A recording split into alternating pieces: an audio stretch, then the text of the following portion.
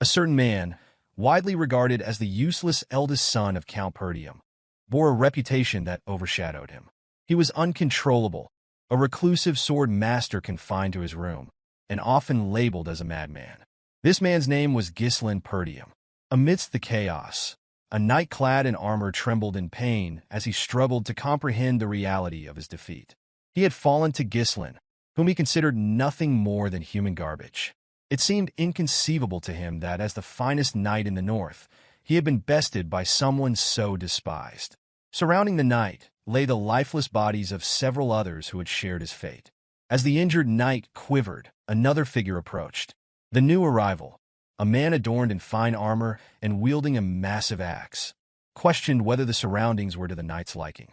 The man spoke of the substantial expense he had incurred in creating the traps, his tone cold and detached. His icy gaze bored into the injured knight as he inquired whether the place suited him. Enraged, the knight struggled to accept that someone like Ghislain, whom he deemed a worthless bastard, could orchestrate such a scheme. Through clenched teeth, he demanded to know if Ghislain had foreseen his plan. Ghislain moved closer, his expression unyielding, and revealed that he had anticipated every detail. He spoke of knowing the enemy's numbers, the identities of their spies, and even the source of their reinforcements. With a chilling calm, he told the knight that every move had played into his hands. Overwhelmed by the revelation, the knight struggled to grasp the truth. Raising his voice, he declared himself always to have a hidden ace and demanded to know how someone as insignificant as Ghislain could have orchestrated such a victory. Before the knight could finish speaking, Ghislain silenced him with a kick to the face. He commanded him to stop talking. Removing his helmet, Ghislain declared his intention to win not only this war, but every conflict to come. He then asked the knight if he understood why victory was assured. Smiling, Ghislain confidently stated that he held all the plans necessary for triumph. The narrative shifted to a year earlier, taking place in a soldier's camp within the Lithania kingdom near Perdium estate. Within one of the tents, Ghislain awoke abruptly, stunned to find himself alive. He instinctively placed a hand on his neck, verifying his survival. His mind raced as he recalled events from what's in his mind was mere moment earlier. A knight had disarmed him, knocking his sword away. As he fell to his knees, blood dripping from his mouth, the knight, distinguished by red hair and golden armor, proclaimed Ghislain's end. This knight, known as the noble knight Idun, was one of the continent's 7 strongest men. Idun had declared the war over, his voice laced with finality. Pointing his sword at Ghislain, he asked if the defeated man had any last words. Struggling for breath, Ghislain admitted his regret at being unable to fulfill his vengeance. He added, with defiant resolve, that he hoped Idun would meet his end. Idun had smiled at the remark, dismissing it with derision and labeling Ghislain an arrogant fool. Idun informed Ghislain that he had not anticipated him being the eldest son of the fallen Perdium household. He reminded Ghislain of how he had abandoned his family after the death of his sister. The revelation caught Ghislain off guard, prompting him to question how Idun, a man from a different kingdom, could possess such knowledge. The noble knight dismissed Ghislain's surprise, explaining that he had worked tirelessly to track him down. With a malevolent smile, Idun revealed that he and his allies had conspired with the Delphine household to orchestrate the downfall of the Perdium family. Ghislain was stunned by this confession, shocked to learn that Duke Delphine's household had not acted alone. Moving his sword closer to Ghislain's neck, Idun declared that there was no need to divulge further details, as Ghislain was fated to die. He demanded that Ghislain accept his end, but Ghislain, filled with fury, vowed never to forgive him. Unmoved by Ghislain's defiance, Idun struck a decisive blow, severing his head with a single stroke. The scene shifted to the present, where Ghislain stumbled toward a barrel of water. He gazed into its reflective surface, confirming that his head was still intact. Confusion gripped him as he struggled to reconcile the events, wondering if he was hallucinating. Glancing around, Ghislain noticed that he appeared much younger than he remembered. Suspicion gnawed at him as he speculated whether he had been captured and used as an experiment by mages. Resolving to exact revenge if that were the case, he scanned the area and noticed a sword lying beside the barrel. While deep in thought, he heard a voice call out to him, addressing him as young master. The figure entered the tent and urged him to come outside, stating that he knew Ghislain was awake. The man, A soldier named Ricardo who served the Perdium household took another step closer. Before he could react, Ghislain moved behind him and pressed the sword to his neck. Startled, Ricardo froze as Ghislain, in a serious tone, warned him that his life would depend on how accurately he answered the questions. Ricardo, addressing Ghislain as young master, retorted that he was crossing a line. Ghislain, taken aback by Ricardo's casual demeanor despite the threat, demanded an explanation. With surprising nonchalance, Ricardo pushed Ghislain back and revealed that he had worn himself out earlier with a tantrum before falling asleep. Ricardo reminded him of his earlier tirade about wanting to command the army on a raid against the orcs. Ghislain, still unable to process the situation, accused Ricardo of spouting nonsense. Unfazed, Ricardo picked up a bag and instructed Ghislain to pack, explaining that others were waiting. With growing unease, Ghislain asked where they were headed. Ricardo, walking past him, informed him that their destination was the Perdium estate. Stunned by this revelation, Ghislain grabbed Ricardo and demanded clarification, asking if he truly meant the fallen Perdium estate. The scene shifted once more. Ghislain stood atop a cliff, gazing at the estate in the distance. The sight confirmed that it was indeed the Perdium estate. However, confusion clouded his thoughts as he tried to comprehend why it appeared untouched. He vividly remembered the estate being reduced to ashes the last time he saw it, yet now it stood in pristine condition. Ricardo stepped closer to Ghislain and questioned whether he had been having a nightmare. He expressed disbelief that Ghislain would refer to the Perdium household as a fallen one and warned that the Count would expel him for uttering such words. Despite Ricardo's statements, Ghislain remained unconvinced of the reality surrounding him. Believing he was trapped in a dream, he pinched his cheek to test the sensation. Feeling the sharp sting of pain, Ghislain came to the startling realization that everything was real. Observing his youthful face in the reflection and the unscathed state of his estate, Ghislain deduced that he had somehow returned to the past. Memories of his younger self surfaced, filled with resentment toward his household. His immaturity, born of feelings of inferiority, had caused trouble, alienating him from the family. Over time, criticism became unbearable, and he ultimately fled from home.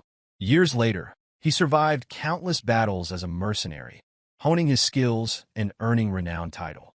With his reputation solidified, Ghislain returned to his county, intent on making amends for past mistakes. But by then, his household had been reduced to ashes. Now, standing before his family's flag on top of a camp, Ghislain felt a flood of relief. Everything he had lost, his estate, the people he cherished, was still intact. Overcome with emotion, he laughed uncontrollably, teetering on the edge of madness, and fought the urge to burst into song. Yet, the moment of joy was fleeting. Ghislain recalled Ricardo's earlier mention of their mission, a raid on the orcs. His memory immediately turned to the disastrous raid in his past life, the day most of the squad perished. In his previous life, Ghislain had joined the raid to make a name for himself. Reports had claimed there were only 3 orcs, leading him to underestimate the danger. Lacking experience in command, he had insisted on leading the squad. When the group encountered over 20 orcs instead, the outcome was catastrophic, and nearly everyone lost their lives. Determined not to repeat his mistake, Ghislain resolved to handle the monsters strategically. Though orcs lacked cunning, their brute strength made them formidable. His primary concern was earning the trust of soldiers who viewed him as a useless failure. Lost in thought, Ghislain was jolted back to reality by a loud crash. A wooden guard post flew through the air, landing heavily in front of him. A soldier screamed, alerting the others to the orcs' arrival. Chaos erupted as the men scrambled to take defensive stances. Ghislain's heart sank. The orcs had come earlier than in his past life. He watched in horror as the beasts tore through the soldiers, their massive weapons and hulking forms overwhelming the defenders. Amid the chaos, a man in blue armor shouted for the soldiers to form ranks. The commander of the raid squad, Scoven, called for calm and ordered a defensive formation. As Scoven moved to confront an orc, the creature swung its massive weapon at him. The commander narrowly blocked the attack with his sword, but the situation grew direr. Scoven realized that the squad had been ambushed and caught unprepared, and the number of orcs far exceeded their expectations. While Scoven reeled from the situation, a voice called out, warning him of danger. An orc loomed behind him, preparing to strike. Before the blow could land, someone pushed Skovin out of harm's way. It was Ghislain, who stepped between the commander and the orc. Skovin was stunned to see his young master standing there. As the orc's axe descended, Ghislain acted swiftly. He stabbed the creature's hand and severed its fingers with his sword. Without hesitation, he followed up with a precise slash to its thigh, wounding the beast and halting its advance. The soldiers, along with Skovin, stood frozen in disbelief as the orc screamed in agony and collapsed. Ghislain, however, was dissatisfied with the cut he had inflicted. He quickly realized his limitations. His inability to use mana yet was a glaring disadvantage. Frustration bubbled within him as he lamented not returning to the past sooner. Turning to Skovin, Ghislain demanded something unexpected. The commander, confused, asked for clarification. With unwavering confidence, Ghislain requested command of the squad. Skovin was stunned. He had always considered Ghislain reckless, but to demand command in the middle of a battlefield where soldiers' lives were at stake was beyond anything Skovin had anticipated. Standing tall, Skovin refused Ghislain's request. He explained firmly that the authority granted by the Lord was not something to be relinquished lightly. Annoyed but understanding, Ghislain reflected that he might have reacted the same way if an inexperienced fool had approached him with such a demand. As his thoughts wandered, an orc charged toward him. Skovin shouted for Ghislain to retreat, insisting he was too inexperienced to lead the squad. Faced with no alternative, Ghislain took his stance. What followed left everyone astonished. He hurled his sword. Skovin instinctively dodged the weapon and spun around, grabbing Ghislain to demand an explanation. Before the words could fully leave his mouth, a sound behind him drew his attention. He turned to find Ghislain's sword embedded in the orc's skull. The creature collapsed silently to the ground, its weak spot struck with precision. Skovin, astonished, questioned how Ghislain had managed such accuracy. Ghislain, unfazed, addressed the commander, stating that the key to victory on the battlefield was morale. He pointed out that soldiers paralyzed by fear could not hope to win. Skovin glanced at the trembling men, their resolve shaken by the orc's intimidating cries. With a confident smile, Ghislain declared that they needed to seize momentum. Without hesitation, he sprinted forward, retrieving his sword from the fallen orc's head before leaping into the midst of the enemy. Ghislain landed squarely on another orc, driving his blade deep into its skull. The soldiers gasped, watching as he stood atop the creature, shouting at the top of his lungs. He taunted the remaining orcs, daring them to face him and vowing to kill them all. The orcs turned their attention to Ghislain, their anger stirred. Undeterred, Ghislain cut into the stomachs of two approaching orcs and severed the arm of a third. Heads rolled and blood sprayed as Ghislain moved through the battlefield. From a distance, Skovin watched in disbelief. Despite being a skilled mana user, even he found it challenging to confront orcs with such efficiency. Yet, here was Ghislain, a seemingly frail young man, tearing through the monsters with unmatched precision. As the fight progressed, Skovin noted Ghislain's exhaustion. His movements grew smaller and more deliberate, conserving energy while evading attacks. Each strike targeted the orc's weak points with surgical accuracy. Skovin realized that Ghislain was fighting like a sword master who had mastered combat without the use of mana, relying solely on refined technique and instinct. Ghislain taunted the orcs as he darted away, mocking their reputation as a warrior species and claiming he wasn't even warmed up yet. Despite his confident words, the sight of all the orcs charging at him left Ricardo in shock. A soldier standing beside Ricardo pointed out that Ghislain was running away even as he continued his trash talk. Concerned, Ricardo called out to Skovin. Skovin struggled to understand what Ghislain was attempting. He acknowledged the strategic brilliance of drawing the orcs' attention, but the direction in which Ghislain ran perplexed him. The path led directly to the edge of a cliff. As the realization hit, Skovin suddenly understood Ghislain's plan. Wasting no time, he ordered his troops to form a shield wall and prepare to follow their young master. Reaching the cliff's edge, Ghislain braced himself against the orcs' relentless attacks, silently hoping that Skovin, as a skilled commander, would discern his intent. Though he would have preferred to eliminate the orcs himself, his limited stamina made it impossible. With a faint smile, Ghislain assured himself that he had done enough. As if on cue, the orcs turned at the sound of soldiers advancing behind them. The sight of Skovin and his men spears at the ready and forming a solid shield wall, caused the orcs to hesitate. Ghislain, seeing this, grinned and declared the timing perfect. Without hesitation, he leapt off the cliff. The moment Ghislain disappeared from view, Scoven ordered the soldiers to push the orcs over the edge. The troops advanced, shouting as they drove their spears into the monsters. The orcs, overwhelmed, were pushed off the cliff one by one, their massive bodies tumbling to the ground below and painting the area in blood. The soldiers stood stunned, marveling at what they had achieved. They could hardly believe they had managed to defeat all the orcs.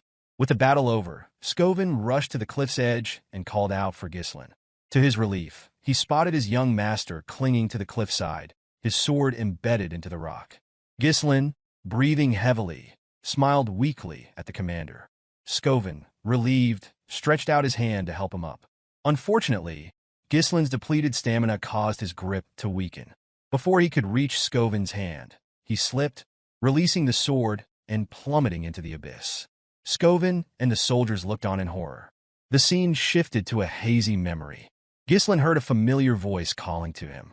He recognized it instantly. It belonged to Elena. Images of his sister flooded his mind. Her tears when their mother passed, her gratitude for his care, and the bitter words she once spoke, telling him she hated him.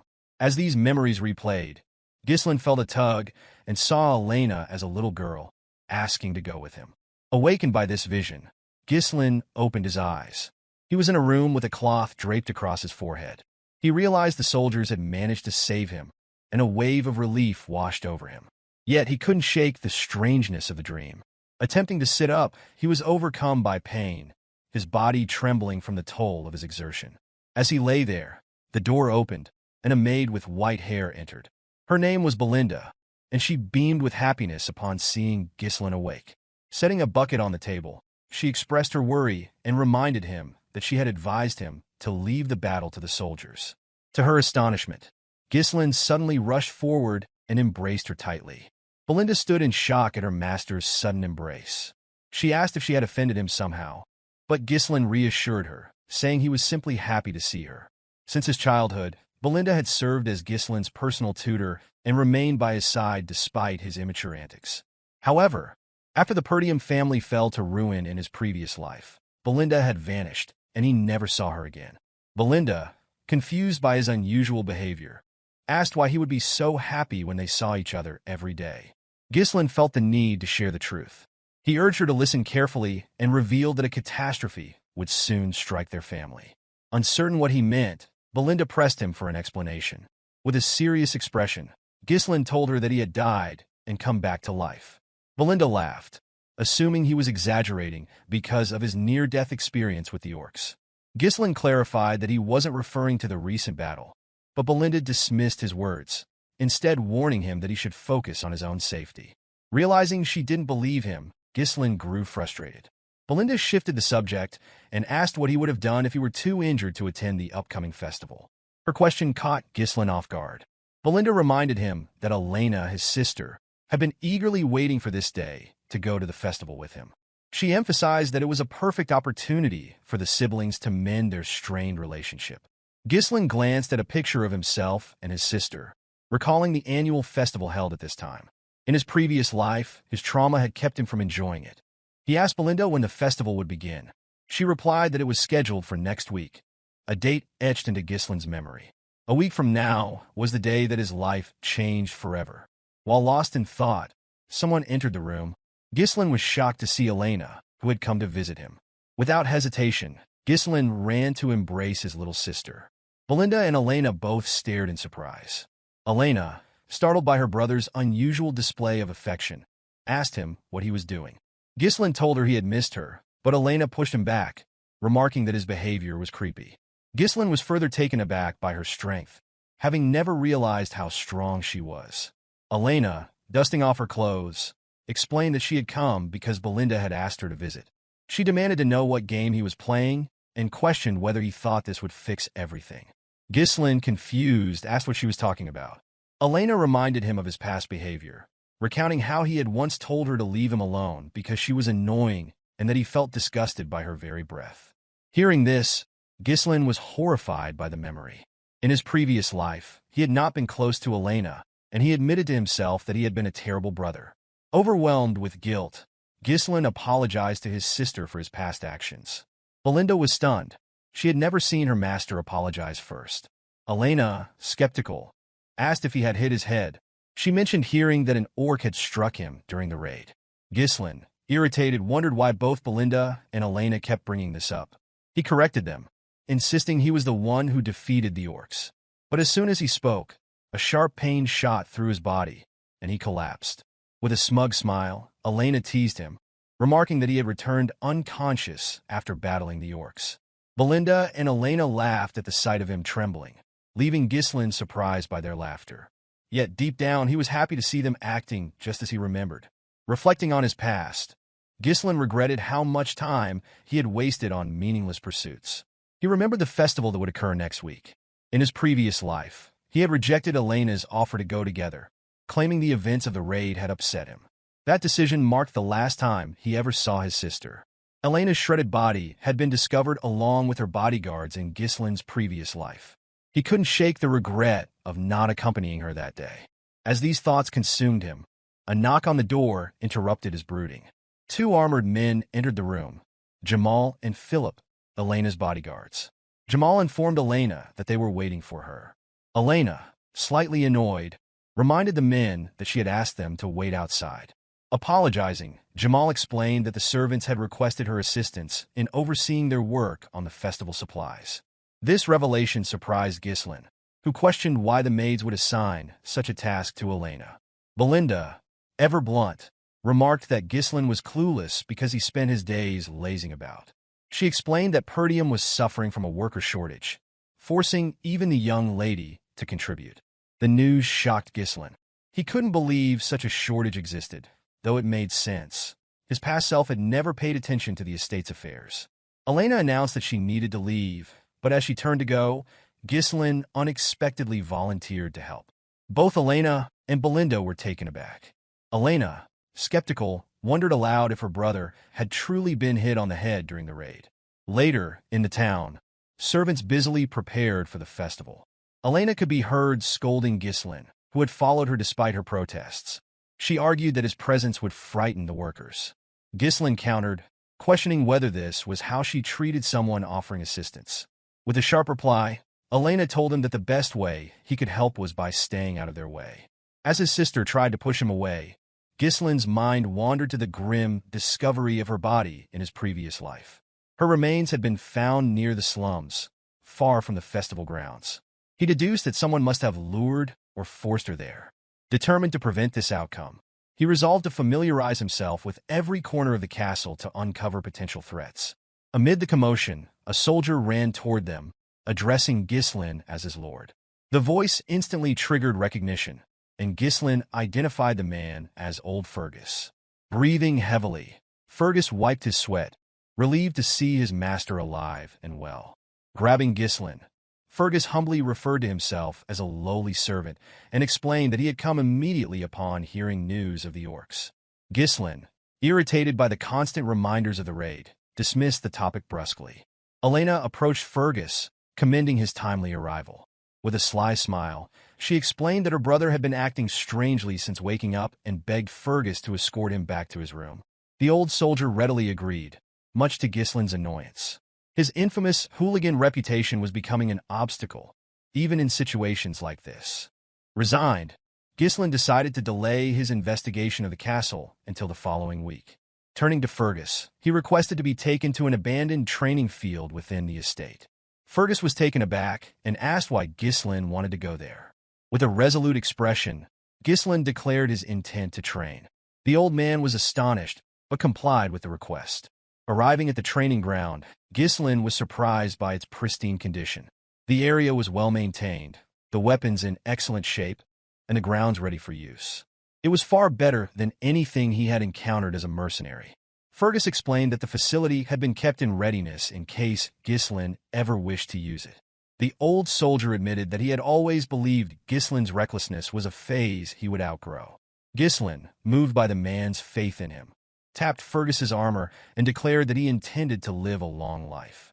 With a somber expression, He added that dying was a terrible experience, one he never wished to repeat. The old man was startled by Ghislain's words and asked why his young master spoke as though he had already experienced life and death. Ghislain, wearing a confident smile, commended Fergus for his sharpness. He explained that he had indeed died and been resurrected. Fergus dismissed the comment, insisting he had no time for jokes. Ghislain then instructed Fergus to leave, stating his intent to begin training. Bowing his head, Fergus complied and left the room. Left alone, Ghislain reflected on how he had treated everyone around him in his previous life, often regarding them as enemies. He realized his short-sightedness had alienated those who could have stood by his side. Memories of the past returned to him. Elena's death had been orchestrated by a neighboring territory, which used her demise to provoke Perdium into a war. The conflict eventually led to the household's downfall. Elena's tragic death had been the catalyst for it all. Determined to rewrite his family's fate, Ghislain resolved to set things right in this life. To achieve his goals, he needed to strengthen his physique and refine his abilities. Although time was limited, Ghislain was confident in his capacity to master mana control. Sitting in a lotus position, he began to meditate. Mana, a supernatural force enabling humans to surpass their limits, was said to be challenging to detect and harness. For Ghislain, however, it was second nature. Even amidst the chaos of battle, he had easily connected with the mana particles floating in the air, bundling them together as if spinning thread on a spool. With his battle-hardened experience, creating a mana core was a straightforward task. But Ghislain knew that a single core wasn't sufficient. His success as one of the 7 strongest men had come from mastering an advanced technique. Using knowledge from a half-burned magic book he had found in his previous life, he developed a method to create additional cores. By forming a connected network of 2 or even 3 cores, he could generate explosive power. As he pushed mana through his body, Ghislain screamed in pain. Blood poured from his nose and mouth, and he was disheartened to realize he could only create 3 cores. In his past life, he had managed 5. The technique, while powerful, demanded an immense amount of mana, and Ghislain knew its limitations well. It was this very method that had left him vulnerable during his fight with Idun. The noble knight had brought an entire knight order to the battle, overwhelming Ghislain when he had run out of mana. He was convinced that he would have won if the fight had been fair. Though unstable, Ghislain was undeterred. He had youth and time on his side now, and vowed to refine the technique further. Anger flared within him as he promised to take vengeance on Idun and the traitorous allies of House Delphine who had conspired to destroy Perdium. He swore that this time, he would be the one to deliver the final blow. The scene shifted to the day of the festival. Ghislain donned his gear and made his way to the festival grounds. Elena, spotting her brother, was visibly shocked. She approached him, asking if something was wrong and reminding him that he had never shown interest in such events before. Ghislain calmly replied that, as a member of the Perdium household, it was necessary for him to attend these gatherings occasionally. Elena looked at him suspiciously, remarking that he had been acting strangely lately. She went on to say that she had heard rumors about his week-long training regimen, a stark departure from his usual indolence. With a nervous expression, Ghislain explained to his sister that there was nothing unusual about the heir of a knightly family engaging in training. Elena reminded her brother that he had never cared about such matters before. She also recalled that he had once declared their father to be annoying and expressed eagerness to assume the role of lord. Ghislain was shocked to hear his own words repeated back to him. Smiling brightly, Elena remarked that she liked the changes she observed in him, adding that it felt as though he had returned to his former self. Ghislain reflected on the past week, realizing that his recent actions had begun to reshape both his reception by others and his future prospects. While Ghislain was deep in thought, he noticed Belinda giving instructions to Elena's bodyguards.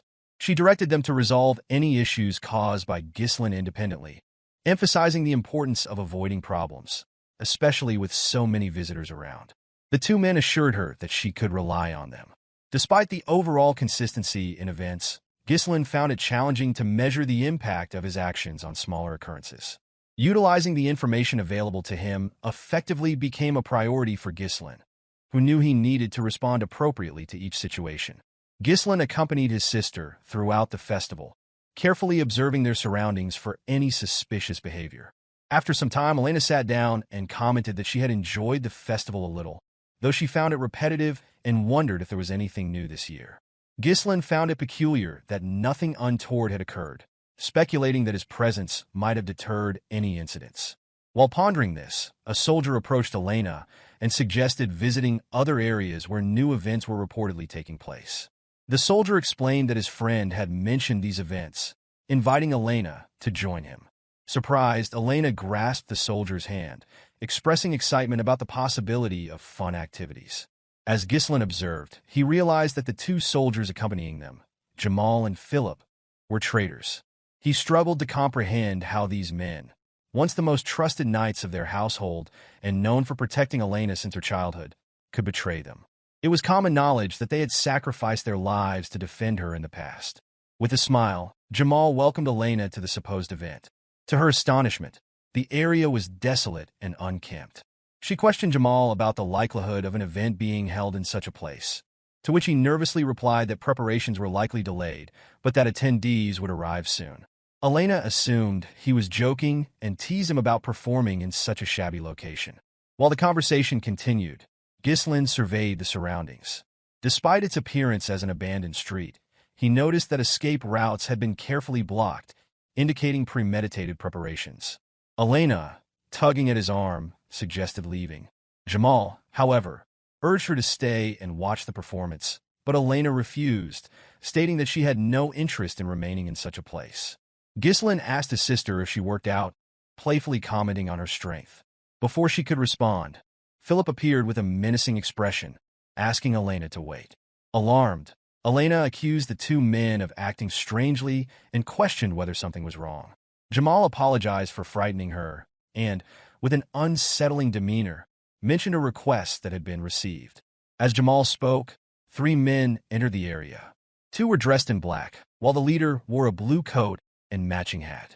This man, named Frank, commended the traders on their efficiency. Jamal approached Frank, announcing that they had delivered their mistress as promised and stating that their deal was now concluded. Frank noticed Ghislain's presence and expressed dissatisfaction, noting that he had not asked for him to be brought along.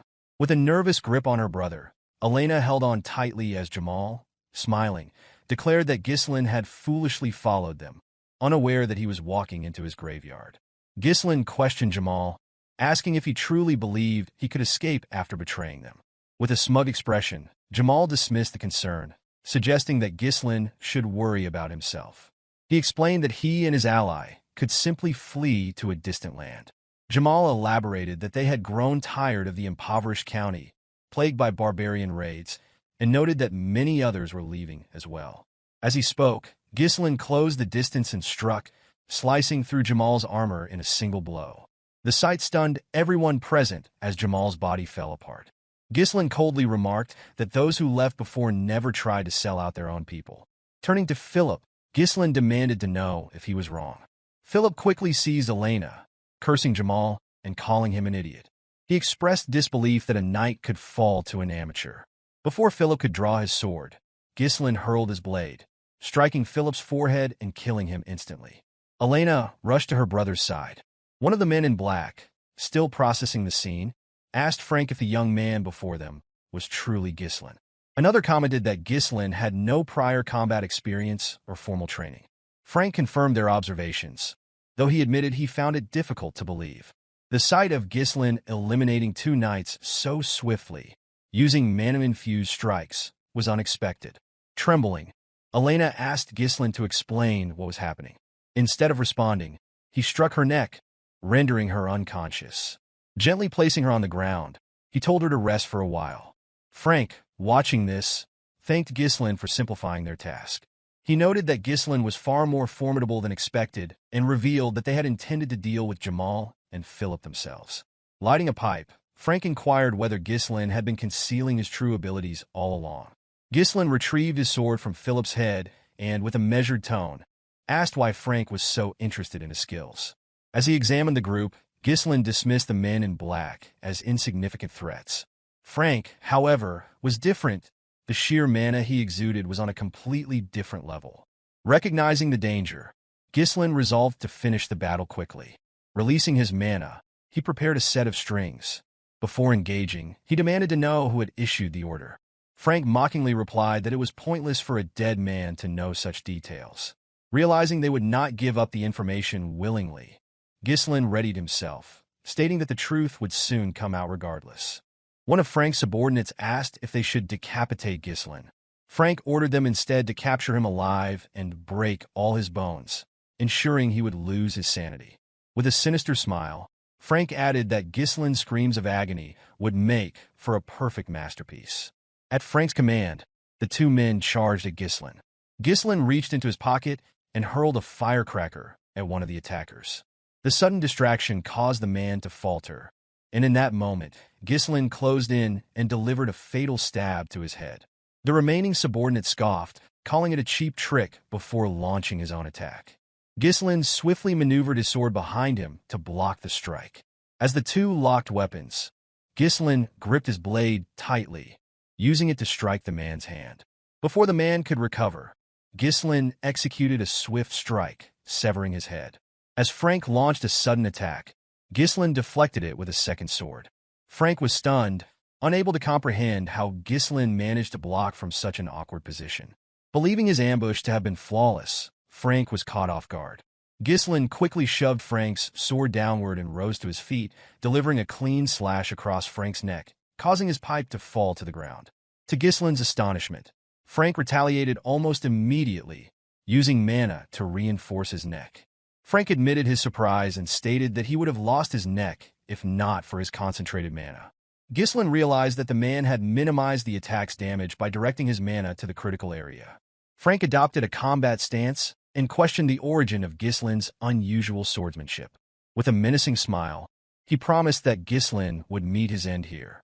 Shoving Ghislain backward, Frank mocked his meager mana, confidently assuring him of defeat. However, Ghislain's smile, in response, unsettled Frank. Puzzled, Frank hesitated, giving Ghislain the opportunity to parry his sword and disrupt his balance. Ghislain followed up with a swift kick to Frank's face, forcing him to retreat.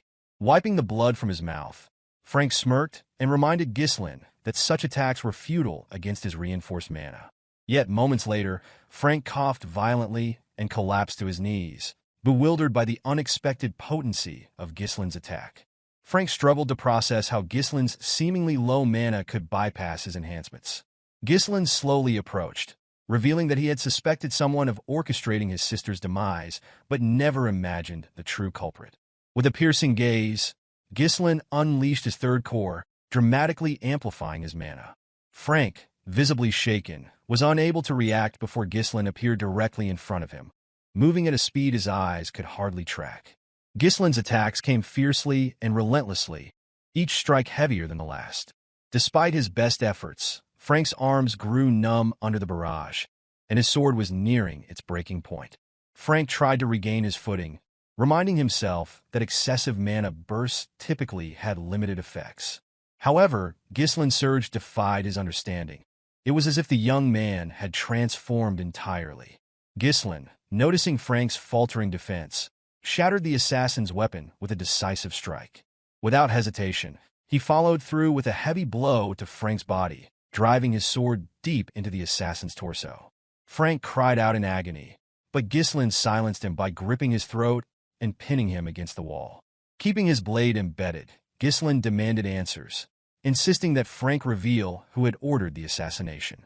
Refusing to cooperate, Frank produced a hidden blade and vowed to take Elena with him, unwilling to go down without inflicting further harm. Before he could act, strings wrapped tightly around his wrist, halting his movement. Ghislain, controlling the strings, warned Frank against making any rash decisions. With a cold, unwavering stare, Ghislain proposed a deal, promising to sheath his sword if Frank complied and refrained from further resistance. Frank was stunned to realize that the threads binding him were made with mana. He could not fathom when Ghislain had managed to create such a tool. With calculated precision, Ghislain drove his sword deeper into Frank's body, remarking that someone of Frank's caliber should be able to patch up the injury. His voice carried a chilling tone as he warned that no amount of skill would matter once Frank's mana core was destroyed. Panic flickered in Frank's eyes as he glanced down to see Ghislain's sword glowing ominously. The assassin screamed as he felt his mana core cracking uncontrollably, shouting at Ghislain and accusing him of madness. He warned that the backflow could cause a catastrophic explosion, obliterating the entire area, and questioned whether Ghislain intended to self-destruct. With an unflinching gaze, Ghislain coldly replied that only the unskilled made such mistakes and assured Frank he had complete control. Frank was unnerved by Ghislain's expression and realized he wasn't bluffing. Accepting his impending death, Frank screamed and revealed that Count Desmond had orchestrated the assassination. The Count, he explained, sought a pretext to ignite a war against the Perdium and Degard families. Ghislain was taken aback by this revelation. In his previous life, such schemes were typically carried out by families allied with Duke Delphine. It infuriated him to see the Duke pulling strings from behind the scenes while remaining uninvolved. Ghislain demanded to know if this was why Frank had targeted his sister. Frank confirmed it with a grim smile. Without hesitation, Ghislain drove his sword through the assassin's body. Coughing up blood, Frank reminded him of his earlier promise to put the sword away. Ghislain smirked and asked why Frank, who had taken so many lives, was now afraid of death. Frank began to laugh, catching Ghislain off guard. Moving closer, Frank declared that his death would change nothing. The Degard family's mission was already accomplished, and Perdium was destined to fall into ruin. He sneered, questioning whether anyone would listen to someone like Ghislain. As Frank taunted him, Ghislain grabbed the assassin's head and slammed it against the wall. With a sinister smile, Ghislain declared that his rebirth after death meant everything would be different this time. His sword began to glow brighter, and Frank's screams echoed through the air. A burst of energy erupted from Frank's mouth and exploded in the sky like fireworks. Moments later, the assassin's lifeless body crumpled to the ground. Ghislain, breathing heavily, surveyed the scene. The bodies scattered around, and his unconscious sister's sleep peacefully confirmed the carnage. Satisfied that no one else was nearby, he discarded his sword, took a deep breath, and collapsed to his knees, coughing up blood. Wiping his mouth, Ghislain muttered that detonating 3 mana cores had once been effortless for him as the Mercenary King. Steeling himself, he rose and vowed not to fall here. Heading to a nearby building, he kicked the door open and found 2 bodies inside. In his previous life, a 3rd body had been discovered here alongside Elena's. This time, based on Frank's earlier words, Ghislain identified one of the deceased as a son of the Degard family. The boy had been murdered alongside his escort knight, their deaths staged to frame Elena as the killer. Ghislain moved the bodies, aware that revealing them would almost certainly spark a war. Deciding to eliminate all evidence, he took out a firecracker and set the building ablaze. With the flames consuming the damning proof, Ghislain carried his sister and began walking away. Determined, he promised himself that his enemies would never succeed in their plans. Unbeknownst to Ghislain, a figure hidden in the trees observed his every move. After watching for a moment, the person disappeared into the shadows. The scene shifted to a round table, where the observer reported the assassination's failure to a group of superiors. The members of the council were visibly shaken, unable to comprehend how Frank and the 2 knights had failed their mission. The council members questioned the spy, accusing him of underestimating the mission because he assumed it would be easy. Nervously, the spy admitted their failure was due to Ghislain. The revelation shocked the men at the table, as they found it hard to believe that the so-called useless bastard of the North could accomplish anything significant. One member dismissed the claim, branding Ghislain as a worthless excuse for failure and demanding the spy stop using him as a scapegoat. The spy, however, insisted that Ghislain was nothing like the reports and rumors suggested. Recalling how Ghislain had dealt with their men, he explained that Ghislain seemed like an entirely different person. The spy reassured his superiors that their plans to eliminate the Degard family were still intact, and that starting a territorial war would not be difficult. Pleading for another opportunity, he promised to rectify his failure. The council members, unimpressed, silenced him, berating him for his inability to gather adequate intelligence on a single individual. They condemned him for delaying their plans and were outraged that he dared request another chance after his failure. The group ultimately decided to eliminate the spy. However, before the order was carried out, a man seated on a throne intervened, his voice cutting through the noise. He dismissed the commotion as tiresome and asked the spy to explain the kind of chance he was requesting. The spy confidently assured the man that he could eliminate Ghislain. When asked how he planned to do so, the spy proposed orchestrating a duel. He explained that he had someone in mind for the task. The council demanded to know the identity of this individual, and the spy revealed that his choice was Kane Loges. Kane, famous for his strength-based swordsmanship despite his young age, was regarded as a paragon of raw power. The spy argued that no one in the north could rival Kane's strength and assured the council that arranging a duel would be easy since Kane was Ghislain's cousin. The man on the throne, fixing the spy with a cold gaze, warned that there would be no further chances if he failed again. The spy vowed not to disappoint. The scene shifted to the training hall of the Perdium household. Fergus entered the room, announcing to his master that it was time for a meal. As soon as he spoke, something flew toward him. Ghislain, practicing with his mana thread, had wrapped the thread around the sword near the entrance and pulled it toward himself. Observing his own movements carefully, Ghislain tested the thread's handling, swinging the sword as he fine-tuned his control. Fergus approached, apologizing for interrupting the training session, and asked his master how he had managed to pull the sword. Ghislain showed him the mana thread, explaining that it was a technique for manipulating mana as a string. He recounted that in his past life, he had relied on this method extensively. However, in his current state, his limited mana reserves required him to implode his core to use the technique effectively. Ghislain noted that his lack of mana now restricted him to creating fewer threads. Fergus, visibly impressed, admitted that he had never seen such a technique before, despite believing himself to be well-trained in mana manipulation. He was puzzled by how Ghislain, whom he had considered unskilled and untrained, could master such an advanced method. Ghislain, noticing Fergus's lingering presence, asked if there was something he needed. Fergus replied that he had stopped by to deliver some news. Fergus bowed his head and expressed gratitude to Ghislain for protecting his younger sister. Ghislain, surprised by the old man's gesture, replied that he had simply done what was necessary and invited Fergus to join him for a meal. A day later, the festival was temporarily halted, as expected after the incident involving a knight's attempt to traffic the young lady. Inside the castle, Elena voiced her frustration to her brother, lamenting that no one believed her when she said he had saved her. She urged Ghislain to speak up and set the record straight.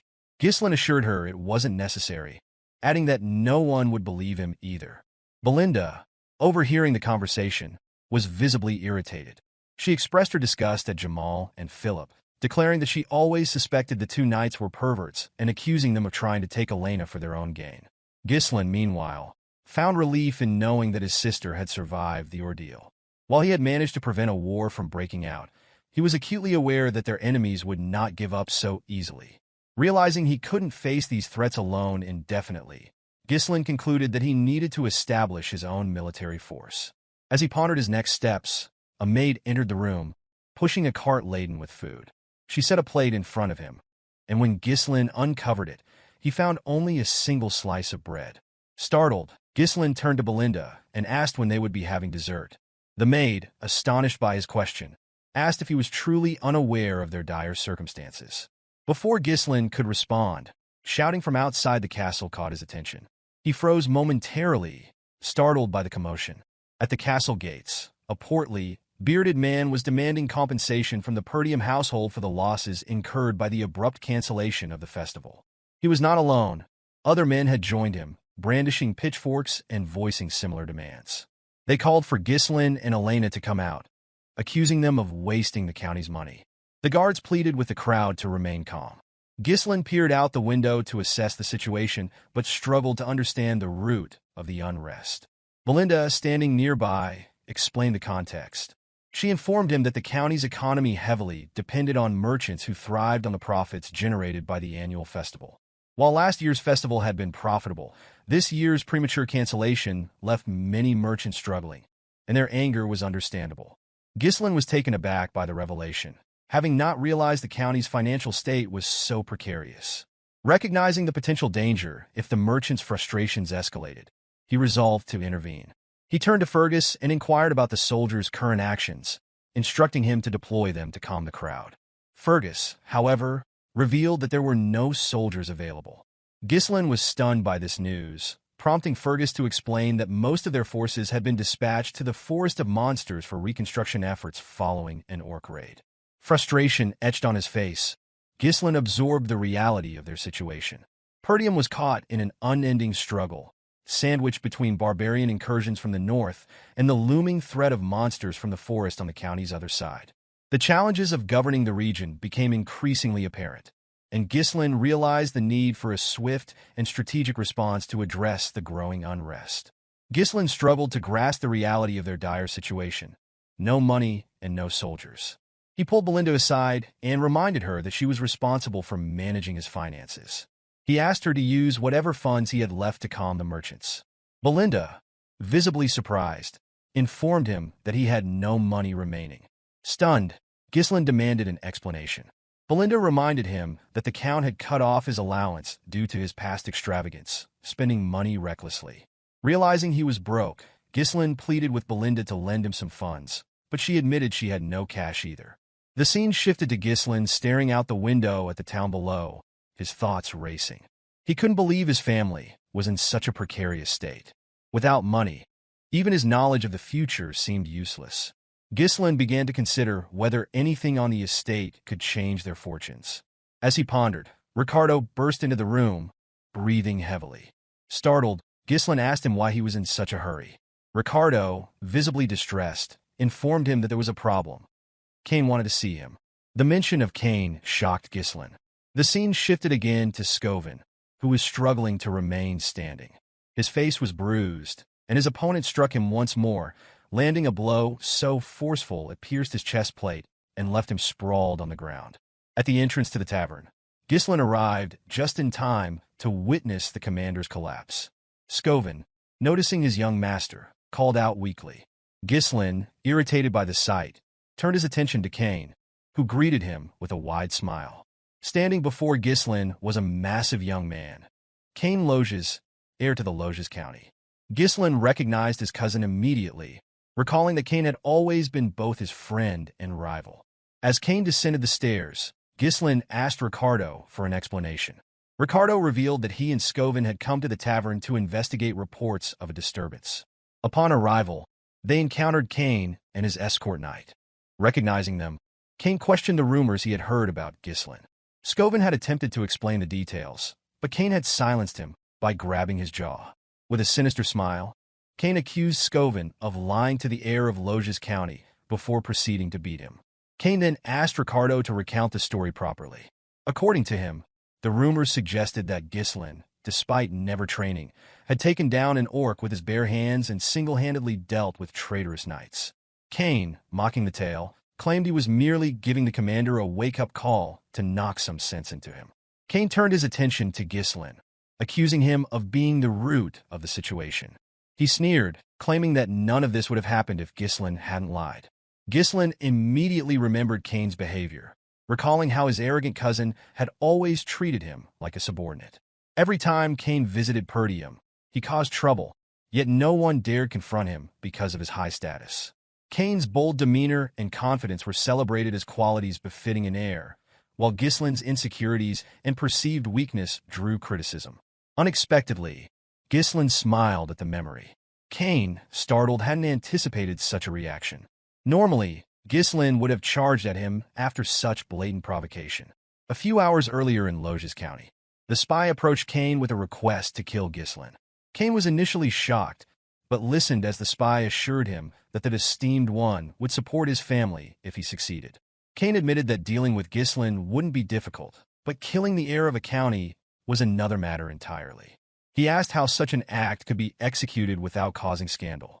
The spy explained that they could lure Ghislain into a duel and stage his death as an unfortunate accident.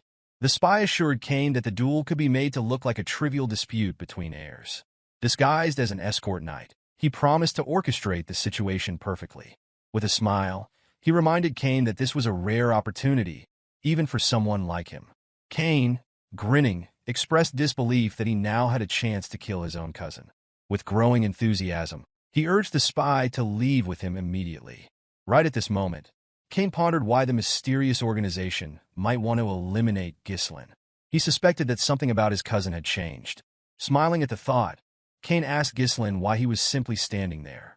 Sitting casually on the stairs, he demanded Ghislain bring whatever he had prepared for him. Ghislain, puzzled, asked Kane what he meant. Kane explained that he had heard about the festival's interruption and insisted they liven things up and enjoy themselves.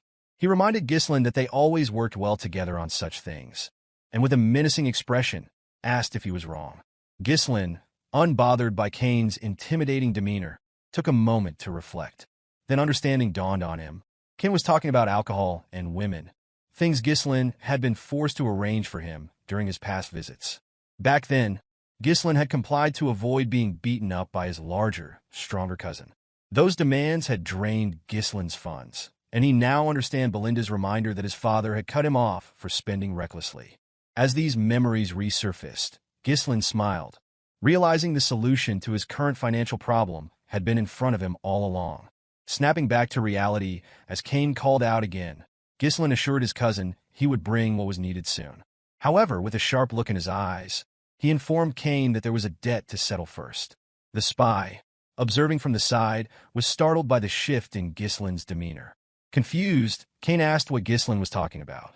Ghislain explained with a calm smile that all the extravagant arrangements Kane had enjoyed were paid for out of his own pocket. Now he demanded repayment, 1,000 gold to be precise. Kane, taken aback, protested that the expenses couldn't have exceeded 100 gold. He claimed that the money was merely a friendship fee, given out of appreciation for Kane's companionship. Ghislain scoffed and called Kane an idiot, stating that he had always been treated as a doormat. With a smirk, Ghislain warned Kane to repay him immediately or face a beating. The tavern fell silent as onlookers gawked at Ghislain's boldness. Kane sighed, stood, and accused Ghislain of acting out because he had been lenient with him. He dismissed the idea that Ghislain had grown stronger and accused him of spreading false rumors about defeating knights. Kane labeled Ghislain a parasite who leached off the land and claimed that everyone in the north regarded him as a worthless scoundrel. With those words, Kane clenched his fist and demanded Ghislain pull himself together. Without further warning, Kane launched an attack. Ghislain easily sidestepped, dodging the blow. Both Kane and the bystanders, including Ricardo and the spy, were visibly stunned. Kane, growing more agitated, swung again, this time aiming for Ghislain's head. Ghislain ducked, moved low, and delivered a swift punch to Kane's ribs. Kane recoiled in pain, shocked to feel the force of the blow. Ghislain swung a punch toward Kane's head, but Kane managed to block it with his hand. Though he smiled at successfully blocking the attack, Kane immediately fell to his knees, screaming in pain. The spy rushed to his side, asking if Kane was all right. Ghislain, unimpressed, told Kane to stop whining, pointing out that he had blocked the attack. The spy quickly turned on Ghislain, demanding that he stay away from Kane. The tavern fell silent, the crowd stunned by the sight of Kane, the seemingly unbeatable air, brought low by Ghislain. Ghislain observed the situation, quickly deducing Kane's intentions. Whispering to the spy, Kane asked if his acting had been convincing. With a sly smile, the spy assured him it was perfect, explaining that the stage was now set to paint Ghislain as the aggressor. Kane, determined to leave a lasting impression, pulled a blue glove from his pocket. He raised it high and declared that Ghislain had disgraced the nobility with lies, accusing him of attacking without provocation. Before Kane could finish his speech, Ghislain hurled his glove at him, cutting off his words. Ghislain challenged his cousin to a duel, leaving Kane momentarily shocked. Ghislain pointed out that Kane had insulted him as an heir and assaulted his knight, accusing him of tarnishing the dignity of the nobility. With a calm smile, Ghislain asked if Kane intended to deny the allegations. Kane, regaining his composure, smirked. He had always believed Ghislain to be foolish, but he hadn't expected him to dig his own grave so thoroughly. Drawing his sword, Kane accepted the challenge, vowing that Ghislain would regret it, even if it cost him his life. Ghislain called out to Ricardo, who promptly responded. Ghislain instructed him to bring the merchants protesting outside the castle. Ricardo, taken aback, hesitated, but Ghislain, now smiling with a hint of madness, assured him it would help them make a great deal of money.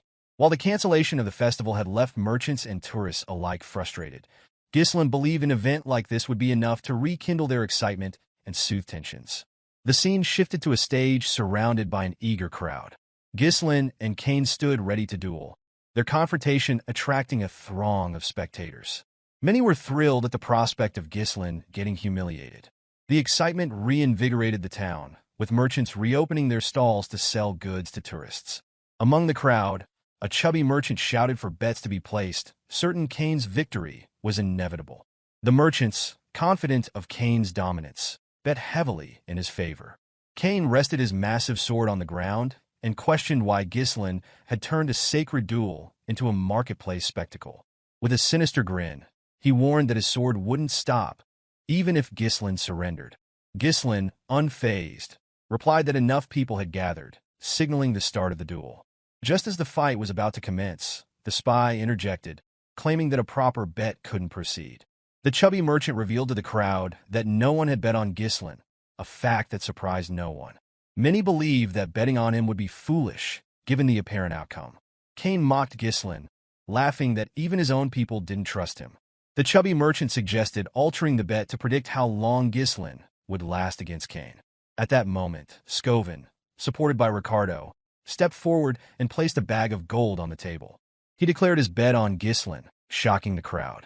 Following him, Elena approached and dropped an even larger bag of gold. She announced her intention to bet on her brother, surprising even Ghislain. When asked if the amount was sufficient, the merchant confirmed it was. Belinda, standing nearby, reminded Elena that she had advised against such a move. Kane, irritated by the delay, demanded the duel begin. The referee signaled the start of the fight. Ghislain reminded Kane that, as his elder cousin, it would look strange for him to make the first move. This statement confused Kane, who responded that it was far too late for Ghislain to act like an older brother. As the referee gave the command, Kane leapt forward, using his momentum to swing his heavy sword at Ghislain. He managed to block the attack, but was surprised by the sheer weight of the blade. Kane, smiling arrogantly, taunted Ghislain, saying he had stooped too low to act like an elder sibling. Using the hilt of his sword, Kane shoved Ghislain back and immediately followed up by swinging the hilt toward Ghislain's head.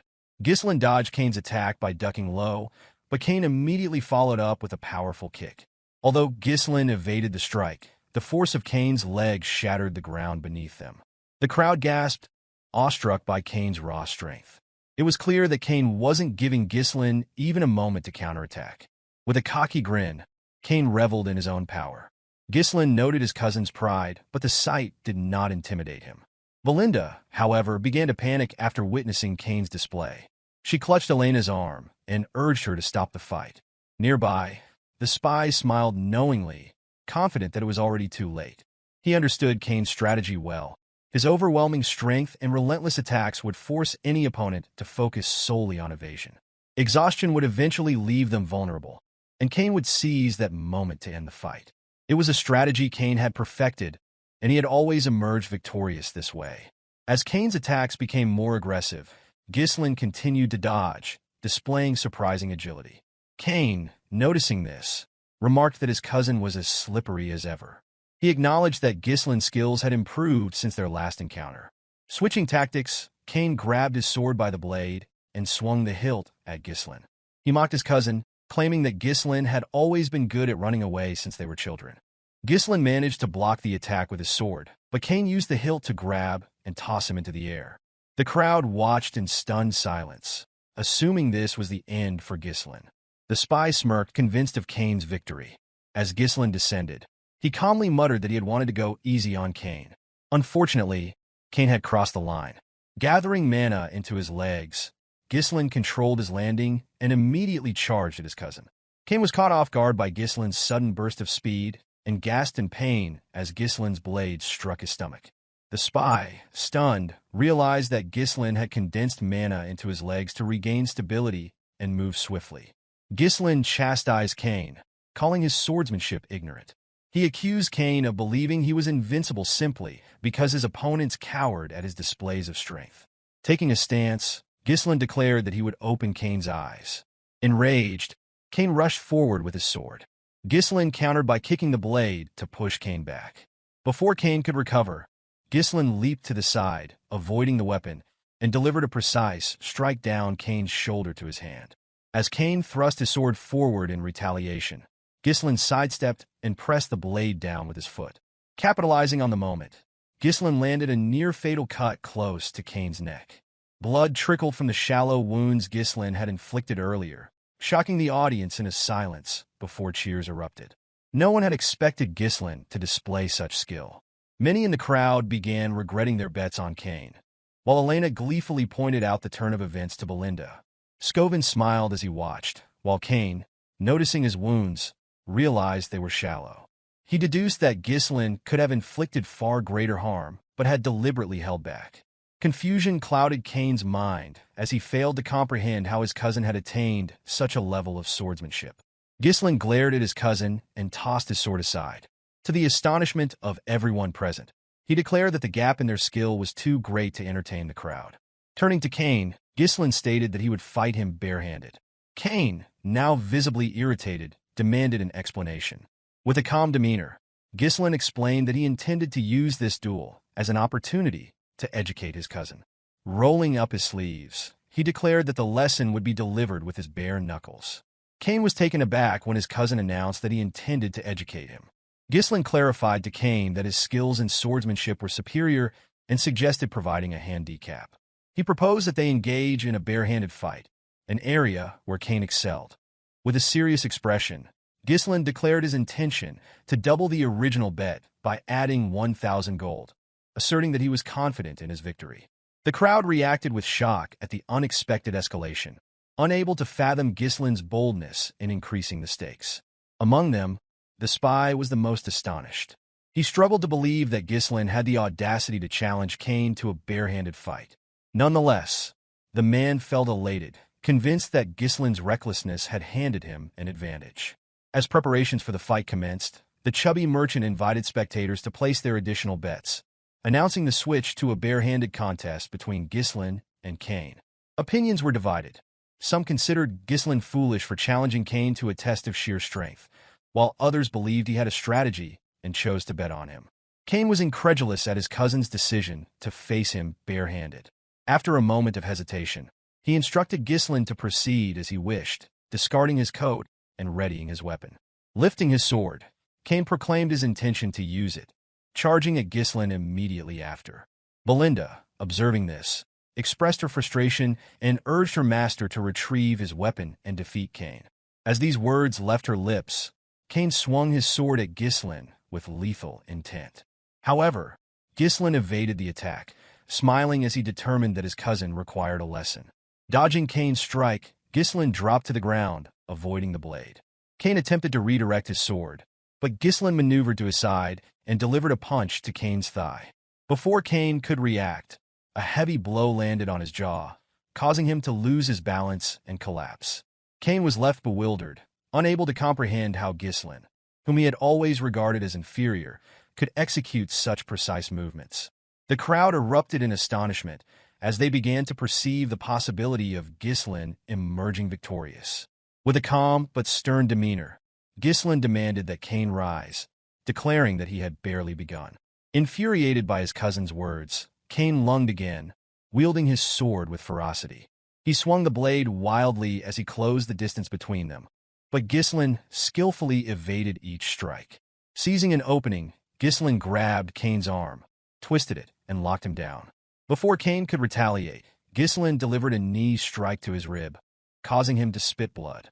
Disoriented and unable to reconcile the situation, Kane struggled to process how someone he had always regarded as subservient could dominate him so thoroughly. Memories of Ghislain bowing in submission replayed in his mind, heightening his disbelief. Despite his injuries, Kane clung to the belief that defeating Ghislain should have been a simple matter, one that would secure his family's future.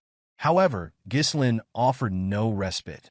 He pressed his advantage relentlessly, raining blows on Kane without pause, leaving no room for recovery. By the time Ghislain ceased his relentless assault, Kane's face and entire body were swollen. The boy trembled before Ghislain, who grabbed him by the hair and expressed pity for his father. Ghislain explained that Count Loges had once supported Perdium tirelessly, even to the brink of ruin, simply out of loyalty and friendship with Ghislain's father. However, Kane, unlike his father, had chosen a different path. As these words sank in, Kane recalled a moment from a few years prior. In that memory, Kane had argued with his father, frustrated by the Count's decision to continue aiding Perdium. Kane could not comprehend why his father wanted to send more support when their own county was struggling. He had likened the effort to pouring water into a cracked bucket and reminded his father that it had been less than a week since he had returned. only to prepare to leave for Perdium once again. Pleading, Kane asked him to stay, pointing out that everyone needed him. Count Loges, however, turned and firmly explained that his actions were driven by his friendship with Count Perdium. As Kane recalled this conversation, his focus returned to the present just in time to see Ghislain's fist approaching his face.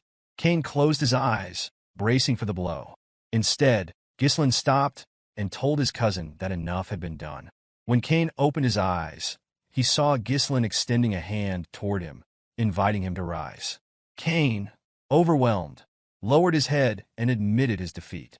The crowd erupted in disbelief, chanting Ghislain's name, marveling at his unexpected victory. Those who had bet on Kane regretted their decision, while others celebrated their winnings from wagering on Ghislain. Among the spectators, Elena beamed with pride at her brother's success. Meanwhile, Belinda and the two soldiers accompanying her stood in stunned silence, shocked by the outcome. The spy climbed onto the stage, visibly enraged. Approaching Kane, he shouted, demanding to know why he had surrendered so easily after encountering only a slight disadvantage. The spy reminded Kane of the trust placed in him, but Kane merely responded that he was finished and insisted it was time to leave. Infuriated by Kane's perceived weakness, the spy stewed in frustration. While the spy brooded, Ghislain called out to him with a confident smile. Addressing the crowd, Ghislain announced that the spy had volunteered to cover the cost of meat and drinks for everyone present. Cheers erupted as the crowd celebrated their young master's generosity, declaring him the best. The spy, however, was stunned and protested, insisting that he had made no such offer. Ghislain placed a firm hand on the man's shoulder and calmly explained that this was the price of losing the duel. He reassured the spy that the expenses would not be deducted from the betting pot, but rather an additional contribution expected from him. As Ghislain tightened his grip on the spy's shoulder, he reminded the man of the terms of the bet, which now included an additional 1,000 gold on top of the initial 1,000. With a chilling look, Ghislain warned the spy of the consequences of attempting to flee. Recognizing the severity of the situation, the spy dropped to his knees in defeat, agreeing to Ghislain's demands. He understood that disobedience would only lead to his demise. The following day, the scene shifts to Ghislain's room. He placed a large box on the table, opening it to reveal an impressive quantity of gold coins, profits from his recent bet. Ghislain was astonished at the amount, realizing it was enough to hire a small mercenary corps. Closing the box, he acknowledged the difficulty of accumulating such wealth again and the urgency of his circumstances. He understood that his enemies would not wait for him to prepare and knew he needed to act quickly to launch the plan he had in mind. While contemplating, Ghislain noticed Elena and Belinda standing nearby. With a nervous expression, he asked if something was wrong. Elena, smiling brightly, inquired how her brother intended to spend his newfound wealth. Ghislain jokingly asked if she wanted some of it, but Elena clarified that she was merely curious. Belinda interjected, confidently stating that she already knew Ghislain's intentions. She reminded him that Lady Amelia's birthday was approaching and teased that he had orchestrated the entire display to purchase an extravagant gift for Amelia. Belinda remarked that her master's actions were easy to interpret. Elena, surprised, questioned whether her brother was truly working so hard to impress his fiancée. Ghislain, startled, seemed unaware of having a fiancée. He asked his sister and maid for clarification. Belinda, amused, urged him to stop pretending and assured him there was no need to feign ignorance out of embarrassment. Elena then reminded Ghislain that they were referring to Amelia from the Rayfold County. Hearing the county's name, Ghislain's expression darkened. He recalled Amelia Rayfold vividly, likening her to a spider. Amelia Rayfold, a noble admired for her kindness and selfless actions, had won the unwavering support of her territory's people. However, in time, she would incite a rebellion and gain notoriety as the Witch of the North, aligning with the Delphine Duchy to deal a decisive blow to Perdium's downfall. Ghislain viewed her as a traitor. A faint smile crossed his face as he asked Belinda when their father was expected to return. Belinda informed him that the Lord would arrive in a week. Ghislain determined that this time frame was sufficient. Rising from his seat, he announced his intention to visit Rayfold County. Belinda, surprised, pointed out that it was not yet Amelia's birthday and asked about the reason for his visit. Ghislain revealed that he intended to secure funds from the county. The narrative transitions to a beautiful noblewoman placing her shoes on the ground. The woman, adorned with a spider near her mouth and striking red eyes, was revealed to be Amelia. She handed her shoes to a ragged girl nearby. The child, overwhelmed, struggled to believe that Amelia was gifting her the shoes. Amelia remarked that she alone deserved to walk barefoot on the land. Turning to her soldiers, she instructed them to provide food and shelter to the surrounding people. Her men immediately set about distributing provisions, leaving the crowd astonished. As Amelia departed, the people expressed their gratitude for her kindness. The scene shifts again, now to Amelia's garden at the Rayfold Manor. A man knelt, cleaning Amelia's feet. This man, Bernarf, served as Amelia's escort knight. While stroking a cat on the table, Amelia recounted her father's insistence on absolute obedience from the people of their territory. She observed that the common folk would follow anyone who kept them warm and fed.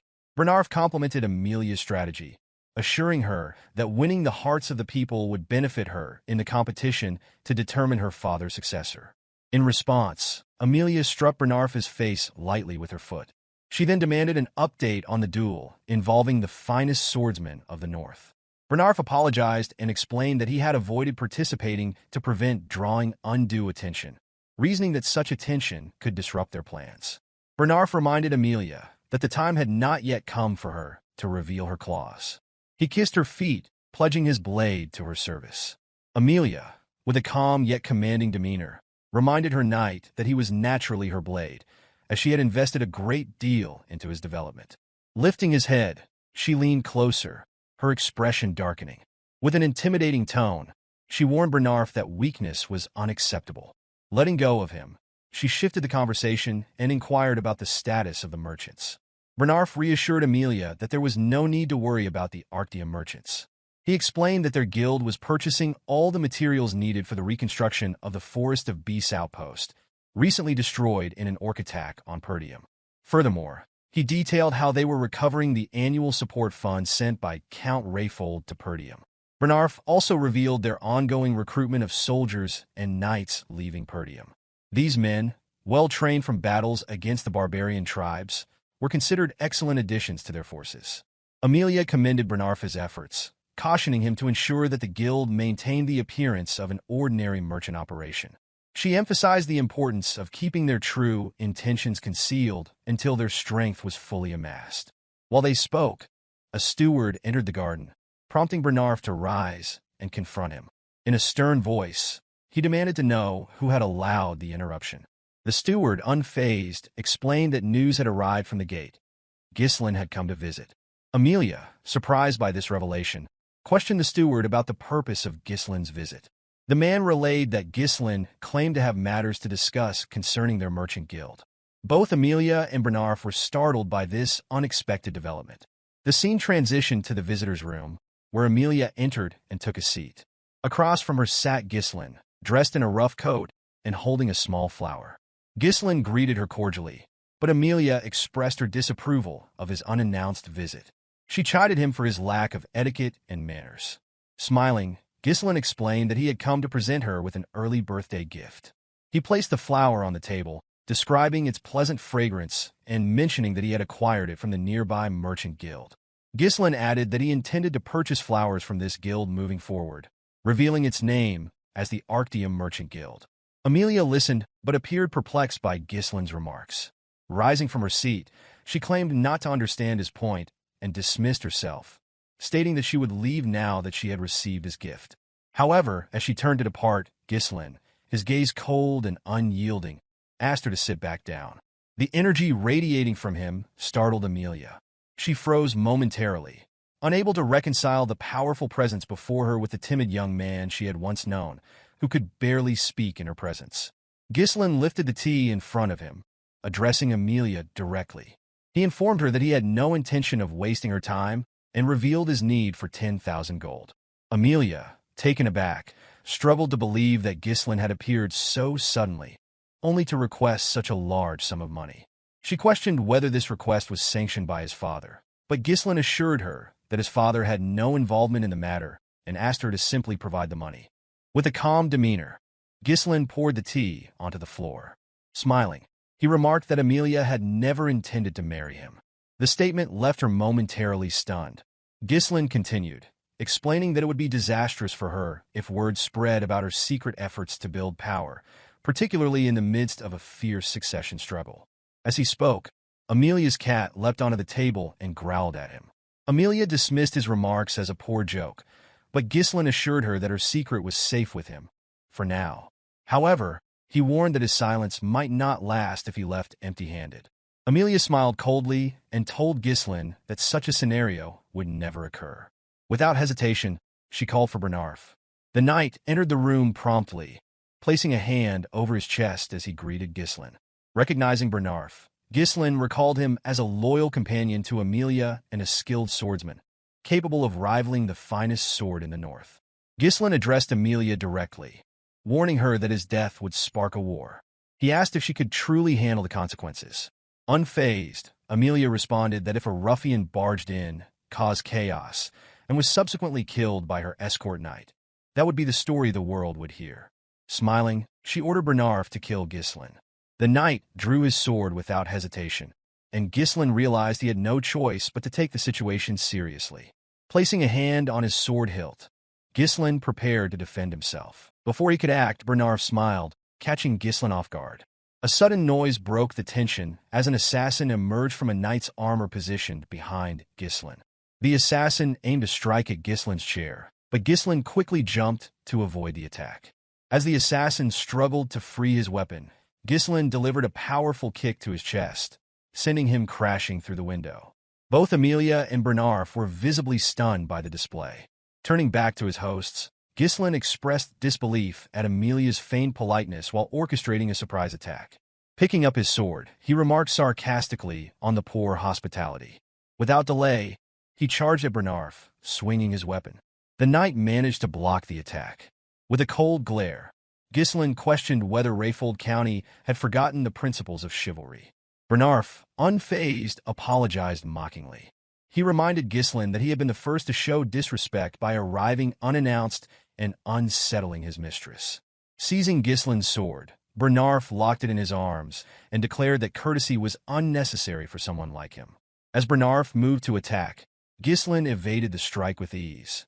Jumping into the air, Ghislain delivered a strong kick that forced Bernarf to retreat, creating space between them. Bernarf had heard rumors that Ghislain was all talk and lacked skill, but the man before him did not resemble a novice. Observing the exchange, Amelia demanded to know why her knight was fighting so conservatively.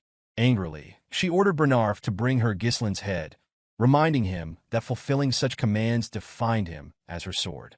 Upon hearing the command, Bernarf assumed his stance and released his mana, daring Ghislain to step forward. Ghislain smirked, finding it absurd that a mere escort knight would presume to order him around. Bernarf, unfazed, remarked that he was doing Ghislain a favor. He advanced swiftly, appearing in front of Ghislain in an instant. Swinging his sword with incredible speed, he caught Ghislain off guard. Although Ghislain managed to dodge the strike, Bernarf's blade still grazed his face, leaving a shallow cut. Ghislain was stunned by the knight's speed and precision. Bernarf pressed his advantage, launching a series of fierce attacks. Ghislain struggled to parry each strike, the ferocity of the blows forcing him on the defensive. Observing the duel, Amelia was equally surprised and unsettled. She had not expected a so-called weakling like Ghislain to hold his own against Bernarf. Despite the display, Amelia remained confident in her knight's superior skill. Ghislain managed to block another strike, locking Bernarf's sword in place and moving his blade dangerously close to the knight's neck. Before he could land a decisive blow, Bernarf skillfully pulled his sword back and trapped Ghislain's weapon with his arm.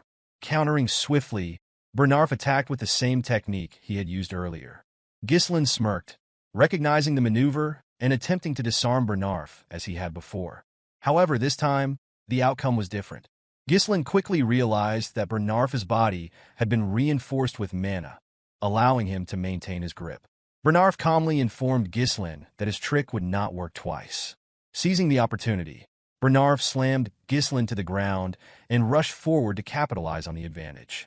Ghislain, recovering quickly, deflected the oncoming strike and leaped backward, creating some distance between them. Assessing the situation, Ghislain deduced that Bernarf's use of mana had given him a significant physical edge. Bernarf took note of his opponent's resilience, remarking that Ghislain was far removed from the rumors. He acknowledged that one could truly understand an opponent's capabilities only by engaging in combat. Analyzing Ghislain's technique, Bernarf observed that his swordsmanship lacked the structure of formal training, appearing instead to have been honed through real combat experience. With a confident expression, Bernarf inquired if Ghislain had fought the barbarians so frequently that he had adopted their chaotic style.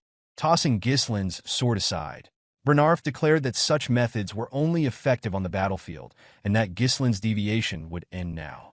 Breathing heavily, Ghislain silently admitted the difficulty of the battle. Bernarf's precise thrusts, aimed narrowly at vital points, disrupted Ghislain's sense of timing and distance. At close range, Bernarf's larger frame and refined techniques created an overwhelming advantage. Ghislain realized that Bernarf was an opponent beyond his current level. Raising his hand, Ghislain revealed a mana thread attached to his wrist. He informed Bernarf that his own time was running out as well. Pulling the thread sharply, Ghislain caught the knight off guard. Bernarf, unfamiliar with the technique, hesitated for a fraction of a second. Using this opening, Ghislain struck Bernarf at the back of his head with the hilt of his sword. As Bernarf staggered, his stance faltered, and Ghislain advanced. Delivering a powerful knee strike to Bernarf's face, Ghislain left the knight disoriented. Bernarf, confused and unable to process what had just transpired, could not fathom how Ghislain had managed to position his weapon so effectively. Amelia called out to Bernarf, but Ghislain immediately raised his sword and launched an attack. To Ghislain's surprise, Bernarf managed to block the strike and countered by pushing him back with his own blade. Despite the force, Ghislain held his ground. Observing the intensity of the battle, Bernarf turned to Amelia and urged her to leave the room, stating that he could no longer guarantee her safety. With a determined expression, the knight declared that he would now give his best effort. Ghislain, unfazed, smirked coldly and remarked that this was precisely what he wanted, admitting that it had been a long time since he had faced such an entertaining opponent. The narrative shifts to Amelia, who was fleeing the room with her cat. Anger simmered within her as she reflected on the humiliation Ghislain had caused her. She questioned how he had learned about the Merchant Guild, suspecting someone had leaked the information. It seemed impossible for him to know such details without inside help. As she ran, Amelia begrudgingly acknowledged that the rumors of Ghislain slaying orcs and rescuing his younger sister from assassins were likely true. Despite this realization, she still believed that much of his reputation was due to luck or exaggeration. Turning a corner, Amelia expected to find the guards she had stationed there. Instead, she was met with a shocking sight. Her guards lay unconscious on the ground, and a hooded woman stood amidst them. The woman turned and greeted Amelia with a smile, remarking on how long it had been since their last meeting. Under the hood, the woman was revealed to be Belinda. Startled, Amelia demanded to know why the maid was there. Before she could react further, Belinda moved with incredible speed, appearing beside her with a blade pressed to her neck, ordering her to remain silent. Amelia froze in disbelief at the blade against her throat. Belinda's gaze settled on the spider, still clinging to Amelia's lip switch. With practiced ease, Belinda removed the spider. Smiling, she revealed that she had overheard Count Perdium and Count Rayfold during the engagement ceremony.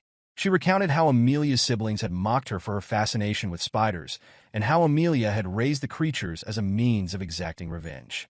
Belinda then questioned why Amelia continued to wear a spider, suggesting it could either symbolize overcoming her trauma or a display of defiance. Without waiting for an answer, she tossed the spider to the ground and crushed it underfoot. With a satisfying crunch, she declared that it did not suit her. With an unsettling calm, Belinda urged Amelia to cooperate. The scene shifted back to the room where Ghislain and Bernarf continued their fight. Ghislain noticed a change in the air, sensing the overwhelming mana Bernarf was now releasing. Bernarf addressed Ghislain, recalling his earlier remark about being an entertaining opponent. With disdain, he declared that only a lowly mercenary would speak in such terms. He dismissed Ghislain as unworthy of calling himself a noble like his mistress. Ghislain, taken aback, countered with a sharp reminder that Bernarf was merely an escort knight. He firmly warned Bernarf not to question his nobility. Bernarf rushed forward, launching a series of rapid attacks against Ghislain. Despite the knight's incredible speed, Ghislain managed to block the strikes, though it became increasingly difficult.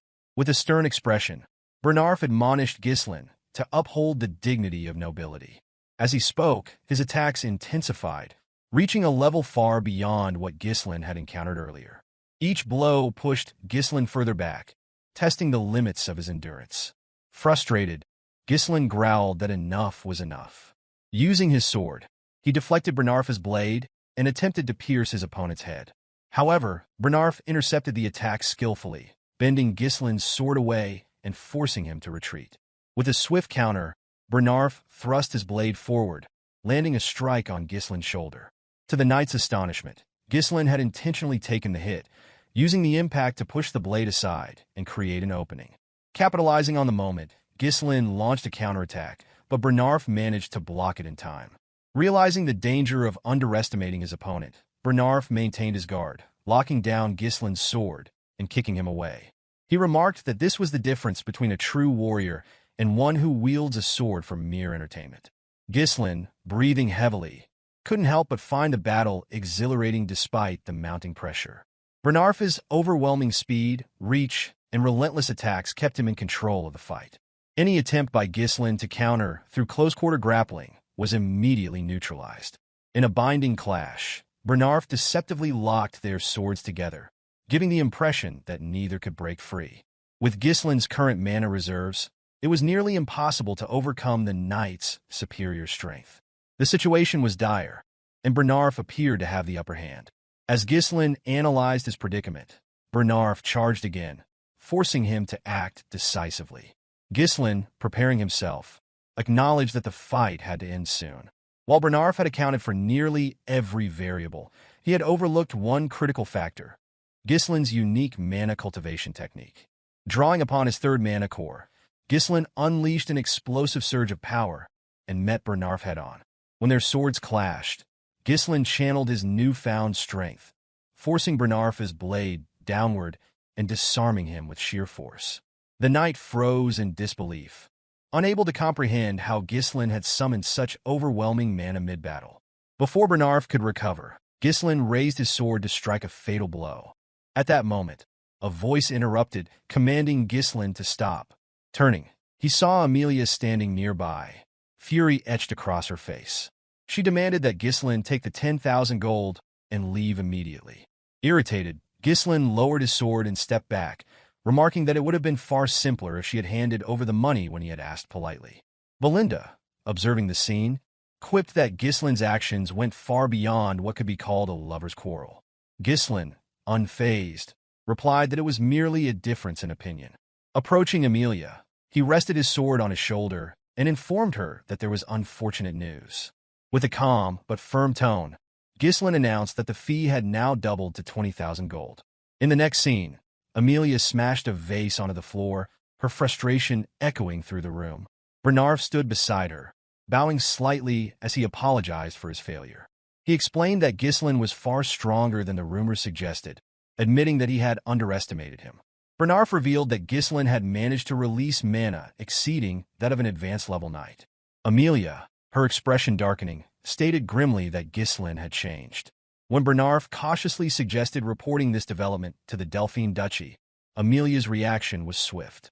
She slapped him sharply and grabbed his shirt, glaring at him with fury. She reprimanded him, asking if he truly understood the terror Duke Delphine inspired.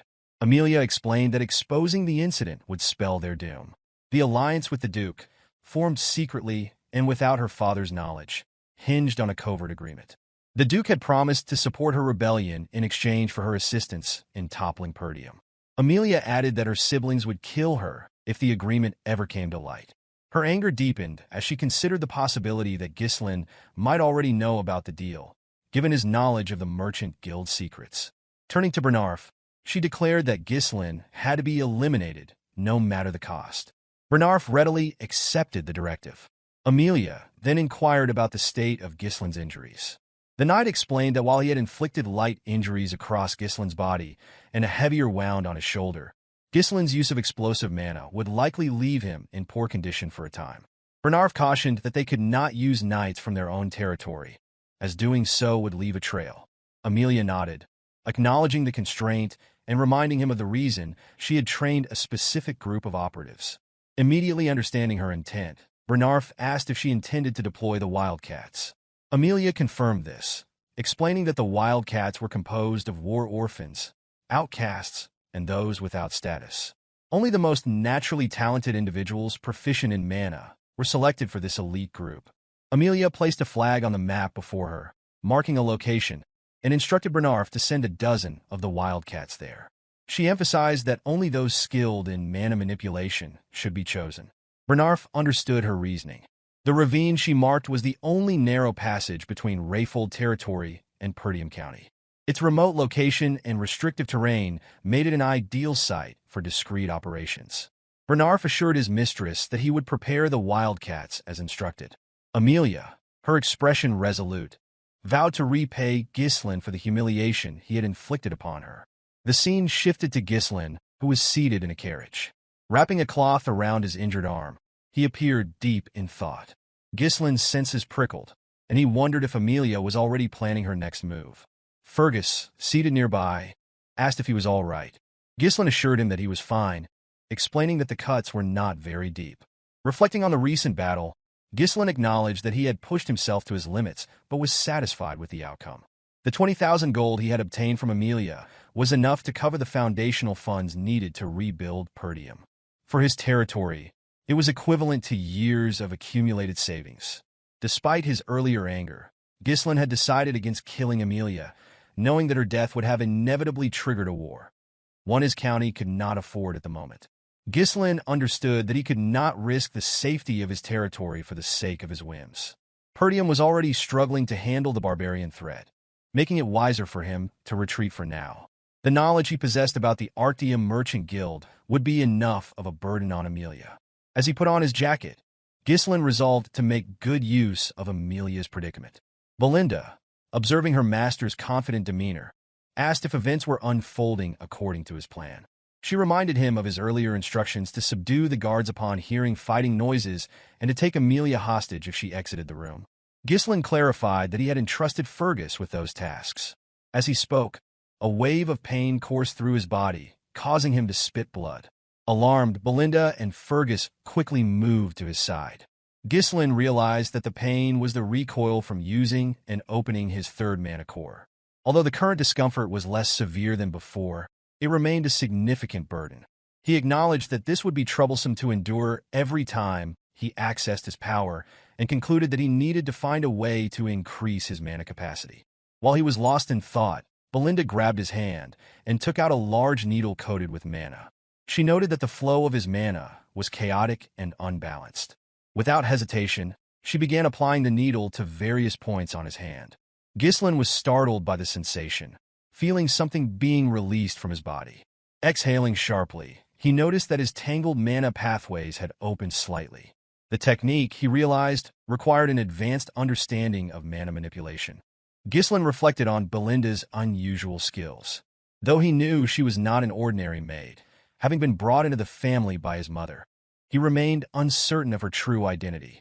He found it curious that someone so talented would choose to serve as a head maid in the countryside. However, Ghislain dismissed the mystery, reasoning that having skilled individuals in his territory was always beneficial, especially since the challenges he had faced were just the beginning. Belinda assured Ghislain of her unwavering loyalty, promising to help him with anything he required. She then asked why he had taken such a large sum of money from Amelia. Ghislain explained that he needed to spend money, and Amelia was the wealthiest person he knew. Both Fergus and Belinda were shocked by this revelation. Belinda expressed disbelief that he had ended his engagement for such a reason, warning that Count Rayfold would retaliate if he found out. Ghislain, unconcerned, assured her that Amelia would never report the incident to her father. Smiling, he reminded Belinda of her earlier declaration of trust. Annoyed, Belinda demanded to know his intentions for the money, asserting that she had taken risks alongside him. Ghislain revealed that he intended to use the funds to conquer the Forest of Beasts. Belinda was taken aback, while Fergus expressed skepticism, pointing out that efforts to conquer the forest had failed since the time of Ghislain's great-grandfather. Ghislain then reminded Fergus of a request he had made before entering the castle. Fergus hesitated before revealing that the individual Ghislain had asked him to find was at the designated location. Nervously, he cautioned that the man was unstable and not in his right mind. Ghislain dismissed these concerns, stating that as long as the man was alive, he was useful, and insisted they depart immediately. Belinda objected, urging her master to return home due to his physical condition.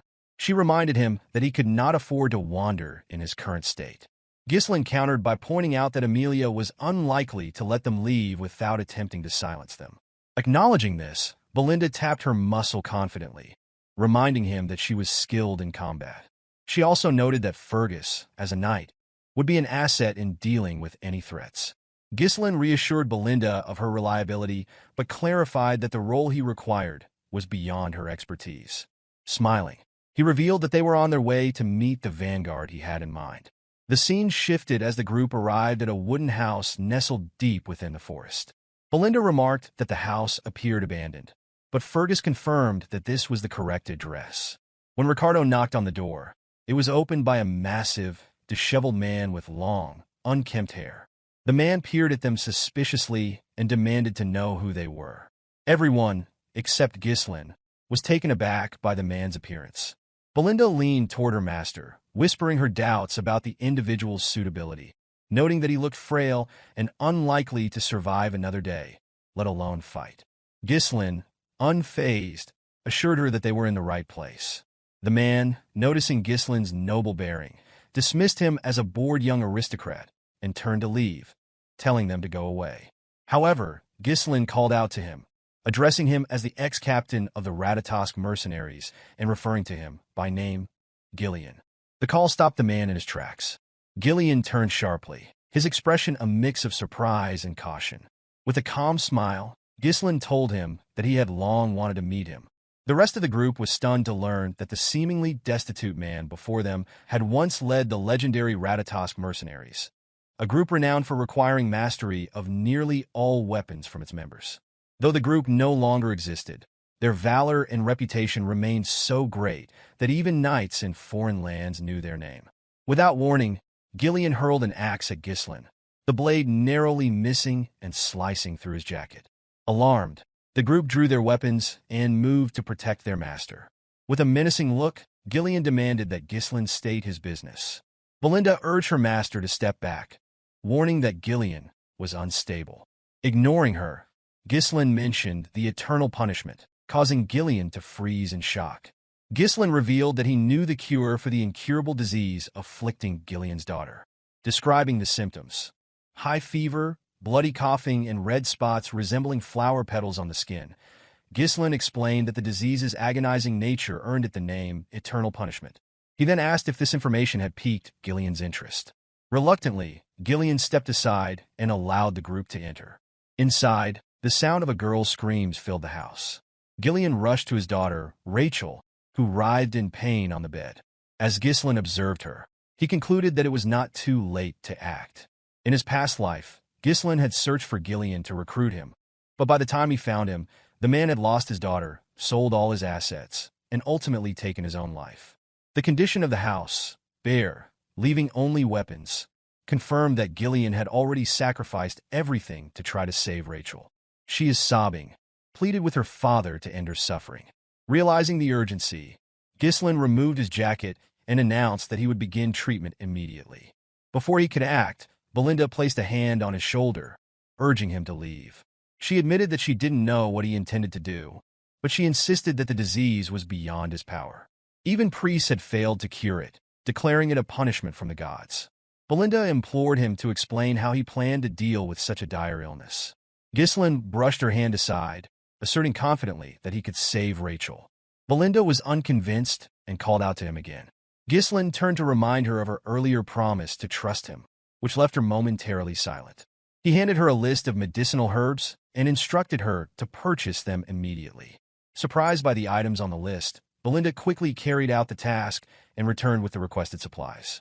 For wandering mercenaries like Gillion, survival often depended on knowledge, and while the disease, known as eternal punishment, was currently deemed incurable, a cure would eventually be discovered in the future. Ghislain, drawing on his foreknowledge, prepared to apply his unique insight to save Rachel's life. The cure quickly became a topic of great interest, especially due to its relatively simple method of preparation. Ghislain, thanks to its straightforward process, remembered it clearly. The primary challenge, however, was the exorbitant cost of the ingredients, with the fairy's blessing being the most critical and expensive component. To prepare the cure, the fairy's blessing and the herbs were finely chopped, tightly packed into a bottle, and covered with distilled alcohol.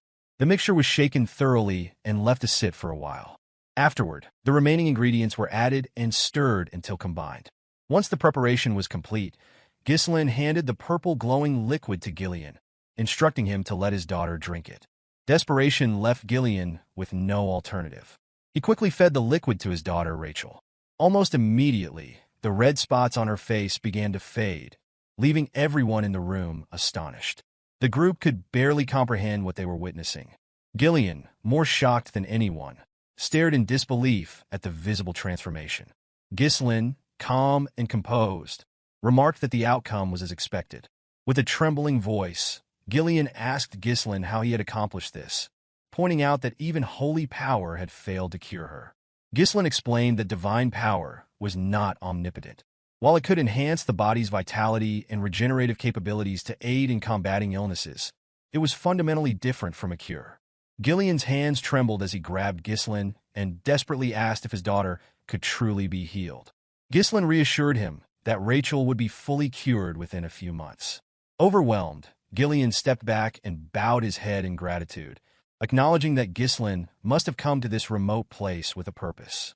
He confessed that all he had left was his body and offered to become Ghislain's servant or even his dog if that was what he desired. Ghislain dismissed the man's offer, stating firmly that he wanted neither a slave nor a servant. Instead, he declared that he sought the captain of the Ratatosk mercenaries. As Gillion raised his head, he noticed something extraordinary. Ghislain's eyes shone with the ambition of a dreamer. Inspired, Gillion stood up and grabbed an axe, using it to cut off his long ponytail. The group watched in awe and fear as the man's demeanor transformed. Without the ponytail, Gillion looked like an entirely different person, more alive, determined, and ready to act. Moving toward his weapons, Gillion asked if there were others accompanying Ghislain or if anyone might come looking for him. Ghislain confirmed that his group was the only one present. Gillion then inquired whether Ghislain had enemies, to which Ghislain admitted he did and added that he would likely gain more in the future. Gillion picked up a spear and wrapped a rope around it. With swift precision, he hurled the spear through the wooden wall of the house, sending it deep into the forest outside. The force destroyed part of the wall, and the group watched as the spear found its target. Gillion pulled the spear back toward him using the rope, demonstrating his formidable skill. The scene left everyone in the room silent, their awe at Gillion's transformation evident. As the spear re-entered the house, it became clear that Gillion had spear-fished an assassin. The weapon had struck the figure directly in the chest, leaving him struggling to free himself. Without hesitation, Gillion grabbed the assassin by the neck and demanded to know who had sent him. The assassin, revealed to be a member of the Wildcats, appeared stunned that Gillion had detected him. Gillion turned to Ghislain, asking what he wanted to do with the captive. Ghislain, already suspecting who had sent the assassin, placed his hand on his sword, but remarked that he had no desire to draw it again that day. Gillion intervened, placing a hand on Ghislain's hilt to stop him. Smiling faintly, he assured Ghislain that he would handle the matter. With a swift motion, Gillion snapped the assassin's neck, killing him instantly. Bowing respectfully, he turned back to Ghislain. Belinda, watching the scene unfold, was shaken by Gillion's lack of hesitation in killing. She struggled to understand why her master would want to recruit someone so dangerous. Kneeling before Ghislain, Gillion swore his loyalty, pledging to place his life in Ghislain's hands. Ghislain, recognizing the value of having such a powerful ally for his reconstruction plans, accepted the pledge with a smile, expressing his eagerness to work with Gillion. The narrative shifted to a cabin deep in the woods, where a group of wildcats was gathered. A trafficker reported to the group that one of their members had been killed. The news caused shock and unrest among the group, prompting their leader, Vigo, to demand silence. Apologizing for the commotion, the traffickers explained that Bernarf had assured them that Ghislain would neither locate their reconnaissance unit nor be capable of killing them. Vigo questioned whether the reconnaissance team had made mistakes or been given bad intelligence. One of his subordinates, trembling, revealed that Gillion had joined Ghislain's group. Startled, Vigo grabbed the subordinate by the neck and demanded confirmation. The man nervously insisted he was certain, recounting that he had seen it with his own eyes. Hearing this, Vigo smiled, expressing satisfaction that his former captain was finally taking action. The scene transitioned back to Gillion, who was traveling through the woods with Ghislain and the others in a carriage. Belinda, feeling cramped, complained about the sheer volume of weapons Gillion had brought along. She asked Ghislain whether it was truly necessary to transport so many, remarking that a sword or two should have sufficed. She expressed disbelief that they had been forced to purchase another carriage to accommodate Gillion's arsenal. Ghislain calmly reminded her that they already needed an extra carriage to ensure Rachel traveled comfortably. He assured her it was not a problem and asked her to endure it for now, emphasizing that their primary concern was escaping the ravine. Belinda then inquired whether the captured assassin had been sent by Amelia. Ghislain confirmed her suspicion. Hearing this, Belinda explained that the mask worn by the assassin was a symbol associated with the Wildcats traffickers, a powerful and notorious guild in Rayfold. Ghislain, surprised, asked her to elaborate. According to Belinda, the Wildcats traffickers specialized in smuggling, assassination, drugs, human trafficking, and other illicit activities. Comprised of skilled former mercenaries, the guild wielded significant combat power and was regarded as a shadowy and dangerous organization. Ghislain, curious, asked how Belinda had come to know this information despite spending most of her time in the castle. The maid revealed that she had learned about such matters before entering her role as head maid. She urged her master to exercise caution, emphasizing the Wildcats' persistence and ruthlessness. Ghislain, smiling confidently, assured her that he would be fine, reminding her that they had Gillion on their side. Immediately after the statement, something emerged from the ground after the carriage passed by. The figures began chasing the carriage, and Gillion sensed their presence. As the figures closed in, they leapt out of the ground, revealing themselves to be Wildcats. The Wildcats launched an attack on Gillion, catching him off guard with their ambush. He responded swiftly, drawing both an axe and a sword to block their assaults. With precise movements, he severed one's hand using the axe and then drove it into the chest of another. Before the injured Wildcat could retaliate, Gillion ripped his head apart, and both bodies fell lifeless to the ground. As the men fell, their remaining allies released ropes that triggered massive trees to drop onto the carriage. Gillion, surprised by the trap, heard Belinda warn that the trees could crush them. Reacting quickly, he seized the ropes and slowed the horses, narrowly avoiding disaster. However, the path was now obstructed. Ghislain remarked that he had anticipated the ambush. Nearby, Wildcat traffickers began to close in, and one of them, Vigo, addressed Gillion directly. He referred to Gillion as the former captain of the Ratatosk mercenaries, a title that visibly startled him. Vigo accused him of cowardice, claiming he had disbanded the entire group for the sake of his daughter. Stepping down from the carriage, Gillion denied any knowledge of the accusations.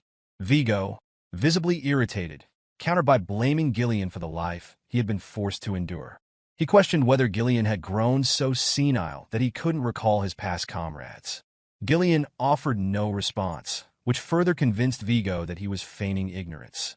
With a smirk, Vigo declared that he would force Gillion to remember and commanded his men to attack.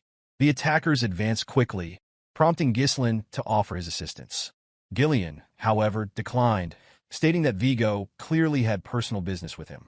He assured Ghislain that he could handle the situation alone. Before the Wildcats could strike, Gillion infused his axe with mana and dispatched 4 attackers in a single, devastating swing. The sight of this stunned the remaining assailants, who surged forward in a renewed attack. Drawing his short sword, Gillion struck down the first who approached with his axe, stabbed the second through the neck, and cleaved the third in half after deflecting their strike. Vigo observed these feats with little surprise, recognizing that Gillion's strength had not waned. He instructed his men to split into 2 groups and encircle Gillion. As they moved to execute the order, Gillion mounted a horse, drawing a larger axe and spinning it menacingly. Charging at the Wildcats, he unleashed a mana-enhanced strike that decimated several attackers. The remaining Wildcats, hesitant to approach, shifted their focus to the horse, but before they could act, Gillion attached a rope to his axe and swung it in a deadly swirl, cutting through their ranks. Belinda watched in disbelief as Gillion dispatched his opponents. With his men defeated, Vigo launched a direct assault. Sensing the attack, Gillion equipped a shield to block the strike. Vigo accused him of ruining his life and vowed to kill him. With 3 blades in hand, Vigo hurled them at Gillion's horse, bringing the animal down.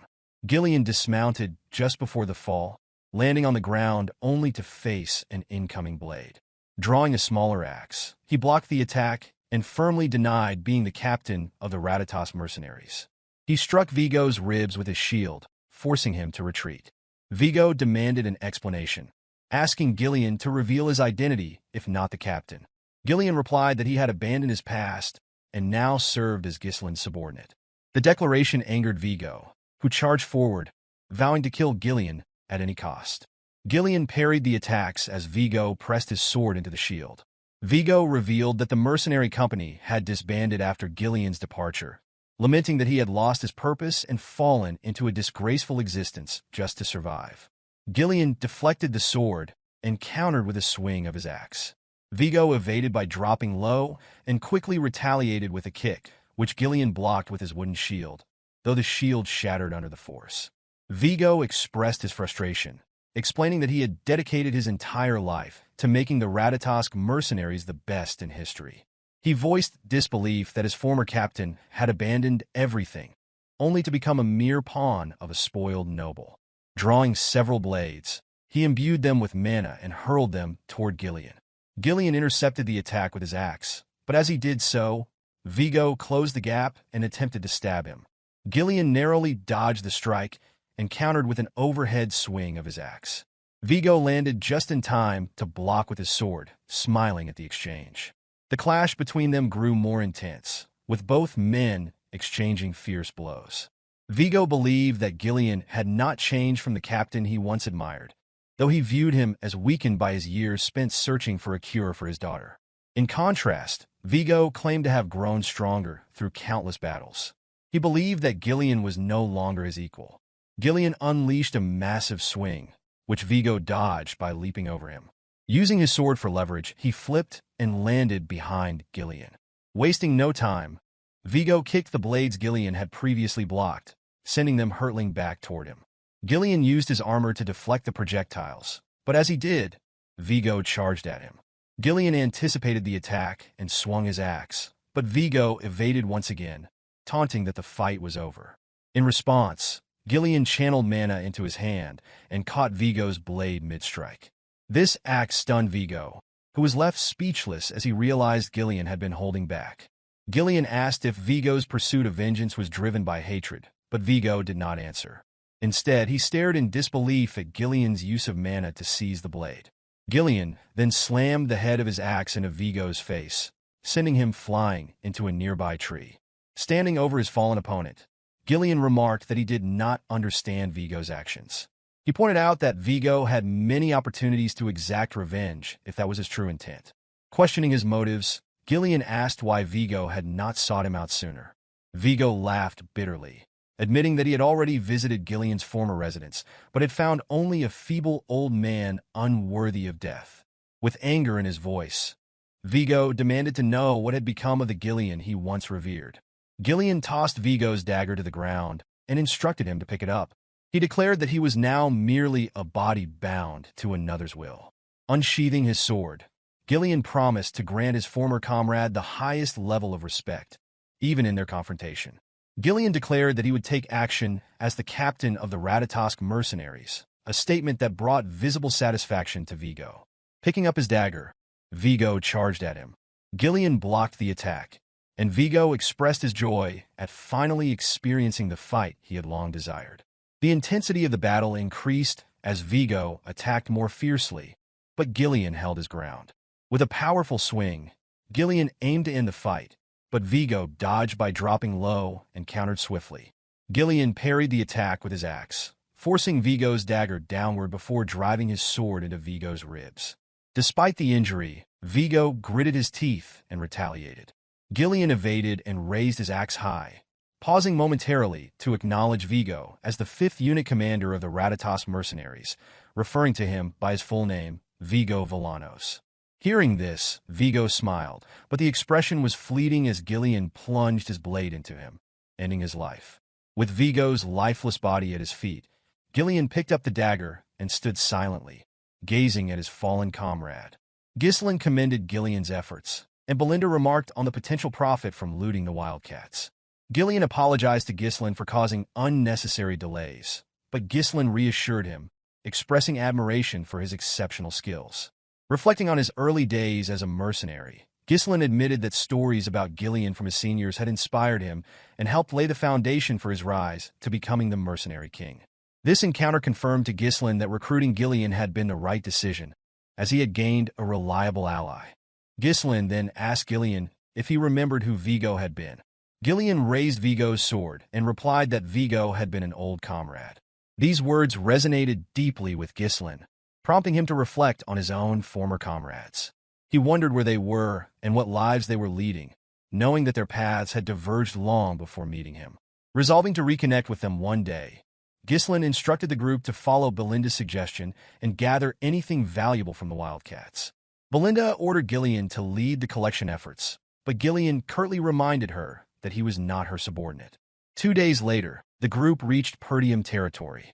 Belinda, visibly relieved, commented on their arrival. Gillion looked at the city ahead and asked Ghislain if it was Perdium. Ghislain confirmed it, feeling a sense of contentment at returning home. He reflected on how, when he had first run away, he believed he could return any time. As Gillion studied the county, Ghislain asked for his opinion. Startled, Gillion nervously responded that it seemed great. Ghislain, however, disagreed. He pointed out that the houses were outdated and renovations were impossible. He revealed that the fields lay uncultivated because the farmers had been conscripted into the military, leaving the land barren. Gillion remarked that he had heard of Perdium's perpetual conflict with the northern barbarians, but admitted the situation was worse than expected. Ghislain affirmed the dire circumstances, but expressed determination to fix the issues. Turning to Gillion, he declared that he needed his strength to make it happen. Both Belinda and Gillion were surprised by this sudden appeal. Ghislain understood that the upcoming battle would be a long and arduous one, a fight to eradicate everything tied to Duke Delphine and to safeguard what had been taken for granted. Resolute, he vowed to restore the land, no matter the cost. As the group entered the county, Belinda noticed something unusual and urged her master to look ahead. When Ghislain lifted his gaze, he saw a figure he hadn't expected. The silhouette was unmistakable, a man in armor with a coat draped over his shoulder. It was his father. At Perdium Castle, several men were gathered, engaged in discussion with the Count. The Count proposed reducing their forces, a suggestion that shocked the assembly. One man protested, warning that maintaining the front lines would become increasingly difficult with fewer troops. Another suggested requesting additional support from the Rayfold family. In response, the General Administrator disclosed that the Rayfolds had cut the support funds. He added that they were amassing soldiers and stockpiling food instead, a revelation that left the knight in the room visibly surprised. One man pointed out the urgent need for funds to rebuild the Forest of Beast garrison, which had been partially destroyed in the recent battle against the orcs. He argued that reducing the Knight Order's forces would barely provide financial relief and carried significant risks. Ghislain observed the heated debate, finding the scene unsurprising. Among the men was Randolph, the knight captain, known for his commanding presence. Albert, the bearded treasurer, exuded a gruff seriousness, while the general administrator, Homern, maintained a more composed demeanor. Ghislain's thoughts drifted to his father. Though only a few months had passed since their last meeting as the young Lord of Perdium, for Ghislain, who had lived decades as the Mercenary King, the time felt far longer. Addressing his father directly, Ghislain welcomed him back home. Count Swalter Perdium, Ghislain's father, found his son's words unusual, given their typically formal interactions. As a child, Ghislain had disliked his father's stern and serious nature, but now he saw the weight of countless burdens etched into the Count's shoulder, the exhaustion and responsibility of governing the land. Sipping his tea, Swalter remarked that he had heard of Ghislain's absence from the castle for a week. Ghislain explained that he had visited the Rayfolds. The Count inquired if he had caused any trouble during his visit, to which Ghislain reassured him that he had not.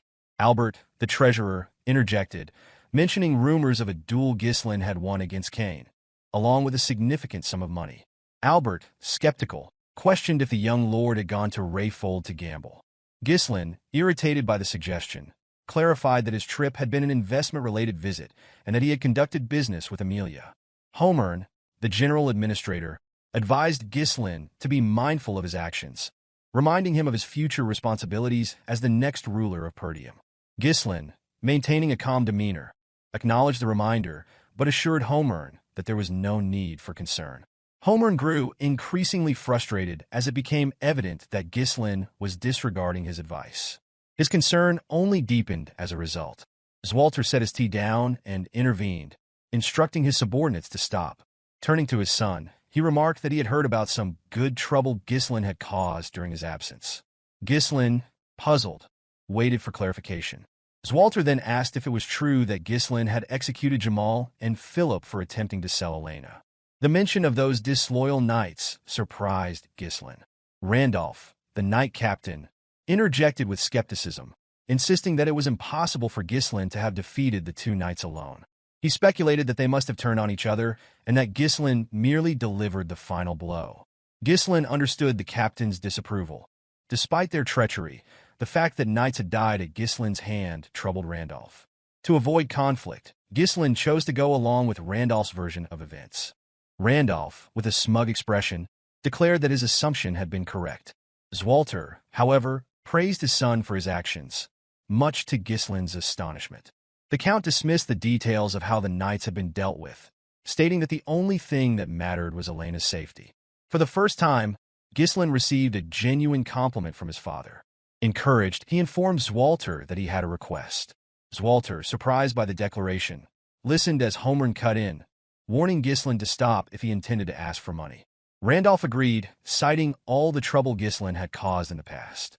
With visible irritation, the captain listed incidents such as selling military provisions for gambling funds, setting the front gate on fire to grill an army horse, and melting down armor to forge a useless, legendary sword.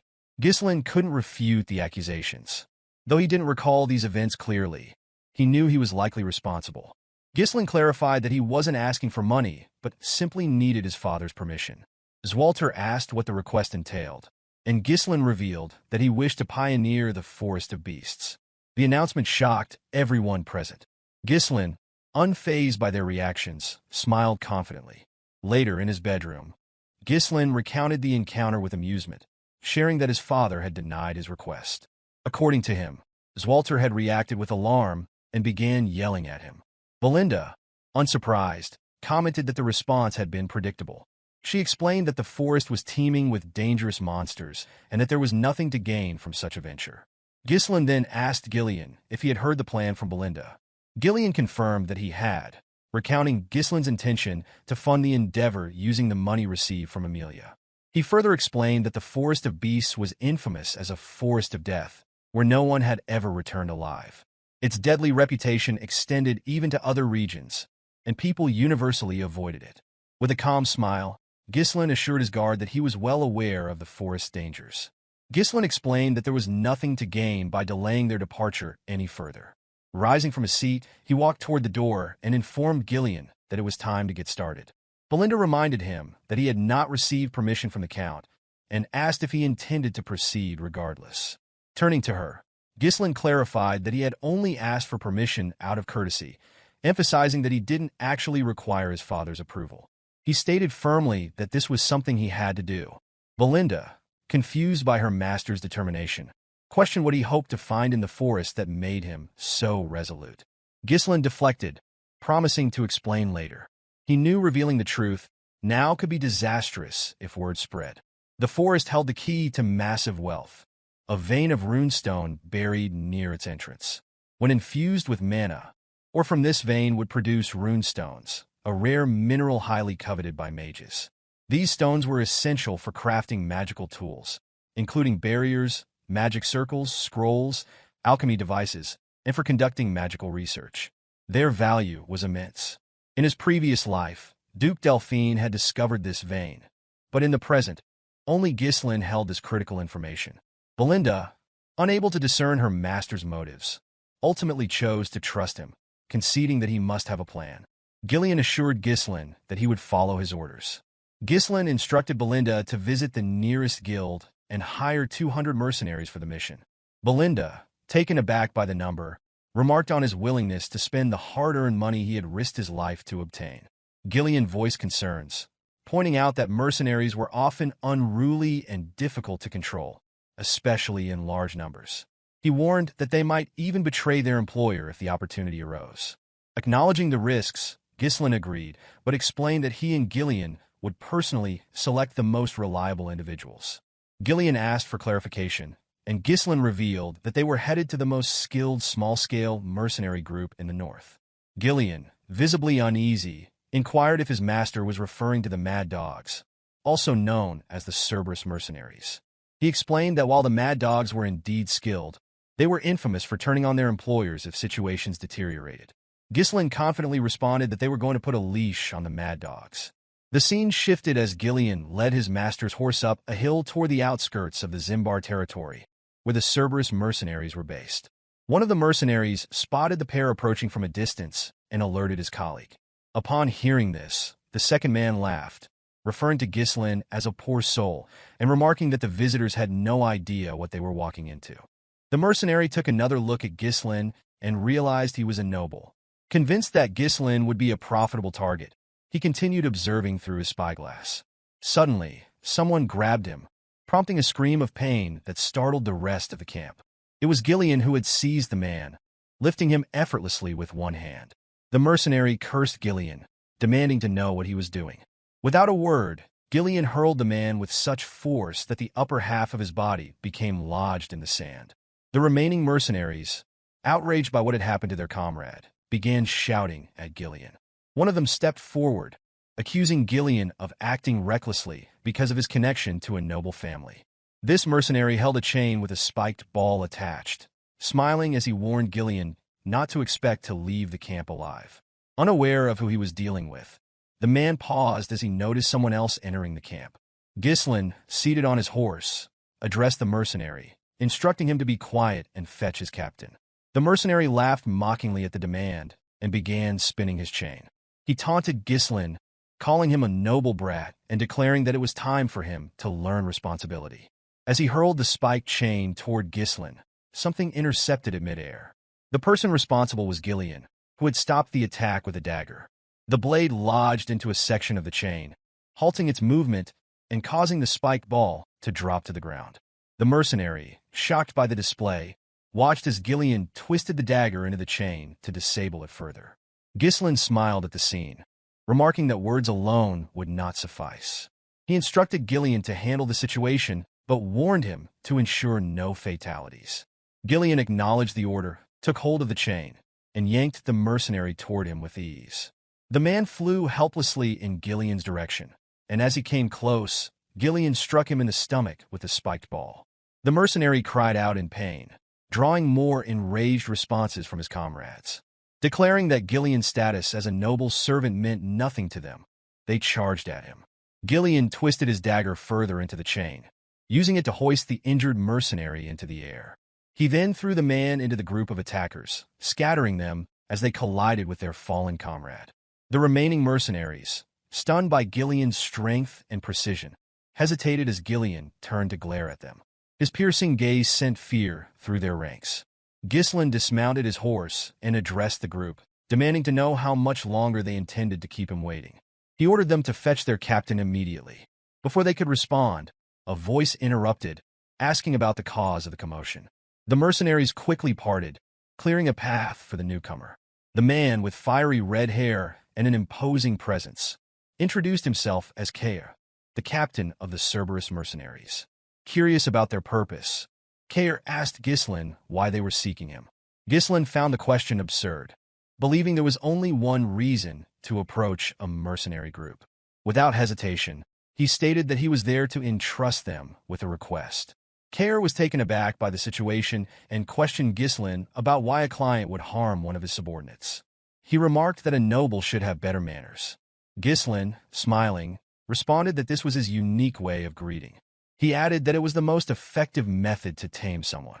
Kaor, amused by the remark, chuckled and wondered aloud what might have happened if Ghislain had greeted them twice. The scene shifted to Kaor's tent, where he and several mercenaries sat with Ghislain and Gillion. Kaor asked Ghislain to explain the nature of his request. Ghislain revealed his intent to hire the mercenary group to pioneer the Forest of Beasts. The announcement stunned Kaor's men, who were incredulous at the idea of entering a forest notorious for being filled with dangerous creatures. Knowing the forest bordered Perdium territory, the mercenaries exchanged uneasy glances. Kaor, maintaining his composure, asked Ghislain what kind of person he must be to consider disturbing such a perilous place. Ghislain introduced himself as the young Lord of Perdium. Kaor and his men, surprised by the revelation, erupted into laughter. They could hardly believe they were speaking to the infamous young lord described in local rumors. Their laughter grew louder as they became convinced that Ghislain had lost his mind. Kaor, dismissive, told Ghislain that he likely had no idea what the Forest of Beasts was truly like, having grown up sheltered in a greenhouse. He asserted that the forest was no place for rookies like him. Declaring the discussion over, Kaor signaled his men, who raised their weapons. Gillion, seeing this, lifted his axe in preparation for a fight. Ghislain, unfazed, asked Kaor if he was afraid. The question startled Kaor, who responded with a smile that he was disappointed. He remarked that he had heard of the Cerberus mercenaries' reputation for skill, but now he believed it to be a hoax. Placing his foot on the table, Kaor warned Ghislain not to provoke him, reminding him that mercenaries do not take jobs that offer no worthwhile reward. Ghislain replied that weaklings often rely on excuses, a comment that visibly annoyed Kaor. Kaor declared that Ghislain was ruining the mood with his pathetic provocations, dismissing him as a clueless brat unworthy of his time. He assured Ghislain that he would allow him to leave unharmed, but demanded compensation for the trouble caused. Ghislain, his demeanor now serious, refused. He then made a bold request, a Moriana's recognition with Kaor, the captain of the Cerberus mercenaries. Both Gillion and the other mercenaries were shocked by the challenge. Kaor, narrowing his eyes, asked Ghislain if he even understood what he was asking for. Ghislain, wearing a confident smile, confirmed that he did. He explained that Moriana's recognition was a traditional mercenary duel, bound by specific rules. Each participant used only a single dagger, with one arm tied to their opponent's. The use of manhwa was strictly forbidden, and stepping outside the designated small circle counted as a loss. The match thrust both participants into a brutal, life-or-death struggle, confined within a small space that limited their movements. Often, the duel resulted not only in the death of the loser, but sometimes even the victor. Ghislain explained to Kaor that the terms of the match required the loser to admit defeat without reservation and submit completely to the winner, effectively becoming the winner's subordinate or dog. He then asked Kaor how he felt about the bet. Gillion, observing his master, was puzzled by how a noble could be so familiar with such a crude mercenary tradition. Among mercenaries, rejecting a Moriana's recognition was seen as an admission of weakness, making refusal virtually impossible. Kaor began laughing maniacally, his expression turning unsettling. Addressing his subordinates, he mockingly announced that they had a bold young noble who wanted to prove himself by mercenary standards.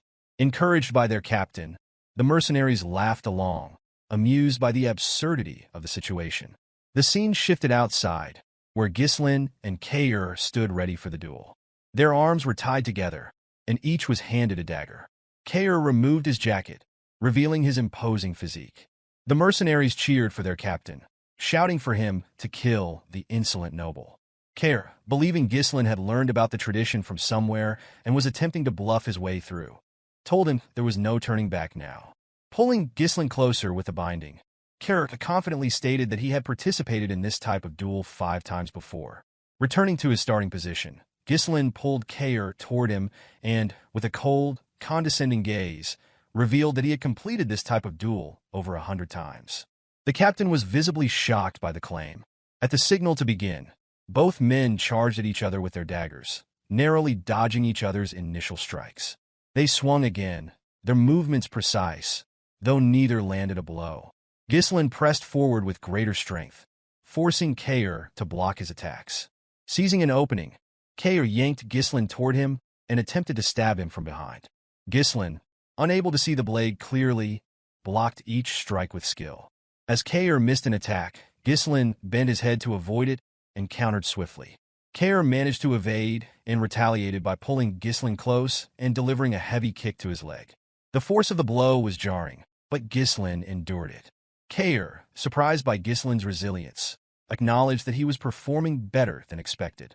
He expressed disbelief at Ghislain's claim of having participated in over 100 Moriana's recognitions, remarking that most mercenaries never experience even one in their lifetime. Charging at Ghislain again, Kaor mocked him, advising that he should at least make his bluffs more convincing. This time, he didn't give Ghislain any opportunity to counter. The Cerberus mercenaries, delighted by the display, encouraged their captain to finish Ghislain off. However, their cheers subsided under Gillion's intense glare, silencing them instantly. Gillion, observing the fight, recognized the severity of the situation. The circle was so small that it barely accommodated one person lying down. With no mana or external force allowed, the duel demanded complete reliance on physical skill and strength alone. Another significant challenge in the duel was the size difference and restricted movement due to the tied hands, which left Ghislain at a disadvantage. He could barely evade or block Kaor's relentless attacks, while Kaor had ample opportunity to dominate and control the fight. Gillion, observing closely, rested his hand on his axe, prepared to intervene if the situation turned dire. Kaor seized Ghislain's arm and pinned him down before swinging his dagger toward him. Ghislain evaded the strike by jumping to the other side, landing unsteadily. Upon landing, he felt a sharp pain surge through his leg, the same leg that had absorbed Kaor's earlier attack. Without the protection of mana, the accumulated damage was beginning to take its toll. Kaor noticed Ghislain's pained expression and smirked.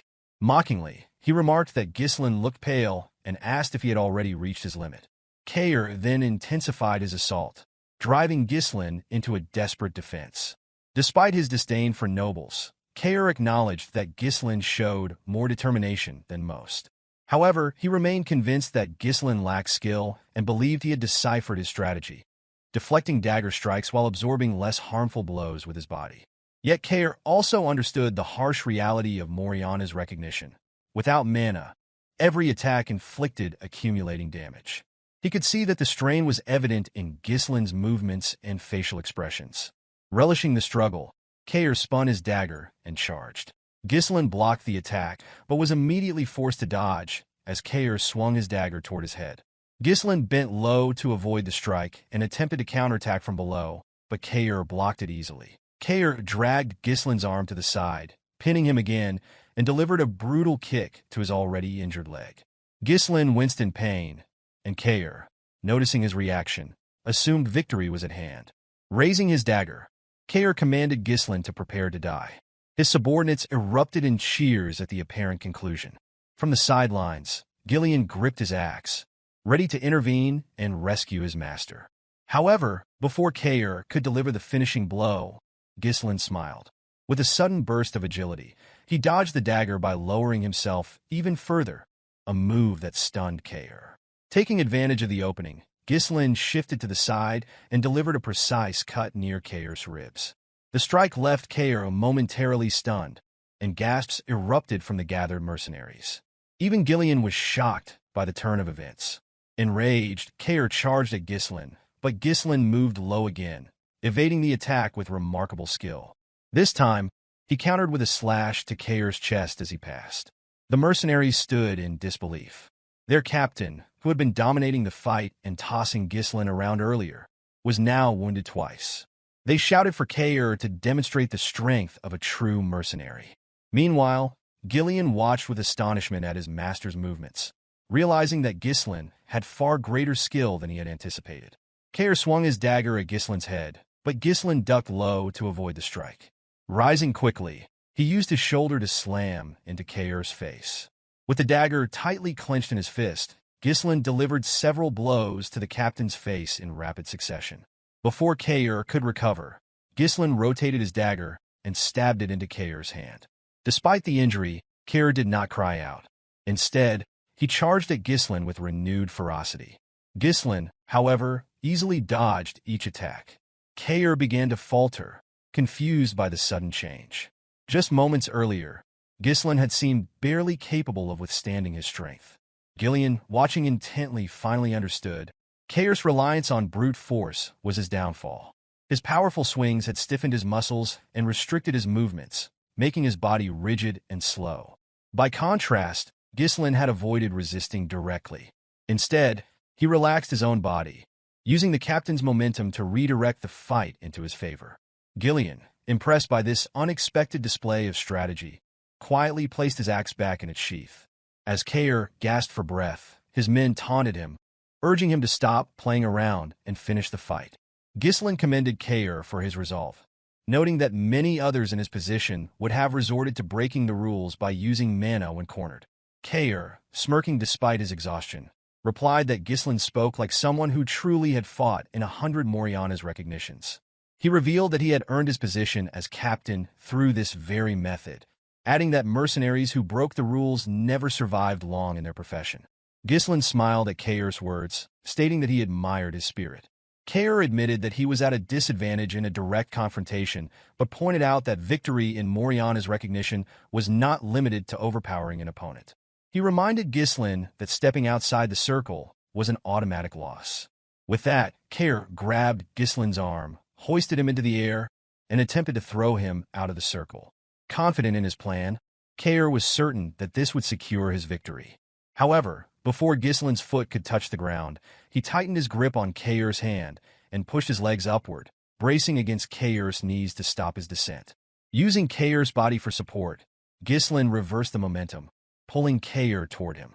Taking advantage of the surprise, Ghislain climbed up Kaor's leg, maneuvered behind him, and locked his arm around the captain's neck. In one fluid motion, he slammed Kaor's head to the ground, pushing it outside the circle. The gathered mercenaries stared in stunned silence, unable to believe what had just happened. Kaor, realizing his loss, glared at Ghislain in frustration. Ghislain smiled gently, declaring his victory. Still in disbelief, Kaor turned to Ghislain and demanded to know his true identity, unable to reconcile the skill he had witnessed with the idea of Ghislain being a noble. Fixing Kaor with a cold, piercing gaze, Ghislain stated that he disliked the captain's attitude and reminded him that he was now speaking to his new master. Pulling Kaor to his feet, Ghislain asked what he planned to do next. Kaor assumed the fight was over, but Ghislain calmly corrected him, pointing out that he himself had not yet stepped outside the circle. Kaor, taken aback, watched as Ghislain clenched his fist. Ghislain announced that it was time to discipline his subordinate, signaling that the ordeal was far from over. Ghislain delivered a solid punch to Kaor's face, knocking him to the ground. Kaor quickly raised a hand, asking Ghislain to wait. He reminded him that the fight was over the moment a combatant stepped out of the circle. In response, Ghislain struck him again and questioned if Kaor intended to abide by rules on the battlefield. Kaor, furious, called him a bastard and reminded him that nobles weren't supposed to act this way. Ghislain, his expression serious, ordered him not to speak back to his master. When Kaor insulted him again, calling him a lunatic, Ghislain hit him once more. The punches continued, one after another, until Ghislain's hand was smeared with Kaor's blood. The mercenaries, watching from the sidelines, grew uneasy. They had expected Ghislain to let their captain go after winning the duel, but instead, the beating continued. Kaor, his face swollen and bloodied, begged Ghislain to stop.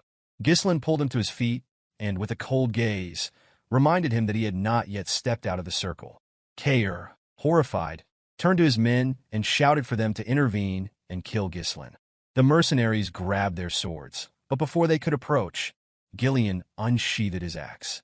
His commanding tone froze them in place as he warned that anyone interfering with his master's discipline would be killed. The mercenaries, seeing the deadly intent in Gillion's eyes, dared not move. Kaor, trembling like a beaten dog, turned back to the young noble.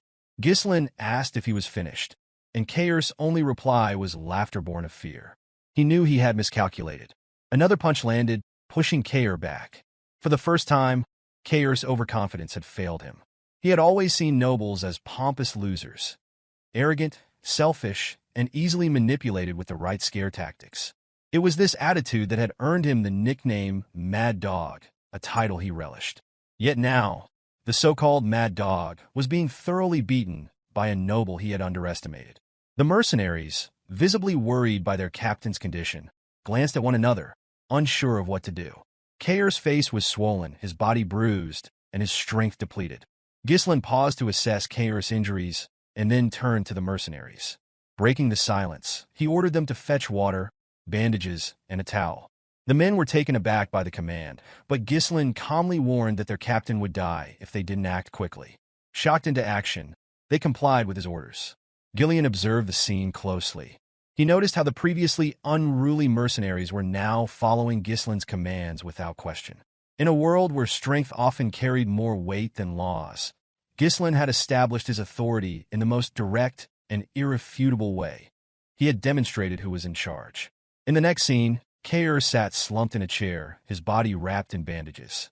Ghislain placed a sheet of paper on the table in front of him and instructed him to sign it. Kaor, staring at Ghislain with a mixture of defeat and resignation, realized that he had no choice but to comply. Kaor hesitantly took out a pen and signed the document. As he handed it to Ghislain, he nervously asked him to take it. Ghislain, fixing him with a cold stare, demanded he repeat what he had just said. Kaor, now visibly shaken, stammered that he looked forward to working with him. Ghislain grabbed Kaor's hand, causing him to flinch. With a calm but firm tone, Ghislain told him they were now family and that he too looked forward to their collaboration. A few days later, at the outskirts of Perdium territory, a group of mercenaries had gathered in the early morning. One of them, yawning, asked if anyone knew why they had been summoned so early. A bald man carrying a shield chimed in, mentioning a rumor that their employer was the young Lord of Perdium. The mercenaries were shocked to hear this. One of them scoffed, calling Ghislain just a brat and doubting his ability to manage mercenaries effectively. He speculated that the job would be easy. A shirtless, heavily built man clapped his hands to grab the attention of the group. Known as Gordon the Muscle, he smiled and addressed his fellow mercenaries, suggesting that they needed a representative to handle their brat employer. His imposing presence caught everyone's attention, and they nodded in agreement. Gordon commended their admirable posture in devising ways to gain rewards without effort, but he warned them that their plan would fail without unified voices. The mercenaries agreed with Gordon, recalling past incidents where poor coordination had led to failure. The bald man asked Gordon about his plan, and he explained that knowing one's boundaries was crucial. Opening a bag of coins, he announced that he would act as their representative to pressure their employer, requesting contributions from the group for his hard work. The mercenaries, impressed by Gordon's confidence and size, believed him to be the perfect choice for the task. Praising his reliability and wit, they added coins to the bag. Their plotting was interrupted when one of them noticed someone approaching. Looking up, they saw Ghislain riding toward them alone on his horse. The sight surprised them, and one remarked that Ghislain might flee once he saw Gordon's intimidating build. Gordon instructed the group to approach him together, creating an imposing presence. Smiling confidently, he declared it was time to teach the young lord a lesson about the real world. However, before Gordon could confront Ghislain, he noticed a group trailing behind him. As they drew closer, the mercenaries identified the group as the Cerberus mercenaries, recognizable by their distinct dog-snout-shaped helmets. Shocked, Gordon questioned how Ghislain had managed to recruit the infamous Mad Dogs. When Ghislain finally reached the group, the mercenaries instinctively stepped back. Turning to Gordon, Ghislain asked if he was the representative. Gordon, now visibly nervous, admitted that he was. Ghislain inquired about his name, and Gordon introduced himself as Gordon the Muscle. Ghislain smiled, commenting on the uniqueness of the name before tapping Gordon's chest and complimenting it as pretty cool. Introducing himself as the young Lord of Perdium, Ghislain commanded Gordon to gather the mercenaries. Once assembled, Ghislain addressed them with a serious demeanor. He announced that the time had come to begin the pioneering of the Forest of Beasts. In the next scene, Belinda was assisting Ghislain in donning his armor. All preparations for pioneering the forest had been completed. The expedition's temporary base had been constructed, resources had been procured, and the most critical asset, the troops, had been secured. Ghislain requested Belinda to perform a final head count, and the maid obliged. She informed him that 148 mercenaries had been contracted through the office, along with 41 Cerberus mercenaries he had brought himself. The total number of personnel reached 192. Ghislain acknowledged her effort, commending her for the work, and inquired whether Scoven had been properly informed. Belinda assured him that Scoven had been notified and, contrary to her expectations of resistance. The knight had stepped in to ensure their passage through the forest of beasts remained undetected. As the commander of the forest post, Scovin's involvement gave Belinda confidence that no immediate issues would arise. She urged Ghislain not to worry, and her reassurance brought a smile to his face. Ghislain then called for the mercenaries to assemble. He addressed them, stating that the land they were about to pioneer lay ahead. Acknowledging the rumors surrounding the forest, he explained that it was a place rife with unknown dangers, inhabited by monsters and unseen threats beyond imagination. Yet, he expressed his determination to conquer the forest despite its perils. The mercenaries, visibly unsettled by the mention of the forest of beasts, murmured among themselves, claiming they had not been informed of such dangers and feared for their lives. Belinda, stepping forward, silenced them and reminded them not to interrupt while their leader was speaking. Ghislain gave the mercenaries an opportunity to withdraw if they wished, promising to pay them 3 times their current wages should the mission succeed. The unexpected offer shocked the group, as it was an exceedingly tempting reward. Belinda moved closer to her master and whispered her concerns, pointing out that all their funds had already been spent on preparations. Ghislain calmly explained that such promises were necessary to boost morale. Confident in the mission's success, he assured her that there would be sufficient funds to fulfill the promise afterward. When he asked Belinda if she trusted him, she admitted she had no choice but to place her trust in him. Kaor commented to Gillion that their master must be out of his mind to offer such an extravagant reward and questioned how Ghislain intended to honor his words. Gillion, however, remarked that their master always had a plan. Ghislain officially named the group the Forest of Beasts Expedition Team and declared that it was time to move out. As the group progressed, they began cutting down the trees obstructing their path. Everyone, including Ghislain, actively participated in clearing the way. After felling a tree in front of him, Ghislain looked up, relieved to see sunlight piercing through the now-thinned canopy. Raising his hand, he directed the men to continue clearing the path toward the indicated direction. He instructed them to chop the felled trees into logs, load them onto carriages, and dig around the stumps to facilitate their removal. According to the Forest of Beasts Developmental Journal, a resource Ghislain had obtained in his previous life, the forest was vast and rich in untapped potential. He firmly believed that one day, the monsters would be driven out, and the forest's resources would be fully utilized. At that moment, what Ghislain needed most was money. He chose to disregard all other concerns, focusing solely on securing the quickest route to the Runestone Vein. The wealth from this expedition would play a pivotal role in halting the conspiracy surrounding Perdium. Kaor found it peculiar that their employer was taking such an active role, while one of the mercenaries suggested that Ghislain was simply trying to uphold the dignity of a noble. Another mercenary, wearing a helmet, scoffed, claiming that Ghislain was merely pretending and would soon give up. Belinda, overhearing the remarks, firmly told the men to stop gossiping and return to their work. Though they obeyed, she was visibly irritated by their dismissive attitude toward her master. She approached Ghislain, reminding him of the considerable effort he had put into hiring the mercenaries. She questioned why he was personally involved in the labor, pointing out that his actions made the men take him lightly. Ghislain reassured her that it was fine, explaining that having more hands on the job would allow them to finish faster. He emphasized that lingering in the area for too long would bring no benefit. Accepting his reasoning, Belinda remarked that he spoke as though he already knew what lay ahead. Kaor observed their exchange with a bemused smile. He found it hard to believe that his employer had someone worrying about him, while he himself had become the dog of his master, willingly heading into danger. Gillion, overhearing this, struck Kaor with a log, prompting Kaor to accuse him of trying to pick a fight. Despite their banter, the operation proceeded smoothly. The Duchy of Delphine, which had conquered the kingdom and established a new dynasty, had launched a large-scale development initiative in the Forest of Beasts. Ghislain had been unable to uncover the Duke's specific motivations for focusing on the forest. However, he had managed to obtain a developmental journal that detailed major resource locations and the ecosystem of monsters. Armed with this knowledge, Ghislain had come better prepared. One of the mercenaries, noticing the abundance of oil lamps among their supplies, wondered aloud why they had been brought instead of cheaper torches. The lack of incidents along the way unsettled Ghislain. He had only read about the dangers of the forest and had no first-hand experience. Sensing the deepening of the forest, he cautioned the men to remain vigilant. While some mercenaries continued cutting trees, one remarked on the increasing darkness, asking if night had already fallen. Another mercenary, smiling, noted that no monsters had been encountered despite the forest's fearsome reputation. Agreeing, his companion speculated that the dangers had been exaggerated.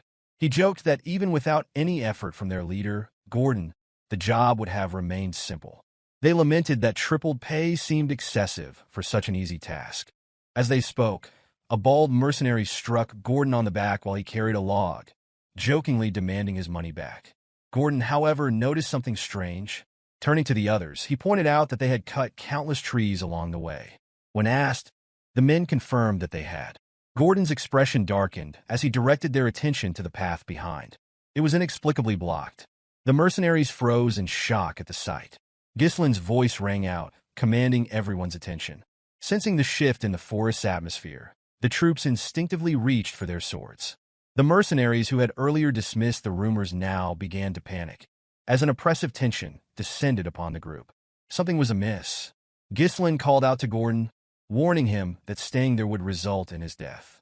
He instructed him to walk toward the group slowly. Gordon obeyed but stumbled into a tree and fell to the ground. The group immediately assumed defensive positions, calling Gordon an idiot. Turning back to face the others, Gordon was surprised that nothing happened. The mercenaries, equally perplexed, exchanged confused glances. A bald man among them chuckled, mocking their employer for being overly cautious. He claimed that the path only appeared blocked because the scenery was so similar, dismissing Gordon's concerns as a mistake. He further belittled the forest of beasts, calling it nothing more than a slightly dense forest with an exaggerated name. Ghislain, maintaining a serious demeanor, ordered the man to step closer if he wished to stay alive. Irritated, the mercenary accused him of trying to create unnecessary fear. As he finished speaking, vines suddenly wrapped around his waist. Before he could react, the vines lifted him into the air and toward the top of a tree, where a monstrous mouth filled with sharp teeth awaited. The massive tree-like creature devoured him in an instant. The creature, which had no detectable presence, was impossible to anticipate. It was a predator that thrived on catching its victims unaware. The monster's eye opened, revealing its identity as a Dirus Ent. Ghislain quickly noticed that numerous Dirus Ents were encircling the group. Panic spread among the mercenaries as they attempted to flee, convinced they were about to be eaten. The Dirus Ents extended their vines, capturing several mercenaries and dragging them into their gaping mouths. Gordon, clinging desperately to a nearby tree, screamed for help. One of the men approached him with an axe, urging him to hold on. Swinging the axe at the vine, the man was stunned to see it remain unharmed while his weapon began to crack. As he stared in disbelief, the monster pulled Gordon further upward. Before Gordon could be consumed, Ghislain leapt into action. Infusing his sword with mana, he sliced through the vine and simultaneously landed a blow on the creature's eye as he descended. Blood gushed from the monster's wounded eye, and the mercenaries, astonished by their employer's feat, began to assume that the Dirus Ent's eyes were their weak points. Ghislain took a deep breath and shouted for the men to regroup. His commanding voice cut through their panic as he warned them that spreading out would only make them easier targets. He ordered them to form a tight shield formation and focus solely on defense until further instructions were given. The mercenaries, galvanized by his leadership, complied quickly, one of them vowing not to die in such a place. Ghislain rushed to the carriage and asked Kaor about the oil lamps. Kaor affirmed their presence, and Ghislain instructed him to light them and hurl them at the monsters to burn them down. Realization dawned on Kaor. This was why so many lamps had been brought. Just as he began the task, a teammate warned that the monsters were watching them. Ghislain ordered the lamps to be thrown immediately. Kaor and his team began tossing the lamps, but the Dirus Ents swatted them away with their vines before they could connect. Shocked by their inability to harm the monsters, Kaor's subordinate noted that their strategy wasn't working. A Dirus Ent fired its vines at the group, but Gillion intercepted them, cleaving the vines with his axe. Belinda, armed with knives, aimed for the creature's eyes, successfully hitting her targets. Ghislain instructed Gillion and Belinda to prepare for a coordinated assault while protecting the Cerberus mercenaries. Raising his sword, he declared that he would draw the monster's attention. Almost immediately, a Dirus Ent launched its vines at him. Belinda called out, urging him to be careful. Ghislain swung his sword, cutting through the vines, only to be targeted by additional attacks. Displaying remarkable agility, he dodged their strikes. One of the Dirus Ents raised a massive leg, preparing to crush him. The mercenaries were stunned to see that the monsters, despite resembling trees, had legs. Many believed that their employer was about to be crushed. Ghislain, undeterred, infused his sword with mana and struck at the leg of a Dirus Ent, severing it. Using the momentum of his leap, he drove his sword directly into the creature's eye. The remaining Dirus Ents immediately shifted their attention to him, their movements drawing gasps of shock from the onlookers. Belinda, maintaining her composure, ordered the Cerberus mercenaries to throw the oil lamps. Certain that this tactic would succeed, the mercenaries acted swiftly. The lamps shattered against the Dirus Ents, setting them ablaze and eliciting ear-piercing shrieks of pain. The Cerberus mercenaries cheered at the sight of their effectiveness, but Ghislain quickly urged them to continue throwing the lamps until every Dirus Ent was consumed by fire. Flames began to engulf the monstrous creatures, spreading rapidly across their bodies. The mercenaries, still processing the scene, expressed both relief and disbelief that they were holding their own against such formidable foes. One remarked nervously that the entire forest might catch fire at this rate. Gordon, trying to mask his unease, dismissed the Dirus Ents as being naturally weak to fire due to their tree-like nature. However, Ghislain's sharp command brought their focus back. He warned them not to let their guard down, emphasizing that the fight was far from over. The mercenaries were startled by his tone, realizing there was more to the battle. Ghislain gravely informed the group that the Dirus Ents were about to reveal their true forms. As if on cue, the creatures released a dense cloud of steam, enveloping the battlefield. The mercenaries exchanged confused glances, speculating whether the fire had already been extinguished. Belinda and Gillion rushed to Ghislain, seeking an explanation. He calmly clarified that while the monster's outer shells were vulnerable to fire, their inner structures were drastically different. The fire burning their shells had reached their moist, fleshy cores, causing the steam to form. When the steam dissipated, the mercenaries were horrified to witness the Dirus Ent's true forms. The creatures emitted guttural screams, their grotesque appearances more fearsome than before. Disbelief rippled through the group as they struggled to accept that the monsters were still alive. Raising his sword high, Ghislain called for the troops' attention. He ordered them to ready their weapons, declaring that the fight would now transition to close-quarters combat. With a determined battle cry, he led the charge, launching himself toward the Dirus Ents and setting the example for the others to follow. Ghislain moved forward alone with commanding confidence, though the group of the mercenaries hesitated to follow. The enormity of the task ahead weighed on them, and their fear was palpable. A member of the group expressed disbelief at the idea of a close-range attack against such a colossal monster, remarking that it was beyond belief. Another murmured that even one wrong move would mean their end, while a third admitted outright that standing against such creatures seemed impossible. Kaor, however, dashed forward without hesitation. He called out to Cerberus, urging them to advance, and his mercenary group followed in close formation, as though he had been waiting for this moment to unleash his pent-up energy from enduring his master's previous discipline. Belinda, worried for her young master, hurriedly followed after him. Gillion turned to the paralyzed mercenaries, his voice cutting through their fear as he asked what they were waiting for. He reminded them that the order came directly from their young master, Ghislain, urging them to trust and obey. His words carried reassurance, promising safety if they followed Ghislain's lead. The sight of Ghislain standing alone against a herd of Dirus Ent reignited their spirits. A mercenary raised his weapon, rallying the others by shouting that whatever was destined to happen would happen. Another added that if the worst occurred, the young master would surely find a way to save them. Gordon's war cry echoed, and the group charged in unison, forming smaller teams to take on each Dirus Ent. Ghislain issued clear instructions, explaining that the creature's burned shells were vulnerable and that they could now be cut without using mana. He urged them not to be afraid, dismissing the Dirus Ent as nothing more than overgrown scarecrows. At the forefront, Kaor, Gillion, and Belinda took their positions, weapons ready, and prepared to face the onslaught. A chaotic but systematic battle unfolded. The mercenaries struck at any part of the creatures they could reach. Ghislain leaped high into the air, using his superhuman strength to strike at the monster's weak points, while Belinda stayed close to guard his back. Gillion confronted the herd head-on as Kaor darted around, targeting one creature after another.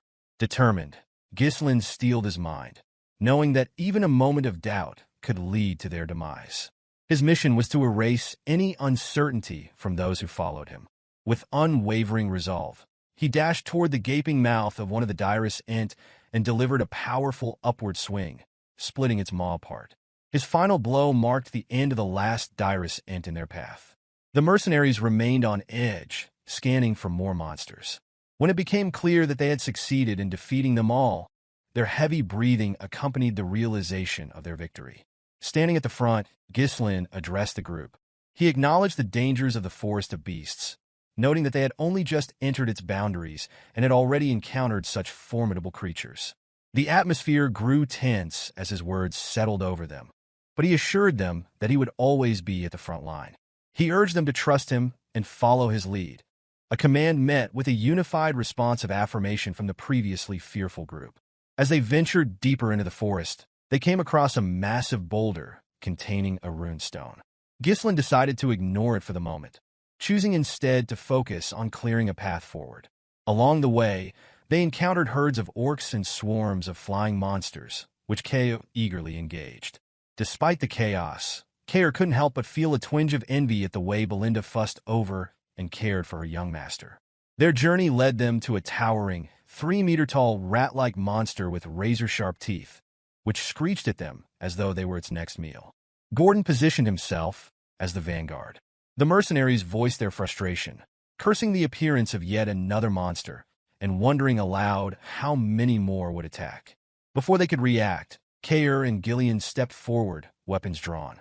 Kaor lunged at the creature, severing one of its legs with a single swing, but the rat continued its charge toward the group. Gillion intercepted its advance, standing firm as an immovable force. Seizing the opportunity, Ghislain delivered a precise blow, driving his blade into the creature's gaping mouth and ending its threat. A quick head count revealed that no one had fallen during the skirmish. As the day progressed, the group shared a collective thought. Survival hinged on staying true to their master's command. Together, they could overcome any challenge. Gillion observed that the mercenaries were beginning to resemble a cohesive unit. Kaor remarked that real-life experience was the best teacher, and Ghislain affirmed their sentiments before commanding them to clear the path ahead. The mercenaries immediately set to work, chopping down trees. Not all shared the same resolve, however. One mercenary privately thought that the Forest of Beasts had driven the group mad. Nightfall brought them to a pristine lake, where the mercenaries rushed to wash their faces and fill their water pouches. Belinda, ever cautious, stayed close to Ghislain, her worry evident as she watched the others approach the water. Ghislain assessed the situation and deemed the lake an important waypoint on their journey to the runestone vein. He ordered the group to set up camp with the lake behind them, deciding that they would rest there for the night. As the mercenaries gathered around the campfires for their meal, unease lingered. Some muttered doubts about the expedition, expressing concern about what deeper dangers awaited. Gordon dismissed the idea of abandoning the mission when Manus suggested it at another fire. Manus argued that their lives were more important than money and criticized their leader's motivations, accusing him of seeking glory through brute force. Others, like Gordon and a calm mercenary with a patch over his eye, defended Ghislain, pointing out his repeated efforts to save them and emphasizing that they had already been paid. Manus remained adamant, warning that nobles often treated mercenaries as expendable. His words sowed seeds of doubt among the group, though Manus inwardly plotted to use the others as cannon fodder to secure his own escape. The man with the patch over his eye spoke, his calm voice breaking the tension. He pointed toward Ghislain, surprising Manus. Ghislain was carefully applying medicine to an injured mercenary. He reminded the wounded mercenary to avoid exposing the wound to water, cautioning that it would take longer to heal otherwise. The mercenary thanked him quietly, gratitude evident in his tone. Belinda approached Ghislain, her concern spilling over into frustration as she scolded him for using such expensive medicine. She argued that it should have been reserved for his own injuries. Ghislain, however, dismissed her concerns, explaining that this was the right time to use it. Medicine stored away served no purpose, he reasoned as he called out to the next injured mercenary for treatment. The man with the patch addressed the group again, asking if they truly believed Ghislain would use such valuable medicine on them if he saw them as mere cannon fodder. His words struck a chord. Another mercenary spoke up, agreeing that their current master was nothing like their previous one. Ghislain, they affirmed, was not the type to throw them away. Manus turned away in frustration, anger simmering beneath the surface. He muttered to himself about his failed attempt to sow dissent, realizing that it was now impossible to instigate the others. As he walked off, Ghislain approached the group and ordered them to finish their meals and get some rest. Then, he called Kaor and Gillion aside for a private discussion. Kaor, always direct, asked Ghislain whether he truly intended to do nothing about Manus's behavior. Ghislain responded calmly, stating that the monsters in the forest would keep Manus too occupied to cause further trouble. He added that there were more pressing matters to address at the moment. Belinda, her curiosity piqued, wondered aloud why Ghislain had suddenly asked for a count of the remaining lamps. Kaor reported the number, 24. Ghislain's expression grew serious as he inwardly noted the steady decrease in their supply. Since entering the Forest of Beasts, monsters had attacked relentlessly, both day and night. However, Ghislain explained, the attacks had mysteriously ceased over the past 2 nights. This observation seemed to signal a shift in their circumstances. Realization dawned on the group. Gillion voiced what they were all beginning to understand, suggesting that they had entered a nocturnal territory where the influence of the monsters might be keeping others at bay. Ghislain confirmed the theory, his tone steady but grim. He warned them that the path ahead would be more perilous than anything they had faced so far. Ghislain placed several lanterns around the camp as bait. The mercenaries, unaware of his plan, slept peacefully through the night. Even Gordon, bare-chested, leaned against a tree trunk and slumbered undisturbed until a sudden noise roused him. His eyes widened in shock when he noticed a lantern floating seemingly on its own, as though an unseen force had seized it. The object vanished into the darkness as soon as Gordon let out a startled cry. Moments later, Gordon caught sight of something monstrous. 4 pairs of glowing red eyes pierced through the shadows. His scream of alarm grew louder as he flailed his weapon wildly, attempting to strike the creatures he had glimpsed. He shouted, urging whatever was nearby to retreat, his voice filled with terror. The commotion woke the other mercenaries, who quickly gathered around him. One of them asked what was happening. Gordon, still shaken, declared that a monster had been right next to him. His words were met with confusion, as none of the others had seen anything. They exchanged puzzled glances, assuming that Gordon might have been dreaming. Realizing the monsters were no longer visible, Gordon's confusion deepened. He looked around, insisting he had not imagined the encounter. One mercenary cursed at the disruption, complaining about the noise, while another suggested cutting Gordon some slack, considering the numerous recent encounters with monsters. Gordon continued to plead, trying to convince them of the reality of what he had seen, but most dismissed him. A third mercenary, however, hesitated. This one admitted to feeling something strange and waking up to see a lantern disappear before their eyes. Others began to chime in, sharing similar experiences. One mentioned hearing an eerie laugh. The group's uncertainty grew, and tension rippled through the camp. One mercenary voiced confusion, wondering aloud if everyone was losing their minds. Then, a one-eyed mercenary broke through the rising panic, stating that the presence of something unperceivable was undeniable. His calm yet resolute tone steadied the group. Ghislain entered the gathering, his voice commanding attention. The mercenaries immediately parted to clearly see him, their respect evident. At his side stood Gillion and Kaor. Ghislain ordered everyone to regroup, preparing them to address the unseen threat. As the mercenaries formed a defensive circle, guarding one another's backs, the high-ranking members convened inside a tent to hear Ghislain's explanation. Gordon, still visibly shaken, questioned if monsters were truly surrounding them.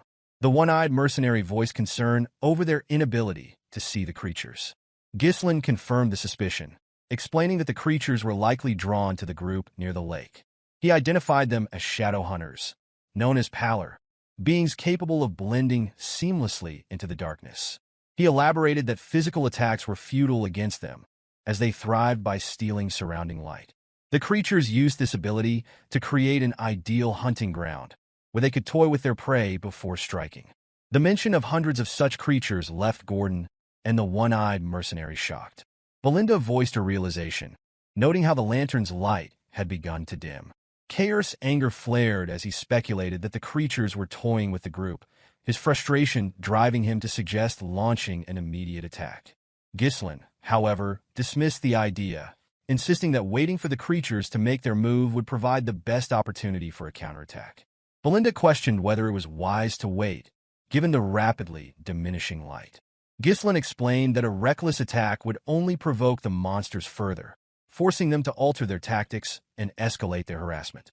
Such a response, he warned, would leave the group unable to eliminate the creatures in one decisive action.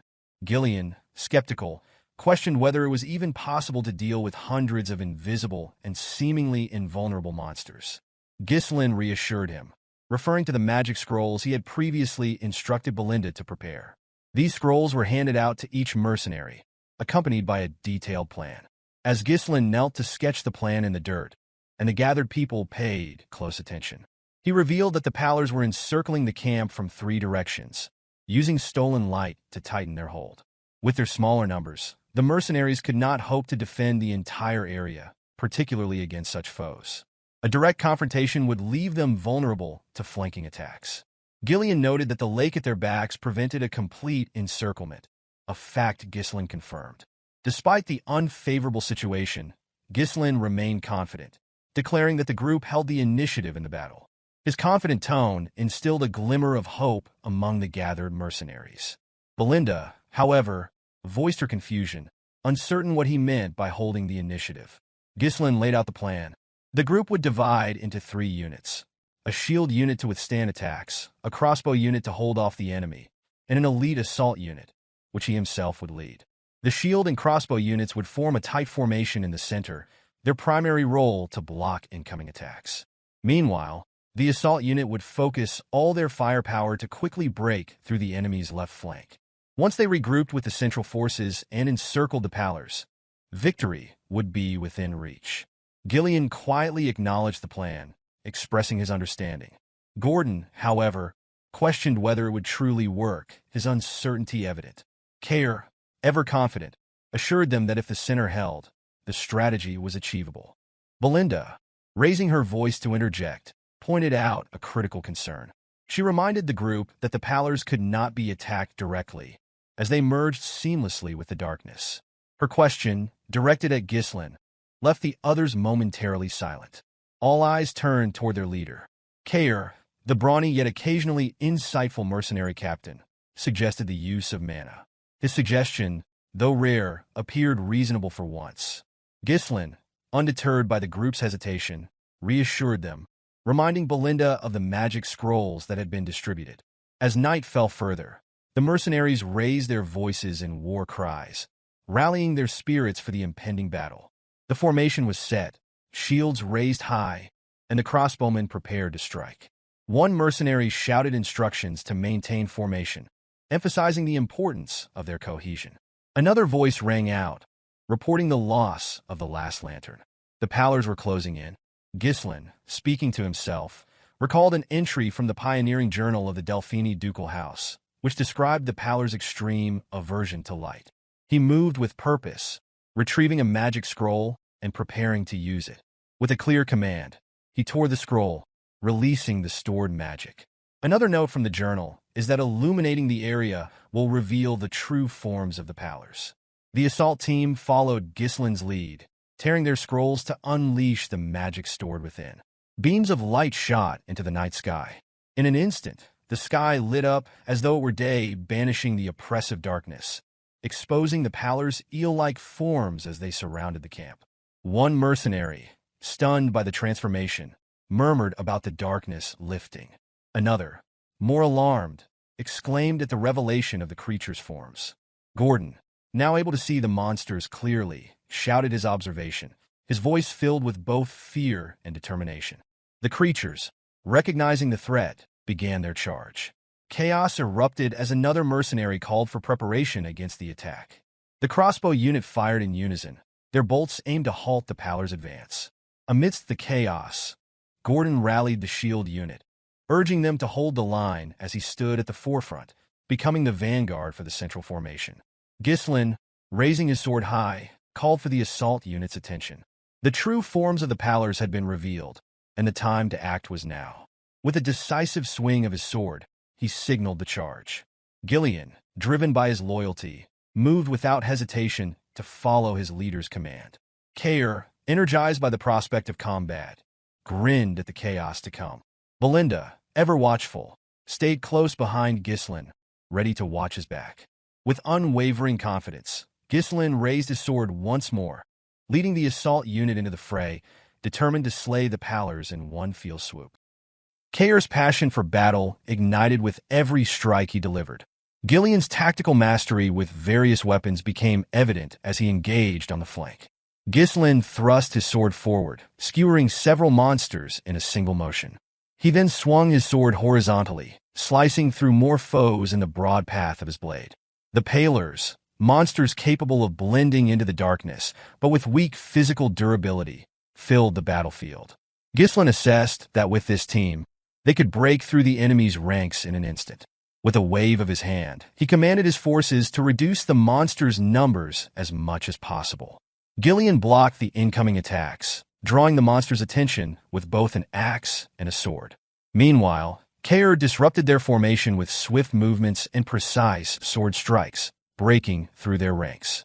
Though he was not invincible, the sheer number of monsters soon swarmed him. At that moment, Belinda stepped in, creating an opening by throwing 8 daggers at the monsters surrounding Kaor. Once she has done her part, she called out to Ghislain, signaling him to step in. Ghislain leaped high into the air, his sword moving as though dancing with the wind. He came down hard, striking with the full power of his blade, cutting down monsters in his path. This was the strength of Perdium's elite force in action. As magical light illuminated the battlefield, the fight continued around the shield and crossbow units. Fortunately, the monsters had yet to break through the mercenaries' ranks. From behind their shields, mercenaries shot their arrows without hesitation. One mercenary cursed the overwhelming number of monsters. Another reported running out of bolts. The pressure was mounting, and many wondered when the assault unit would arrive.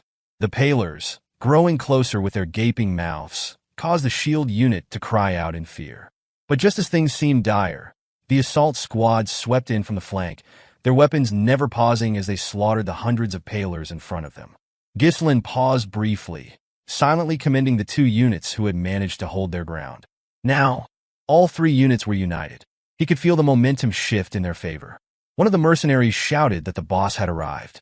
Others, relieved, began shouting that they were saved.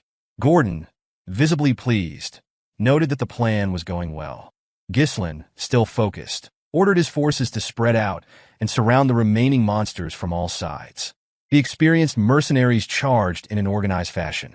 But as they moved, one of the Pallors, a horned one, issued a loud scream, commanding the others to retreat. This left the mercenaries momentarily confused. Pallors were not known for their intelligence, and it was strange to see them attempted to flee. Ghislain realized the Pallor leader must be giving the signal to retreat. He immediately ordered Belinda to find the leader, instructing her that the one with the horns was the one calling the retreat. Kaor, seeing the retreat, asked if they should keep chasing them. Belinda questioned whether it would be better to simply let them go. Ghislain explained with certainty that the Pallors had a strong obsession with their prey. Even if they retreated now, they would follow the group for days, relentless in their pursuit. The only way to avoid another battle was to take down the leader, disrupting their command structure and causing them to fall apart. Belinda paused for a moment, a smile forming as she thought of how much her young master had changed. She pulled out a hook attached to a line, infused it with mana, and expertly threw it toward a tree trunk. She used the line to propel herself into the air, soaring over the retreating Pallors and heading straight for the leader. Spotting the horned creature, she spun the hook and launched it with deadly precision. Once it caught, she shouted to Ghislain, signaling him to give chase. Ghislain, seeing her signal, stretched his arm back and murmured to himself that he had found the target. With a burst of power, he poured mana into his legs and launched himself forward. He tore through the Pallors' ranks, cutting down several as he made his way to the leader. His sword pierced the horned Pallor's chest, driving through its heart. He muttered that it was the end, then swung his sword once more to cleave the leader's body in 2. With the leader dead, Ghislain turned to the remaining mercenaries and ordered them to wipe out the remaining monsters. He stood fearlessly before the mob of Pallors, watching as the mercenaries charged forward without hesitation. One of the mercenaries, filled with anger, shouted that they would make the Pallors regret ever trying to hunt them. Kaor, eager to prove his strength, shouted for his men to do better than the last remnants of the Ratatas mercenaries. Gillion, hearing the provocation, sighed but offered no response. As the sun rose over the mountain range, casting its light over the battlefield, the mercenaries, aided by light scroll magic, fought through the night with relentless vigor. Ghislain stabbed the last of the Pallors, ending the battle at last. Ghislain praised his mercenaries for their commitment and their ability to follow his plan. Cheers erupted from the mercenaries, their voices filled with relief and triumph. The battle was over, and the big three stood together. Gillion commended Ghislain for his efforts, praising him for his hard work. Ghislain, acknowledging the compliment, responded that everyone had done well. Belinda, ever concerned, asked if Ghislain was hurt anywhere. Ghislain immediately turned his attention to the situation at hand, instructing Belinda to check the head count right away. He also directed Kaor to bring the Cerberus mercenaries, without pausing for rest. He added that he and Gillion would scatter Pallors' corpses around the camp. Puzzled, Kaor wondered aloud what effect scattering the corpses would have. Ghislain calmly explained that the smell of the corpses would drive other monsters away. Pallor, being one of the highest-ranking monsters at the entrance to the Forest of Beasts, would make for an effective deterrent. Gillion, chiming in with a touch of humor, added that this would ensure the camp area would be safe, teasing Kaor by calling him Kid, as if to provoke him. Kaor, not one to back down from a challenge, gestured in a way that seemed to indicate he was ready to settle things with Gillion. With a playful challenge, Kaor asked if Gillion wanted to end things today, while Ghislain, relieved by the distraction, let out a sigh. Reflecting on the time spent in the Forest of Beasts, Ghislain realized it had been about 10 days since they entered. Now that the Pallor threat had been dealt with, he assessed that all the dangerous monsters along his planned route had been handled. The only remaining task was to mine the runestone veins. As the sun rose slightly above the horizon, Ghislain wondered if their struggles were finally over. Belinda approached and reported on her findings. She confirmed that the Cerberus mercenary corps consisted of 41 people, and the contracted mercenaries had decreased by 3, leaving a total of 126. Ghislain spoke softly, remarking that Cerberus had not suffered any casualties. Kaor, proud of his leadership, smugly proclaimed that it was no surprise, considering who was leading them. He made a point of reminding Gillion that he had outdone the old man in leading his corps. Ghislain, focused on the situation, asked about the 3 contracted mercenaries who had died. Belinda explained that their identities could not be confirmed, as their bodies had not been found. Gordon added that Manus was missing, and the others speculated that he might have died in battle. However, this theory was quickly dismissed, as one mercenary pointed out that there were no bodies to support that claim. Another mercenary suggested that Manus had likely sneaked away. The others noted that it was not surprising, given Manus' track record. It was obvious that Manus had somehow convinced 2 other mercenaries to abandon the group and leave. As Ghislain processed this information, 2 mercenaries, who had followed Manus, began talking about the intense battle they had just survived. One remarked that they would have died if Manus hadn't run, as he had urged them to do. The other chimed in, suggesting that now that they had put some distance between themselves and the danger, they could afford to slow down a bit. But Manus, more practical than the others, snapped at them, urging them to keep running while the monsters were distracted. He emphasized that they needed to get out while they could if they wanted to survive. When he glanced back, however, he noticed the 2 mercenaries had stopped in their tracks. Manus, still oblivious to the danger, asked them why they stopped. Before the 2 could respond, they froze in fear. One of them pointed behind Manus, and he turned around to face the source of their terror. A pair of crimson-red eyes stared back at them. Looming over them was a gigantic snake, large enough to swallow a person whole. The 3 mercenaries stood frozen in fear, realizing too late that they had provoked a creature far beyond their ability to escape. Strangely enough, the blood python did not consume the 3 deserting mercenaries. Instead, it carried them to its nest, tossing them into a growing mountain of corpses, right in the runestone vein that Ghislain had been searching for. The journal Ghislain had retrieved from his memory was accurate, confirming that a runestone vein lay just a little deeper into the forest. The mercenaries, who had previously been grumbling incessantly, now displayed an unexpected discipline as they forged a path through the forest. They began by cutting down trees, trimming them further to make them manageable, and then moving them. Kaor watched in amazement as they worked without needing instruction, noticing how efficiently they felled a tree nearby. It was the first time he had ever seen these lazy mercenaries so well-disciplined. Gillion muttered under his breath, sensing this moment had been inevitable. Kaor responded, acknowledging the irony, and then turned his thoughts back to the mercenaries' newfound focus. He wondered aloud if they would all disband after this expedition, remarking that it would be a waste to use them only once. Ghislain, focused on his task of cutting through a tree, casually mentioned that he planned to hire them all as his personal soldiers. The mercenaries had surpassed the limits of their usual role through their experience here, and Ghislain believed they could form a solid foundation for expanding his forces. Gazelle approached with a report. He mentioned that the Pallor corpses had been scattered near the clearing, just as he had ordered. Kaor acknowledged the report and expressed satisfaction with their progress, noting the impressive effect. He observed that no monsters had been spotted between the campsite and their current location, a sign that the tactics had been successful. His gaze briefly shifted to Ghislain, the disdain from their earlier encounters seemingly gone. However, something still felt off to Ghislain, an uneasy sensation he couldn't shake. He tried to dismiss it, but couldn't quite rid himself of the ominous feeling that lingered. Belinda suddenly appeared, swinging from a tree before landing and kneeling. Her excitement was palpable as she reported that she had returned and, with just one word, conveyed the thrilling news. There was something ahead. Ghislain immediately understood the significance. He commanded the mercenaries to clear the path at full speed, as their destination was now within reach. Hearing this, the mercenaries rallied their remaining strength and pressed forward. Not long after, they saw it, the very thing they had been searching for. The runestone vein gleamed just beyond the last line of trees. The sight of it was mesmerizing, and they paused, taken aback by the beauty of the shimmering crystals. One mercenary muttered in disbelief that this couldn't be real, while another voiced similar shock. Ghislain calmly explained that this was exactly why they had embarked on the expedition. It was a top-grade runestone vein. The crystals protruded from the earth like a mountain of diamonds, and Kaor marveled at the sight, realizing that there truly was something valuable hidden in the forest. Gillion, standing nearby, couldn't resist a smug comment, praising Ghislain's foresight.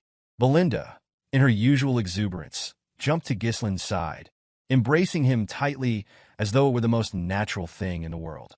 She asked, with excitement in her voice, how he had known about the vein. One of the mercenaries wondered aloud if all the scattered crystals were truly runestone, while another enthusiastically shouted about how they had just stumbled upon something most would only dream of encountering once in a lifetime. Others eagerly discussed the possibility of mining the crystals and becoming rich. However, a sudden, hoarse voice echoed through the mist, abruptly cutting through their excitement. It warned that none of them would be going anywhere. They immediately recognized the voice and noticed Manus standing up, as though possessed by some unseen force. Before anyone could react, Manus collapsed, shrouded in a thick mist. The mercenaries rushed toward him, calling out in frustration, but Ghislain raised his sword and commanded them to step back. With practiced ease, Ghislain stretched his arm back in preparation to swing his broadsword. When he did, the sheer power behind the strike sent a gust of wind that swept away the mist. As the fog cleared, the mercenaries were confronted with the grim sight of a mountain of bones, the blood python's lair. One mercenary shouted in horror at the sight of the countless corpses scattered across the ground. Another demanded to know what had happened here. They quickly realized that not only were there monster corpses, but human ones as well. The bodies seemed to confirm that this was no abandoned lair. Belinda and Gillion quickly fell into a defensive stance, calling for instructions from their young lord. Ghislain, his gaze scanning the area, acknowledged that peaceful mining of the runestones would no longer be possible. He noted that the scale of the carnage suggested this was the nest of high-ranking monsters, and the fact that some of the bodies weren't fully decayed indicated that it hadn't been abandoned for long. The toxic gas from the corpses had mixed with the mist, which was why they hadn't noticed the danger right away. Ghislain cursed inwardly, recalling that no records of special dangers had been noted near the vein. Everyone needed to pay attention, so Ghislain issued a command for battle, his voice ringing out as he sensed something approaching. True to his instincts, the massive blood python appeared right before him, as if materialized from thin air, moving with an uncanny stealth. The moment it did, its gaping mouth opened wide, preparing to swallow Ghislain whole. Ghislain ordered everyone to scatter, and Belinda, Kaor, and Gillion immediately moved into position while Ghislain stepped forward as the vanguard. With no trace of fear, he leaped into the air, sword raised, ready to confront the python. As the python lunged, Ghislain dodged the initial strike and swung his sword downward in a circular motion. The momentum from his leap carried him toward the body of the serpent, moving safely away from its head. With his sword infused with mana, he leaped, thrusting it toward the serpent's skull. Even with the force of 2 attacks, only a shallow cut marred the python's head. Gillion, watching from the side, couldn't help but mutter that even after using mana, the strike had barely left a mark. Kaor, equally astonished, voiced his disbelief over the strength of the python's scales, unable to comprehend how it could withstand such an attack.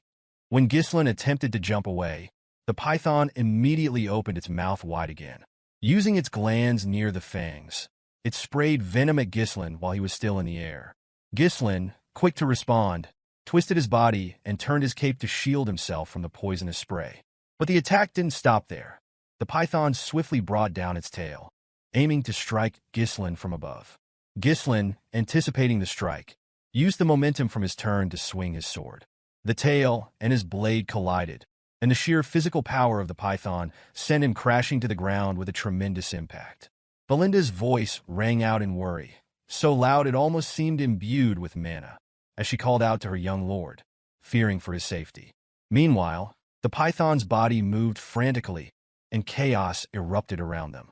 One of the mercenaries, caught in the madness, shouted in panic, warning everyone to be careful not to get caught up in the python's rampage. Another mercenary, in frustration, questioned just what kind of snake could be this enormous, while a third mercenary screamed as the crushing force of the snake began to tear through their ranks. With the mercenaries in disarray, the experienced trio quickly took action. Gillion moved with quick movement, pulling 2 of the mercenaries out of harm's way. Belinda used a rope to tie up several others and threw them away from the crushing force of the snake. Kaor, the leader of his corps, commanded his group to scatter away. The rampaging snake was relentless and devastating, and the mercenaries were helpless in its wake, screaming in fear of being crushed under its monstrous strength. Ghislain, still kneeling on the ground, tried to circulate mana through his body, preparing for his next counterattack. As he watched the python's menacing gaze fixated on him, he knew this creature was the true master of the runestone vein. In his mind, Ghislain reflected on the situation. The blood python was one of the creatures deemed impossible to hunt in the forest of Beast's expedition. It resided deep within the forest, so he had never expected to encounter it here. The chances of victory seemed slim, and while retreating was an option, he had no time to waste. Grabbing the runestone in his hand, he steeled his resolve. If he gave up now, everything he had done up until this point would be for nothing. His mind was set, and with renewed conviction, Ghislain declared to himself that he was someone burdened with many responsibilities. With that, he activated the 3 mana cores in his upper body, raising his sword in defiance of the massive creature before him, his eyes burning with the determination to defeat it. Ghislain opened his 3rd mana core, considering whether it would be enough to defeat the blood python. The serpent, after rampaging through the ranks of mercenaries, set its sights on him once again, sensing the power swelling within the seemingly insignificant human before it. With a gaping mouth, the creature charged. Ghislain's sword flared with the mana he had imbued into it. He sidestepped, deflecting the snake's strike with his blade, sending it to the side.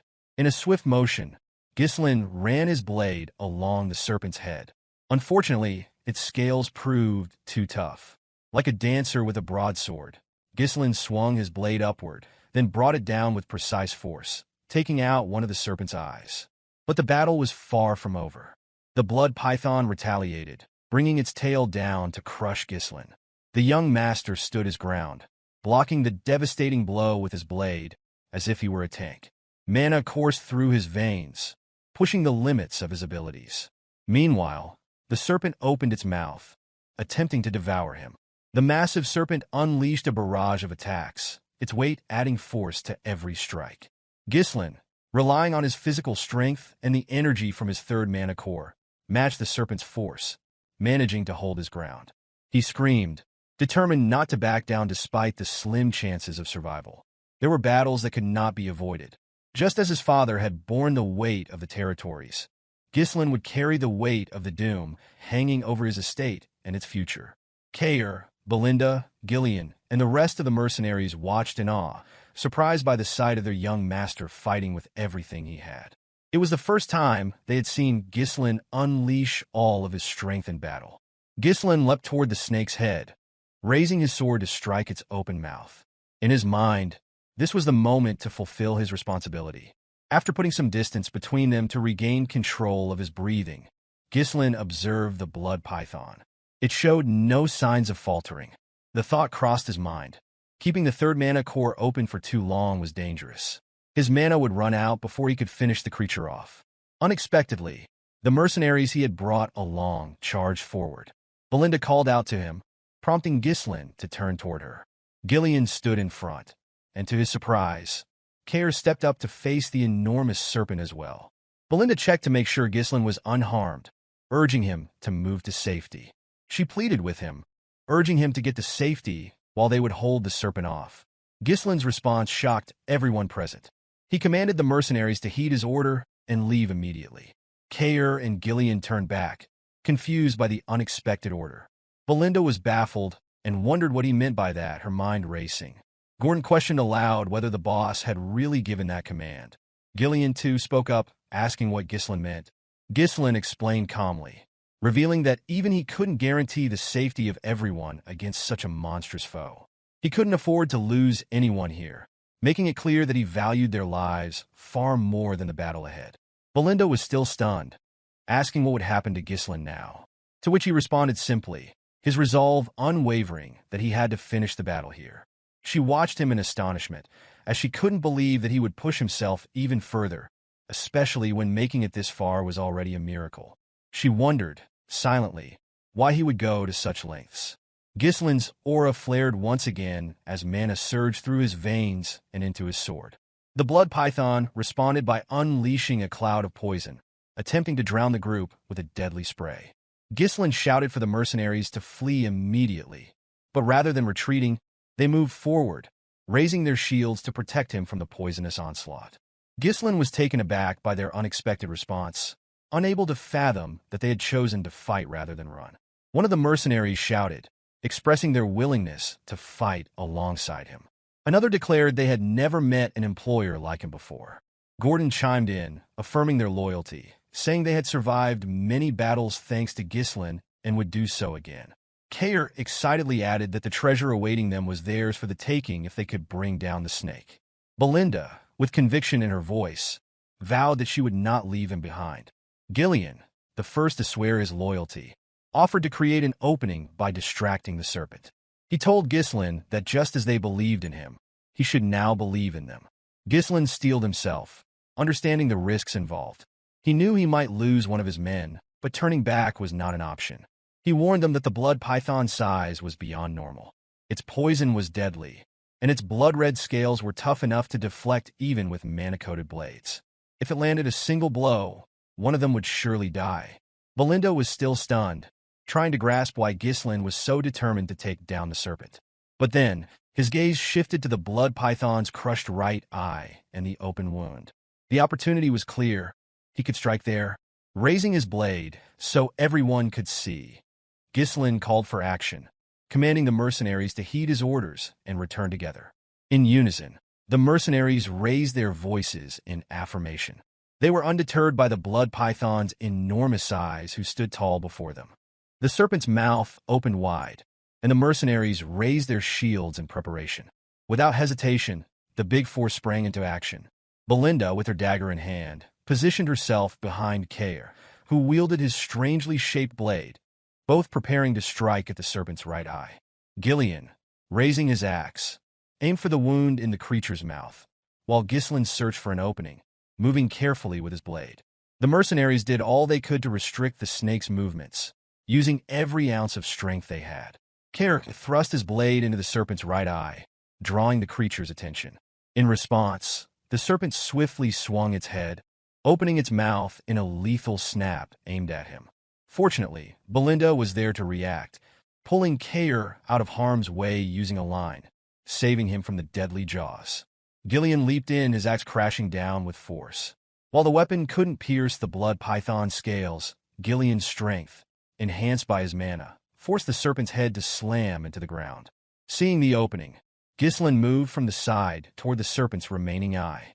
The snake noticed him, but it was too slow to stop him.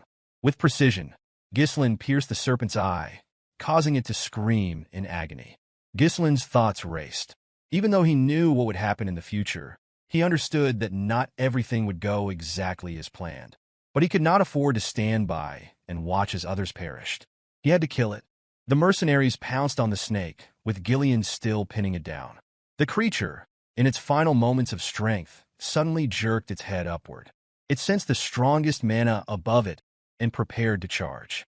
Ghislain leapt high into the air, blade raised, prepared to deliver the final blow.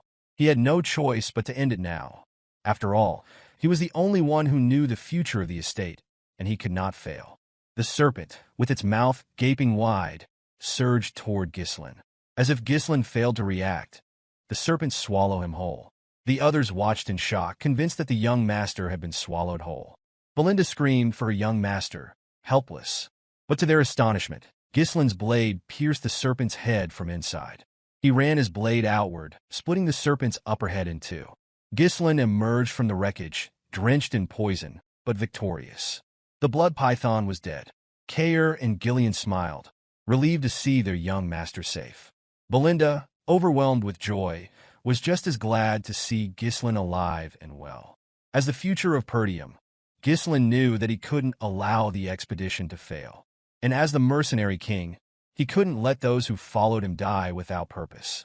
With the defeat of the blood python, the expedition toward the Runestone Vein came to a successful conclusion. Back at Perdium Castle, Albert was seething with fury. He raged about Ghislain's blatant defiance of the Lord's orders, entering the Forest of Beasts. This, Albert declared, was nothing short of treason. In the room were Swalter, the Count of Perdium, and Homern, who tried to calm Albert's rising anger. Homern was well aware of the young lord's reckless nature, but with the lord away on a long expedition, wondering if Ghislain think he was the ruler now. Albert's accusations were sharp and bitter. Homern sighed and explained that there was no point in getting worked up now. The young lord had been in the Forest of Beasts for over 2 weeks. Had Scoven not falsified his report, they could have intervened earlier. Homern still couldn't understand why Scoven had chosen to help Ghislain, risking his own knighthood for the young lord. Albert grew more frustrated, insisting that they could not ignore this any longer. His lordship must act before Ghislain caused even greater chaos. Homern agreed, adding that as soon as Ghislain returned, he must be imprisoned and severely punished. The Count remained silent, his mind racing with questions. He could not understand why his son had stirred up such trouble. Suddenly, the door swung open, and Randolph, the captain of the Perdium Knights, rushed in urgently. The atmosphere shifted instantly, and all present could sense the gravity in his tone. He informed them that it was urgent, and the Lord needed to come out immediately. Swalter raised an eyebrow, his curiosity piqued, and asked what the matter was. With an expression that clearly carried weight, Randolph revealed the startling news that the young lord, Ghislain, had returned. Outside, Ghislain strode confidently toward Perdium Castle. He knew that meeting his father would bring great consequences, but he was certain that once his father saw the results of his actions, everything would be all right. Once Ghislain arrived, he immediately took a seat before his father, the 2 officials, and the knight captain. Albert, though seething with fury, remained silent, waiting for the Archduke to speak. Even Randolph and Homern could not guess what this young man had in mind. Meanwhile, though Swalter was relieved that his son had returned alive from the Forest of Beasts, he couldn't bring himself to express his relief, for Ghislain had defied his orders. Ghislain calmly addressed his father, his voice carrying a childish tone. His words were simple, that he had returned. Swalter reminded him that he had explicitly told him not to venture into the Forest of Beasts. Ghislain apologized, stating that it was something that had to be done. This response only prompted confusion from Homern, who questioned what Ghislain meant by that had to be done. Randolph followed, asking whether Ghislain truly believed it was worth disobeying orders for. Entering the Forest of Beasts was a serious offense, Randolph added, emphasizing the danger not only to Ghislain's life but to the estate itself, emphasizing the risk if monsters had poured out of the forest and attacked the estate. Ghislain, undeterred by their scolding, calmly responded that he was still alive and no monsters had invaded the estate. His response only seemed to fuel Homern's anger, while Randolph shouted at him, demanding to know how he could dare speak back. Albert, who had been silent until now, finally spoke up, asking whether Ghislain found the situation amusing. Given that there had been no incidents in the Forest of Beasts this time, Albert suggested that they could let it pass, though his tone was tinged with frustration as he rummaged through his pocket. However, Albert then placed a letter on the table, making it clear that for this matter, there could be no excuses. Ghislain immediately recognized the letter from Count Rayfold, asking if it was indeed from him. Albert confirmed it, explaining that he had suspected something would go wrong when Ghislain visited Rayfold without warning. Worse, Ghislain had extorted 20,000 gold from Lady Amelia, who had been regularly sending support funds to Perdium. This had enraged Count Rayfold, who was now severing his ties with the estate and calling off the engagement. Albert stressed that this was a serious issue that could shake the entire estate. Ghislain took a moment to think. He was unbothered by the details of the report. He knew that manipulating a money-hungry count was not difficult, but it was clear that Amelia had resorted to working with an enemy to bring him down. Ghislain realized that the leverage he had over her was now useless, and he understood that revealing her secret deals or merchant connections would be seen as attempts to cover up the situation. If he had been even a little late in entering the Forest of Beasts, he would have been trapped in the estate. Time, he thought, was not on his side. He placed the letter back on the table. Albert, urging Ghislain to speak, questioned whether he had anything to say in response. Homern, interrupting, suggested that the 20,000 gold should be returned immediately. Randolph sighed, remarking that the amount would have covered the Night Order's expenses for some time. Ghislain responded simply, stating that he had spent it all. The four men were taken aback, but Ghislain explained that he had used the money to develop the Forest of Beasts. To the others, this sounded like one of Ghislain's usual reckless schemes. He was seen as having no concern for the future of Perdium's estate. Albert, still shocked, demanded to know if Ghislain had truly burned through all that money on a forest full of monsters. Ghislain, without offering excuses for his actions with Rayfold, simply apologized for the situation. Randolph, enraged, grabbed Ghislain by the collar, cursing him as a reckless brat. He reprimanded Ghislain for selling out the future of the estate with his own hands. Homern declared that Ghislain Perdium was no longer fit to be the Archduke and demanded that Ghislain be restrained and thrown into prison. In a calm, nonchalant tone, Ghislain responded that he would personally provide the necessary support funds from now on, including the 20,000 gold. Swalter, clearly perplexed, asked his son what he meant by that with a calm voice. Ghislain, without hesitation, called out to Belinda, who had been waiting outside. She entered the room, holding a box in her hands. Ghislain explained that if his goal had been merely to enter the Forest of Beasts and return, he would never have started its development. Belinda placed a box on the table, and as she opened it, the older men were initially confused by the glowing crystal inside. However, Swalter immediately recognized it. Ghislain revealed that was top-grade runestone. The recognition was immediate for those familiar with it, though Albert, seeing of it for the first time, expressed his surprise. Homern took the crystal and examined it closely, clearly impressed. He asked where Ghislain had acquired such a valuable item. Randolph, still processing the discovery, accused Ghislain of trading it for the 20,000 gold, though his face betrayed his shock. Ghislain, however, responded nonchalantly, explaining that he had mined it from the Forest of Beasts. Belinda, standing nearby, shot an annoyed glance at the older men for doubting Ghislain's words. Albert, still taken aback, noted that while the runestone was indeed valuable, it wouldn't nearly be enough to sustain the estate on its own. Ghislain nodded in agreement, but assured them that this wasn't all of it. He then led the group to the outskirts of the estate, where the results of his expedition were displayed in full. Piles of high-grade runestone filled the area, with more being transported in by carriage. In addition, the corpses of various monsters, valuable for their remains, were being sorted by the mercenaries Ghislain had hastily gathered for the mission. Homern, amazed at the scale of it all, asked Ghislain how much of this had been collected in just 15 days. Randalt, even more astonished, questioned whether he was seeing things.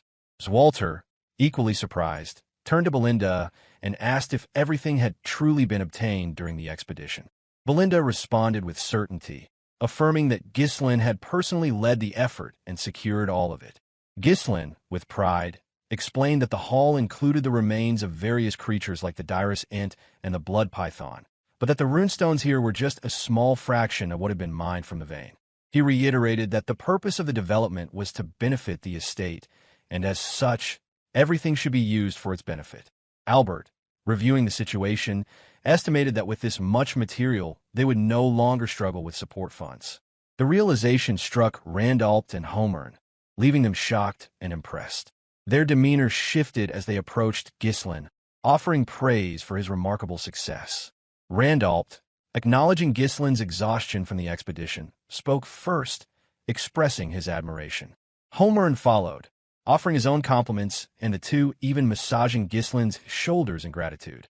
Ghislain, however, had a few conditions before he would offer his support. He listed them one by one. The first condition was the immediate release of Scovin and Ricardo, as they had only followed his orders. His second condition was that public access to the Forest of Beasts remain restricted, warning that unnecessary rumors could harm the estate. After considering these requests, Homern found them reasonable, but Ghislain's third condition was far more contentious. He insisted that he would personally recruit and manage the mercenaries and security forces, as interference with the movement of troops within the estate would only waste time. Homern, alarmed by this suggestion, voiced his strong objection, demanding to know if Ghislain was proposing to form a private army. Equally concerned, Randalt voiced his objection, questioning what Ghislain might do with such an army.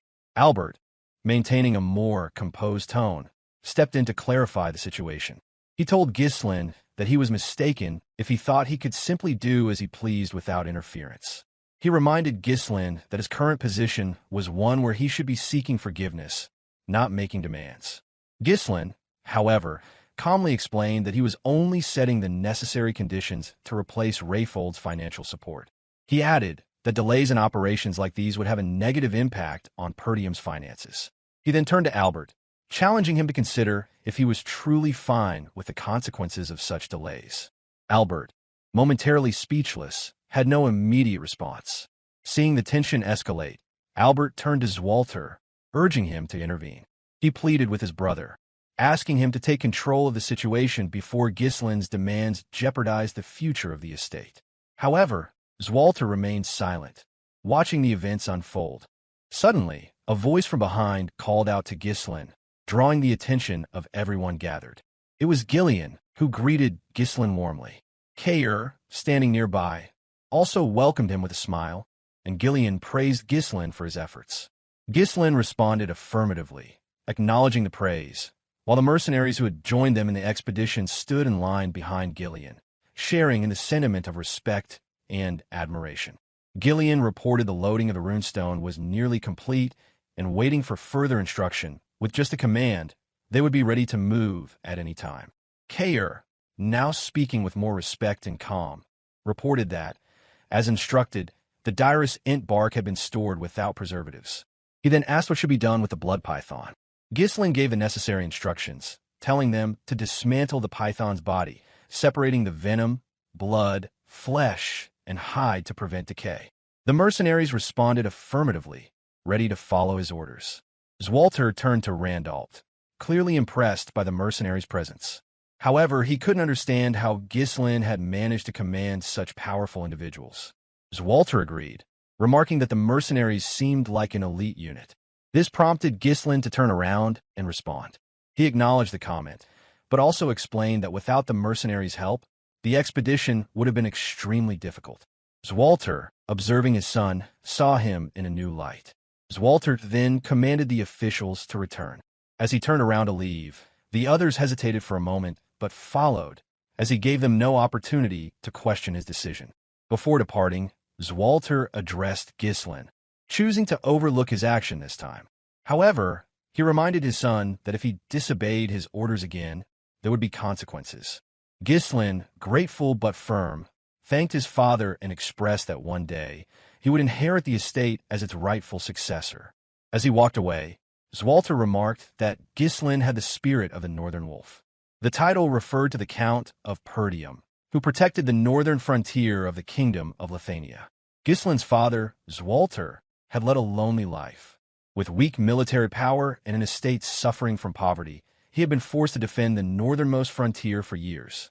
He had devoted his entire life to protecting the estate, without the company of his wife, Elena, or even his son. In the end, his reward had been a lonely and forgotten death. With the immediate tension subsiding, Kaor expressed relief, remarking that they could finally relax a little. Belinda, still concerned for Ghislain, asked if he was heading straight back to the castle.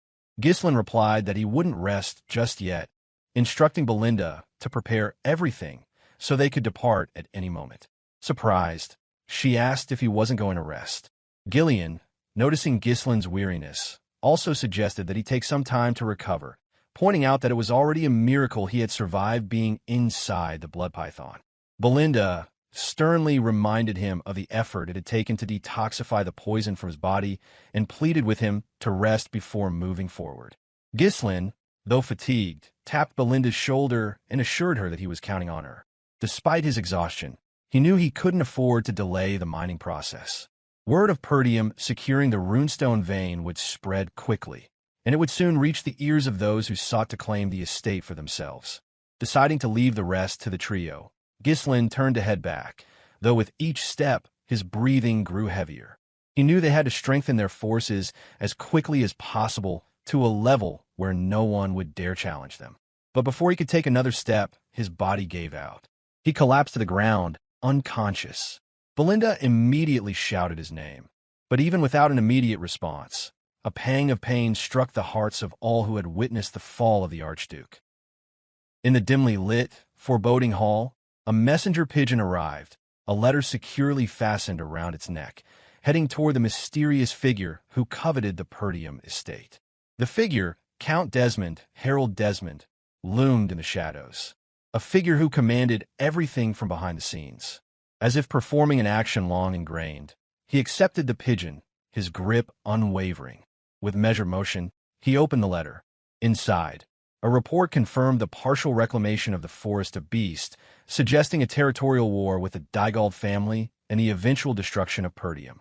After that, the ducal house would intervene. With sharp eyes, Count Desmond read the report. The destruction of Perdium. His voice carried a weight that left no room for doubt. Before him, those gathered under his command sat around a circular table, representatives from across the kingdom awaiting his directive. One of them, pondering aloud, wondered if they should reduce Perdium to a lordless land. Another expressed that the time had come. A third suggested that the ducal house likely intended to appoint a new ruler for Perdium. Count Desmond then asked how many of his people were still in Perdium. One of his subordinates answered that 2 retainers and 1 knight remained. He immediately ordered the 2 retainers to be sent to Dygald's territory. The fact that the missing Dygald heir had been found dead in the Perdium estate would be enough justification for war. Furthermore, Count Desmond added that Victor would take full command of the operation. This command caught the attention of the gathering. One person expressed disbelief, stating that it was surprising they were deploying Desmond's strongest card so soon. Another remarked that if Frank had done his job properly, Perdium would have fallen on its own. A third person, questioning the need for Victor's involvement, wondered if the ducal house, usually so discreet, had shifted its approach. Count Desmond explained that the Forest of Beasts had changed everything, though the others were left to wonder whether it held some unknown riches. Standing up, Count Desmond asserted that every decision followed Duke Belfine's will, instructing his subordinates not to question any orders. He then asked if anyone else knew about the situation in Perdium. The scene shifted to Rayfold Estate, where Amelia screamed in distress, her cries filling the room. Leaning her head against Bernarfa's chest, she shouted Ghislain's name. Bernarf stood still, allowing her to cry, her body trembling as he did so. Amelia muttered about how Ghislain had secured a runestone mine using the 20,000 gold he had taken from her. Even after sending the wildcats, they had failed to kill him. She had even humbled herself before her father to cut off Perdium's funding. The realization burned, and it had all made her look like a fool. With a calm voice, Bernarf suggested that Amelia was not acting like herself. Taking a long breath, Amelia acknowledged it, admitting she had let her emotions take over. She quickly gathered herself and turned to her table, stating that what was done. It was clear she was already plotting her next move and started cooking, focusing on both Ghislain and Perdium.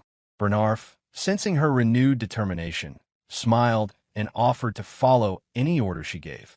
Amelia explained that now that they had discovered the runestone mine, Perdium's financial troubles would soon end. Bernarf mused that a celebration might be underway there. However, Amelia pointed out that the important thing was that they hadn't sold the runestones yet. According to their latest intelligence, the runestones had only been secured 2 days ago, which wasn't enough time to establish a reliable supply chain. She decided they would exploit that weakness. Amelia concluded that the only place in the north where they could sell the runestones was the Crimson Magic Tower, ruled by the 7th Circle Archmage Delmud, known as the Tower of Advancement. Runestones were essential for magical research, and magic towers always took securing such supplies seriously.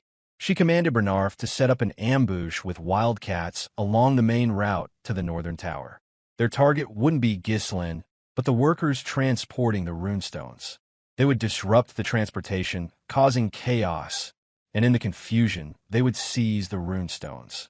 Bernarf raised a suggestion about the Scarlet Flame Tower in the Brivant territory, but Amelia reassured him, explaining that the Crimson Tower had been in decline and that Ghislain would never seek the lower-paying tower when the Crimson Magic Tower would offer more. Amelia's voice was filled with determination as she proclaimed that this time, she would take everything from Ghislain Perdium. Meanwhile, at the Perdium estate, Ghislain rested, having been worn out from the battle with the beast. Though valiant in his fight, his body had finally given in, requiring time to recover fully. When Ghislain had been swallowed whole by the blood python, survival had seemed impossible. After all, he was only human. The blood python, a predator of its level, had its own process for digesting prey. Before passing food into its esophagus, the snake secreted venom to dissolve its prey for easier digestion.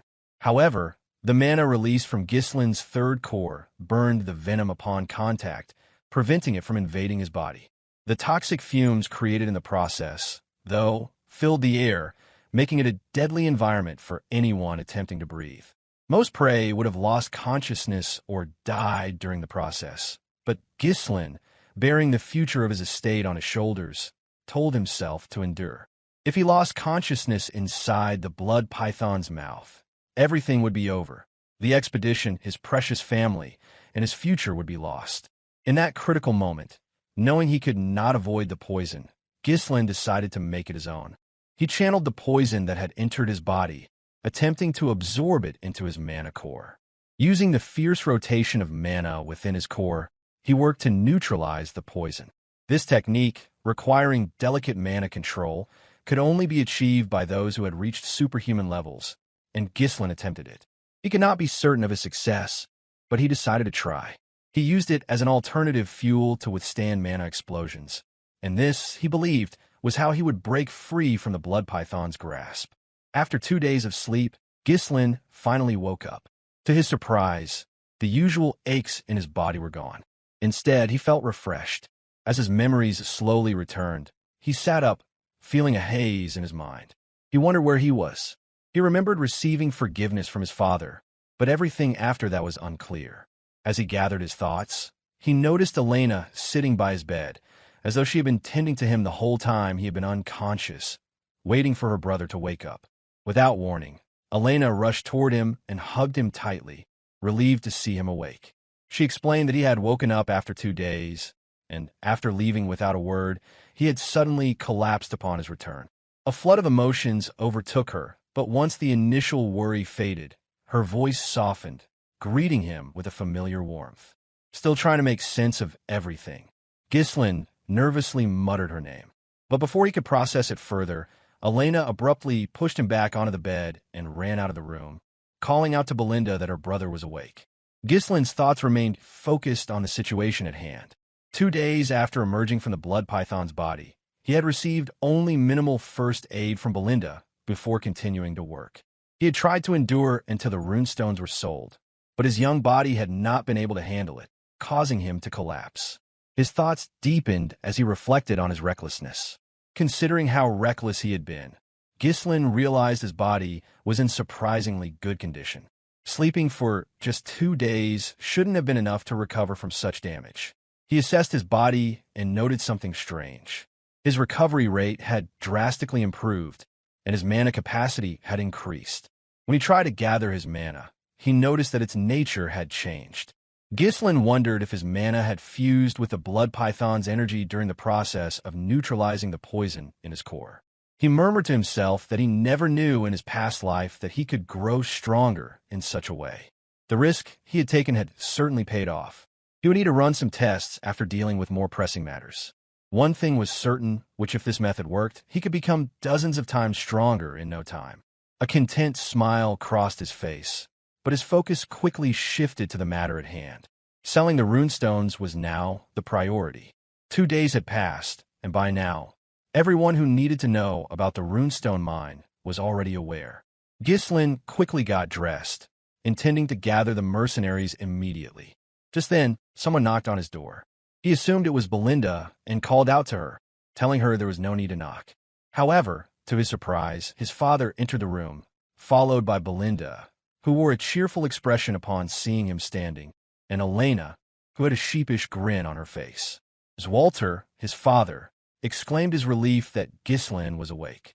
Ghislain responded, startled by his father's words, and confirmed that he was fine. Visibly relieved, Swalter expressed his satisfaction that Ghislain was okay. Coming to his side abruptly, Belinda ran her hand along his face, nagging him like a child. She scolded him for suddenly collapsing and expressed how worried they had been. Ghislain reassured her nonchalantly that he was fine. Swalter stepped closer to Ghislain, asking if they could talk. Standing before his son, Swalter then said that he had a request. Ghislain, confused, listened intently, for his father had never spoken to him this way before, as he had always viewed him as the failure of the Perdium estate's heir. Later, the 2 men, father and son, made their way to the training ground. The eerie silence was only broken by the sound of their combined footsteps, each carrying their own sword in hand.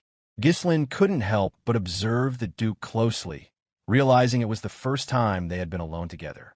He thought about how, in his past life, he had always been too busy avoiding his father, fearful of the scolding he would receive.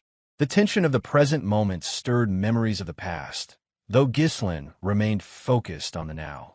Once they reached the center of the arena, Swalter spoke, apologizing for having called his son out so soon after his rest. Ghislain reassured him, mentioning how well he had slept for 2 days and feeling great as a result. However, Ghislain quickly shifted the conversation, bringing up the request his father had mentioned earlier. He is growing nervous, wondered whether he would be scolded. Swalter maintained his stern gaze on his son for a moment before shifting his eyes away, as if deliberately avoiding them.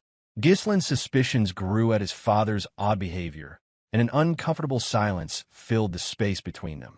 As the silence stretched on, Ghislain reflected on the words his mother had once shared with him as a child. He recalled a hazy evening when he, his mother, and Elena had been perched atop a hill, gazing out at the distant Perdium estate. His mother had spoken of his father, revealing that he was not an honest man, explaining how he always prioritized others before himself and never showed his true feelings. But, she had added, he was different when it came to her, a small chuckle escaping her lips as she recalled his confession of love. His mother had told him then to try to understand his father, even if he seemed rough around the edges, as he was simply bad at expressing himself.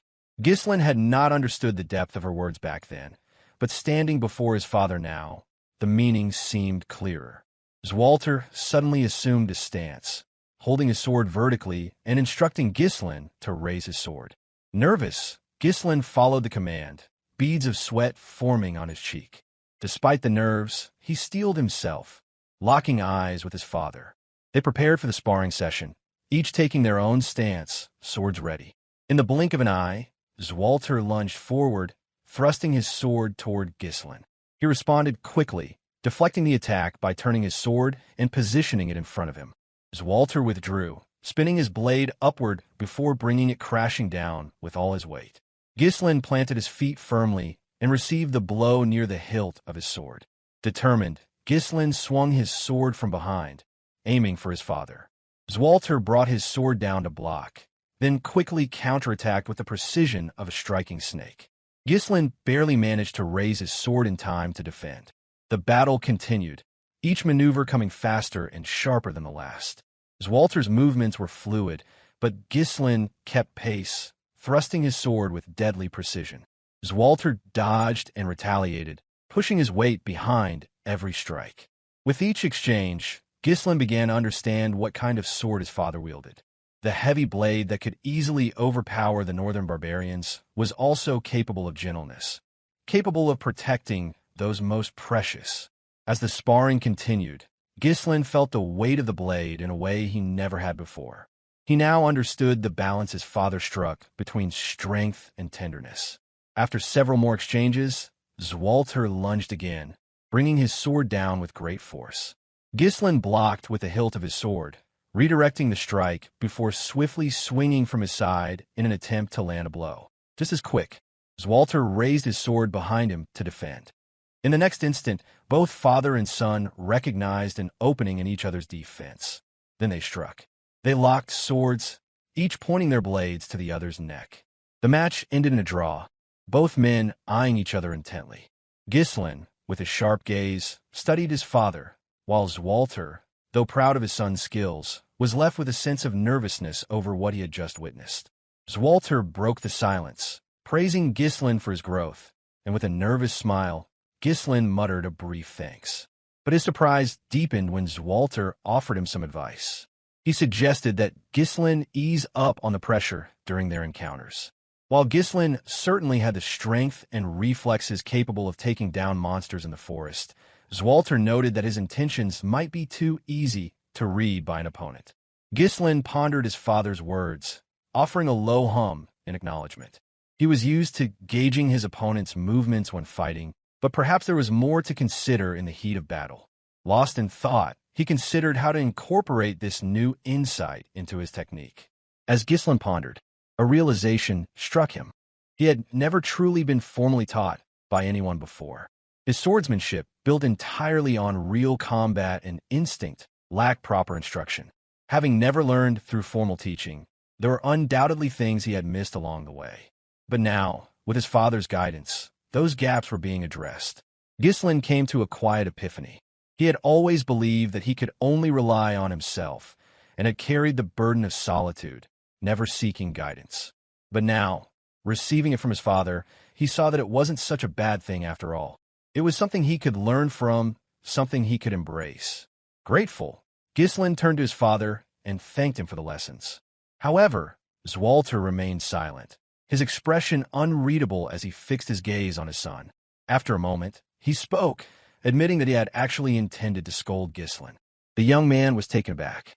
His father explained that, despite any merit Ghislain had earned, breaking the rules was still breaking the rules. If everyone ignored the rules just because of their contributions, it would lead to chaos. Ghislain listened intently, no longer the foolish child he had been during his adolescence.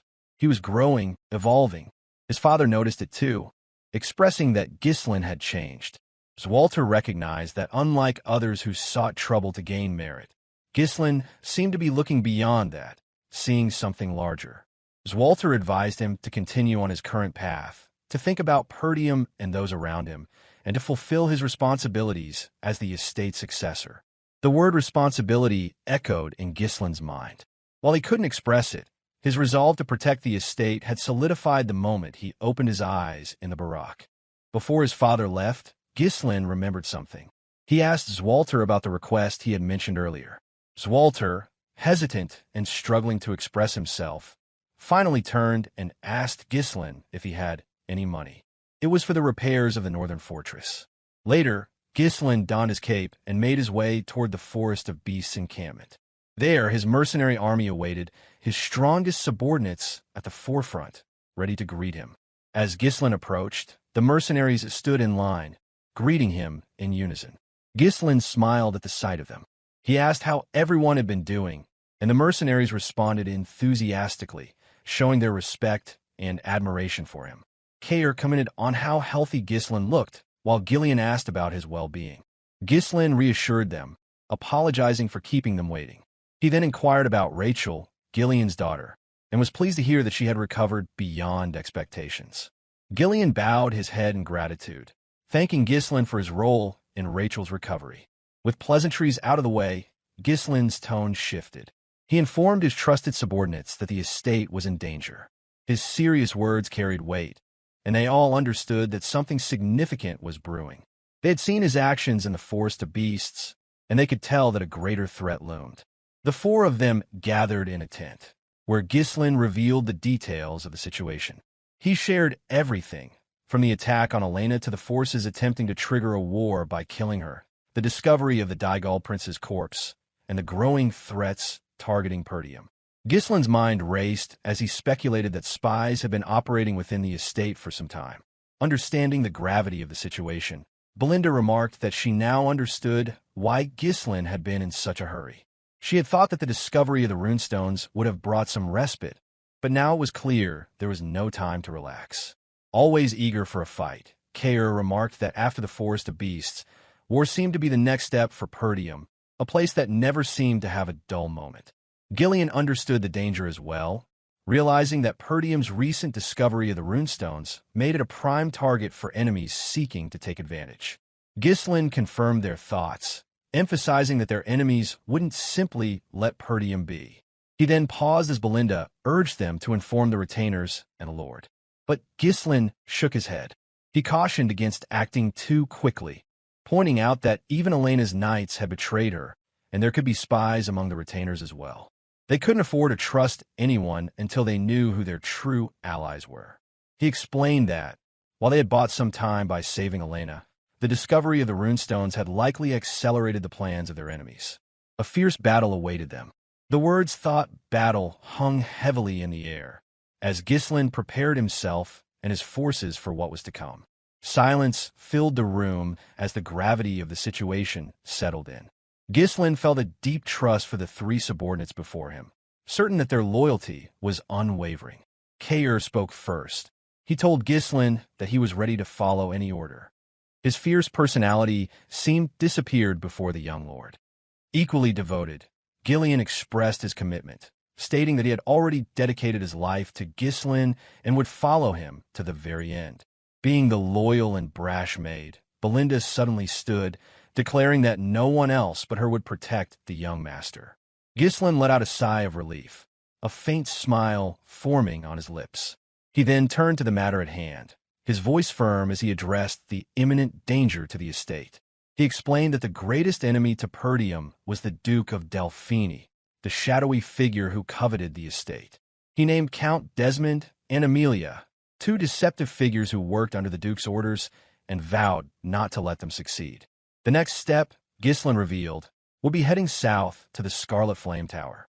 Sensing an opportunity, Kaor expressed excitement about finally selling the runestones, eager for the wealth it would bring.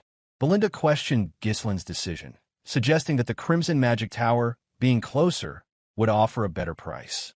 But Ghislain explained that the Scarlet Flame Tower was the better choice, as it would generate less friction. Ever the strategist, Gillion understood the reasoning. When dealing with high-value goods like runestones, it was only logical to prepare for any potential threats, anticipating the presence of uninvited guests. Belinda quickly acknowledged the possibility of an ambush, recalling how the previous dealings had almost turned into a trap. The Scarlet Flame Tower had once been the most prosperous in the south.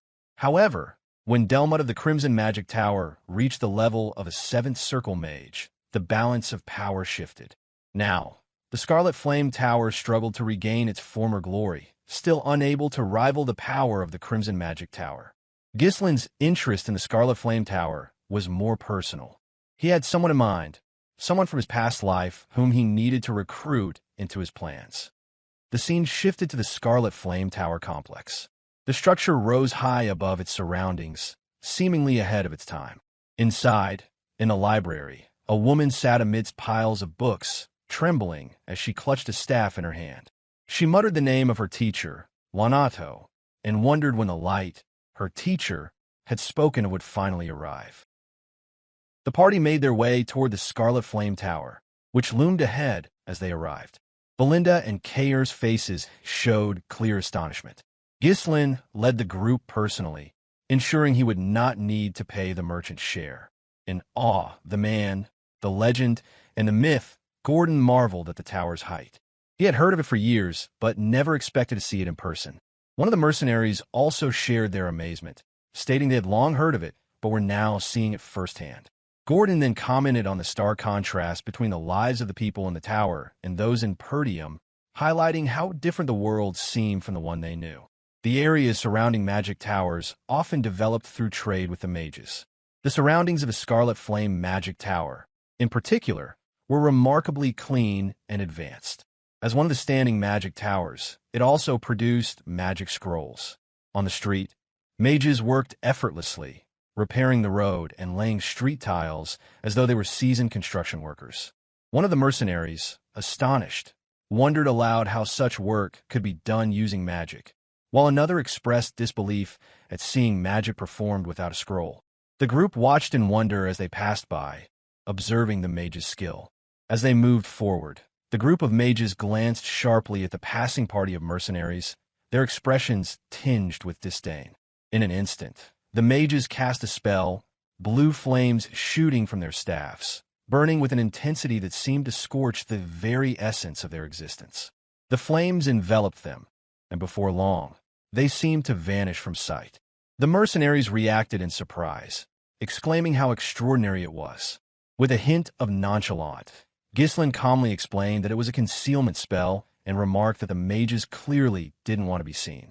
Ever the skeptic, Kaor scoffed at the situation, chastising the mercenaries for their behavior. Belinda, somewhat taken aback but still impressed, expressed that even if the tower wasn't what it once was, it remained a powerful force. Ever the pragmatist, Gillion reminded them that Valiant was one of the wealthiest territories in the kingdom, and thus it made sense that such a tower would still hold importance. However, Ghislain pondered deeply on this. On the surface, the tower was still grand, but no one could have predicted its decline from its former glory. Soon, the party arrived at the imposing gates of the tower, where they stopped momentarily to gain entry. Ghislain remarked with some satisfaction that they had finally arrived. Straining his neck to get a better view, Kaor commented that it was so tall it almost seemed as though it would snap his neck. Belinda chimed in, noting that even reaching the main gate felt like a journey in itself. As they approached, something struck them as odd. There were no gatekeepers to be found. Instead, 2 sets of armor, each holding massive axes, lay unattended. Suddenly, a mage called down from above the gate wall, ordering the party to step back. Right after, lines of manhwa formed in the air, reaching down toward the discarded equipment. The mages, standing on the gate wall, magically animated the armor to stand as guards. The towering figures of the armored guardians, now animated by magic, raised their axes in a defensive posture, blocking the entrance. One of the guards bellowed, demanding to know the party's identity and purpose. Tinged with incredulous in her voice, Belinda commented that the armor seemed almost like puppets, while Kaor sneered, remarking that these were typical gatekeepers of a magic tower, unwilling to even come down to speak face-to-face. Stayed composed, Gillion announced Ghislain's identity as the Archduke of Perdium and asked to speak with the person in charge of transactions. However, the mages immediately rejected their request. One mage scoffed, dismissing anything from Perdium as low-quality materials or cheap potions, calling it a waste of time to deal with people from such a place. He ordered them to leave. Angered, Belinda screamed at the mages, demanding they come down and face them. The mage simply told them to get lost, as they moved the 2 puppets into an offensive stance. Still calm, Gillion turned to Ghislain and asked how they should proceed. Taking a moment to consider, Ghislain then spoke, asking if the mages were truly comfortable with their decision. The mages halted their taunting and looked at him curiously. Without hesitation, Ghislain pulled out a piece of runestone and held it up for the mages to see. Initially, the mages seemed puzzled, their gaze distant as they tried to understand. But soon, one mage's eyes widened as he realized what the group had brought, an entire carriage full of runestones. The mages began to register what was happening. Could it be that everything they brought was runestones? With a smug grin, Ghislain asked if they were truly going to pass up such an opportunity. At this, the gate was opened, and the party was granted entry. Ghislain and Belinda were escorted to meet the person in charge of transactions. Two men greeted them warmly, bowing in recognition of their esteemed guest. The man who introduced himself as Sylvain, the trading manager of the tower, promised to assist them with whatever they needed. Unfazed, Ghislain requested someone capable of handling such a large transaction, indicating his desire to meet directly with the tower master. Sylvain was taken aback by this request, but quickly assured them he would notify the tower master and have someone escort them to the reception room. Belinda, still seething from the earlier disrespect, muttered under her breath about how they should have been treated with more respect from the start, directing her words toward the mage guard earlier. Just then, an explosion rattled the tower, drawing Ghislain's attention.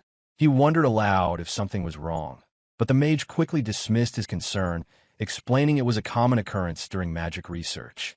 Still, Ghislain's thoughts drifted elsewhere, and a certain figure lingered in his mind. At the research lab, the door opened, and three seemingly high-ranking disciples stepped into the room.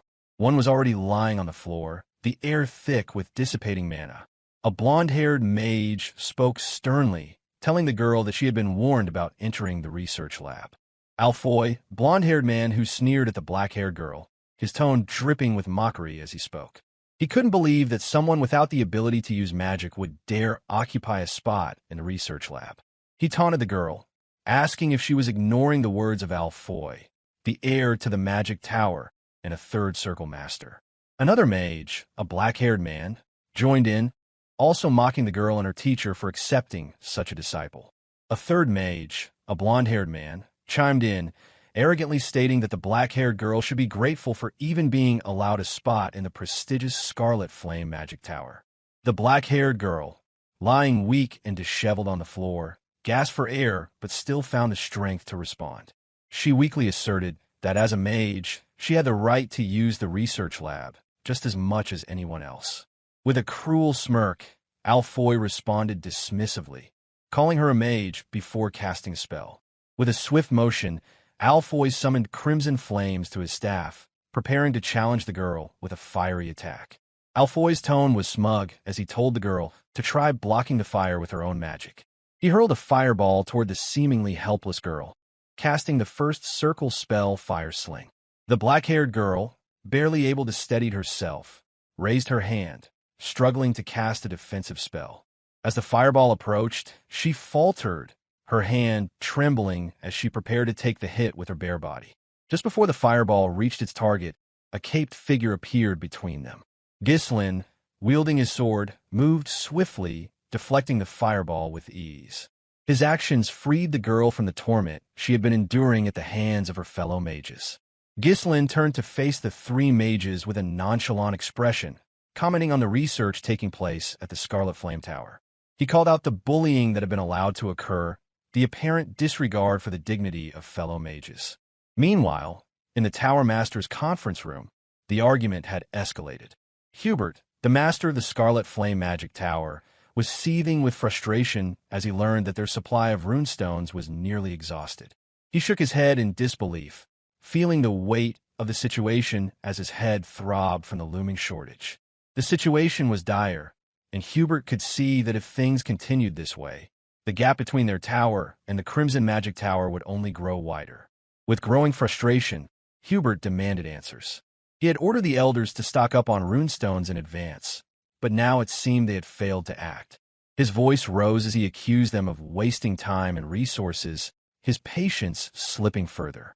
One elder, wearing a yellow hat, internally scoffed at Hubert's outburst, reflecting on how the Tower Master had spent more time socializing with nobles and indulging in luxuries instead of focusing on the tower's needs. Another elder, wearing a red hat, shared similar thoughts, growing increasingly frustrated with Hubert's lack of foresight. A third elder, with a green hat, brought up another pressing concern. While the shortage of runestones was one issue, the real problem was that their master was only a 6th circle mage, while the master of the Crimson Magic Tower was a 7th circle mage. Hubert, furious at the mention of Delmud, the Crimson Magic Tower's master, lashed out. If only he had more runestones, he believed he could easily reach the 7th circle himself. He vented his frustrations, accusing Delmud of hoarding all the runestones and claiming there was nothing special about the stones that should give the Crimson Magic Tower such an advantage. The green-hatted elder pressed on, asking what their plan was if they ran out of runestones, as the lack of them would prevent them from training properly. Hubert's anger flared again as he cursed Delmud, who had surpassed him and reached the 7th circle. He wondered aloud why Delmud, a low-born mage, was able to achieve such progress while Hubert struggled. Before the conversation could continue, Sylvain, the trading manager, burst into the room with urgent news. He apologized for the interruption, but insisted that they needed to come down immediately. An enormous shipment of runestones had arrived. At the mention of the runestones, the elders were left stunned, their confusion quickly turning to cautious hope. Meanwhile, in the research lab, Alfoy was continuing his attack on Ghislain, launching fireballs toward him. However, Ghislain stood unwavering, his sword in hand, effortlessly deflecting each attack as if they were little more than annoyances. His calm demeanor contrasted sharply with Alfoy's growing frustration. Determined to end the confrontation, Alfoy gathered all his mana, conjuring a massive fireball with every ounce of his power. He hurled it at Ghislain with the intent to overwhelm him. But Ghislain stood his ground. With a swift movement, he raised his sword and swung it downward. The blade cleaved through the fireball, splitting in half, leaving both Ghislain and the black-haired girl untouched. The other mages watched in stunned silence, unable to comprehend what they had just witnessed. Ghislain's swordsmanship had completely disarmed Alfoy's magic in a way none of them had expected. Bewildered and furious, Alfoy demanded to know who Ghislain was. He had assumed he was just another noble taking a casual stroll through the tower, but this display of skill shattered his assumptions. Before he could react further, a line appeared around him, swiftly tightening and binding him. He gasped in shock as Belinda, with the precision of an assassin, immobilized him. The scene now looked grotesque, with Alfoy helplessly bound, his previous arrogance stripped away. Belinda's voice was cold as she threatened the restrained mage for daring to attack her young master. Thus, Belinda, tightening the line around him. Struggling against the bindings, Alfoy muttered in disbelief, asking just who these people were. Before she could respond further, a voice rang out, demanding that the commotion cease. Hubert's voice echoed through the lab, his frustration reaching its peak as he screamed at the chaos unfolding before him. He was accompanied by the 4 elders, who had arrived to witness the turmoil. Alfoy, still bound, Ghislain with his sword drawn, and the tension in the room was palpable. The tower master had arrived, and Vanessa gasped in surprise as she tried to gather her thoughts. Standing beside her, Ghislain remained unfazed, showing no reaction to the appearance of the highest-ranking mage in the tower. At his command, Belinda untied the rope she had used to bind Alfoy, causing him to fall to the floor in distress. Alfoy quickly scrambled to his feet, calling for his master in panic. Watching the scene unfold, Hubert couldn't hide his shock, wondering what had happened. Alfoy rushed to his master, clinging to him while explaining that intruders had appeared. He claimed that he had been trying to stop Vanessa from entering the lab when a young man suddenly attacked him. His voice trembled as he insisted that he had only been trying to prevent the helpless Vanessa from getting hurt. Belinda sneered at the scene, mocking Alfoy for acting like a little girl, which caused him to quickly turn around and protest, asserting that he was a man, not a girl. Still seated on the floor, Vanessa weakly explained that she had only wanted to use the lab, but her words seemed to trigger a memory in Ghislain's mind. He recalled a figure from his past life, someone he had heard about during a turbulent period through one of his subordinates who loved to spread rumors and news. The Red Nightmare, a 7th circle mage, known for her unpredictability and madness. Ghislain thought to himself that even someone like her, the embodiment of nightmare itself, could have moments like this. Hubert's anger flared. He shouted that not only had the young man broken into the tower, but he had also tried to harm his disciple. He conjured a fire-based spell with his wand, preparing to burn him to ashes without a trace. However, Ghislain remained calm and composed. Belinda gently asked what his young master intended to do, sensing the tension in the air. Despite the clear threat, Ghislain took a passive stance, refusing to let his emotions control him.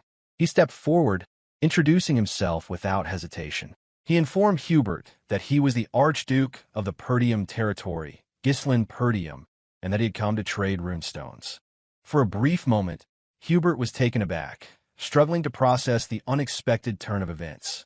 He stood there, stunned by the young man's calm demeanor and unexpected purpose. Still recovering from his shock, Alfoy couldn't believe what he was hearing.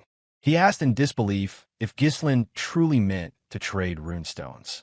With a warm smile, Ghislain offered to show Hubert the workers waiting outside the castle with the cargo. The group made their way outside, where they found 10 wagons filled to the brim with runestones. Even Vanessa, whom the elders had deemed worthless, was part of this extraordinary revelation. The sight before the elders left them speechless, unable to comprehend the sudden turn of events. Only moments before, they had been arguing about resources, and now, the answer had arrived at their doorstep. The Blue Hat Elder was the first to speak, exclaiming in disbelief that such a situation couldn't be real. The Red Hat Elder followed, unable to fathom where such a young man could have acquired so many runestones. The Yellow Hat Elder asked Hubert what they should do, noting the sheer amount of the precious stones before them. Meanwhile, Hubert stood frozen, his face darkening, though his mind raced with excitement. A maniacal laugh bubbled up within him as he realized the opportunity that had just appeared. He saw the arrival of the runestones as a divine gift, one that would allow him to finally crush the rival Crimson Magic Tower once and for all. Though his outer appearance remained calm and composed, his inner thoughts were consumed by glee. He spoke aloud, downplaying the significance of the discovery. Hubert claimed that the amount of runestones was less than he had expected, and the quality didn't seem as great as he had hoped. He cleared his throat, trying to maintain a semblance of professionalism. Standing nearby, Kaor seethed with anger. The nerve of Hubert to belittle the very stones they had worked so hard to acquire. His hand instinctively reached for his sword, seething in silence. Timid and unsure, Vanessa ventured a comment, suggesting that even one wagon of runestones could last for weeks. But Hubert snapped at her, telling her to be silent and leave, mocking her for her apparent uselessness. He cursed the legacy of a late mage, blaming Leonardo for leaving behind such a headache. He further insulted Vanessa, telling her that if she was so useless, she should at least be self-aware. Understanding who Vanessa might become, Ghislain chose to remain silent. He kept his thoughts to himself, merely contemplating the situation in his mind. Hubert turned his gaze to the elders, asking if they shared his opinion. Observing the situation with sharp eyes, the elders quickly came to an understanding of what Hubert's was scheming. The Blue Hat Elder picked up a piece from the wagons and inspected it closely, agreeing that it didn't seem as impressive as it should have been. The Yellow Hat Elder added that considering the source of these stones, there was a chance they could be counterfeit. Belinda's voice was laced with anger as she retorted, demanding an explanation. The idea that their young lord had worked so hard to acquire the runestones only to have them called fake seemed incomprehensible to her. Standing by her side, Ghislain remained completely unfazed by their schemes, his demeanor unshaken. The Yellow Hat Elder, attempting to downplay the situation, remarked that no matter how difficult it was to obtain the runestones, it was not their concern. He pointed out the prevalence of scams these days, a sentiment shared by the Green Hat Elder, who added that it didn't make sense to trust the seller's word alone. After listening to their responses, Ghislain finally spoke, his words calm but pointed.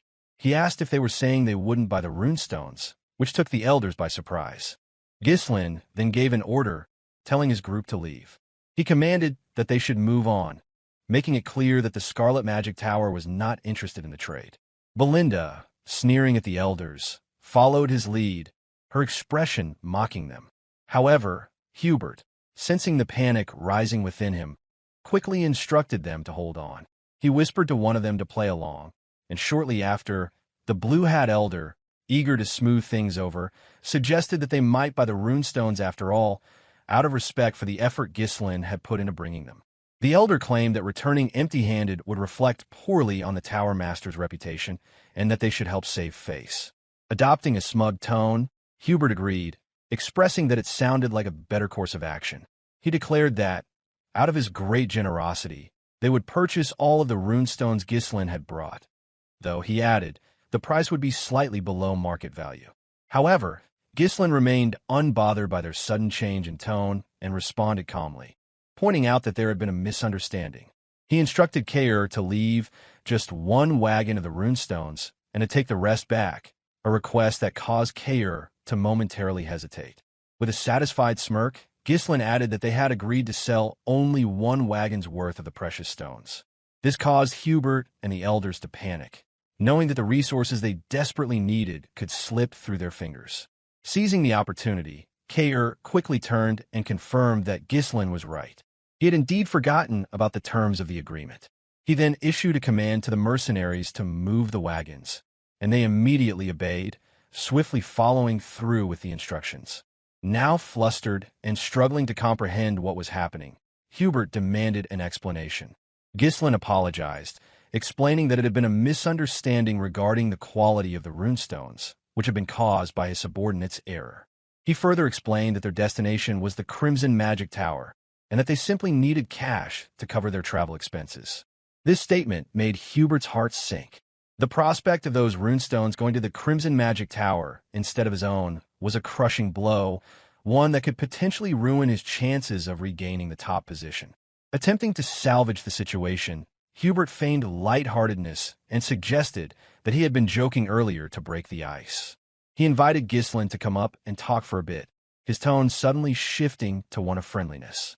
Ghislain smiled, content with how things were progressing. He knew that the minds of these old mages were well within his grasp, and with that, he accepted Hubert's offer. The group moved to the master's office where Hubert, the four elders, and Ghislain sat down. The big three remained nearby, standing watch over their young leader. Eager to assert his authority, Hubert introduced the elders of the Scarlet Magic Tower. He explained that these mages had all reached the fifth circle, making them the most powerful figures in the tower aside from the master. Brimming with confidence, Ghislain responded that such a level of power was impressive. He remarked that the Scarlet Magic Tower was indeed powerful, calling it the second strongest magic tower in the north, though the mention of the Crimson Magic Tower as the second strongest carried a mocking tone. Clearly nervous, Hubert attempted to defend his tower by insisting that the rumors about the Crimson Magic Tower were false. He maintained that the Scarlet Magic Tower still held the top position in the north. With a casual shrug, Ghislain agreed, but added that it didn't really matter. Whispering to Gillion, Belinda expressed her concern about Ghislain's provocation, but Gillion remained calm, confident that Ghislain knew exactly what he was doing. On the other hand, Kaor was practically brimming with excitement. He watched the elders, sensing how they were being played by Ghislain. Eager to move things along, Hubert waved his hand dismissively, asking how much Ghislain intended to sell the runestones for. He assured him that if they took the goods elsewhere, they wouldn't even get their money's worth.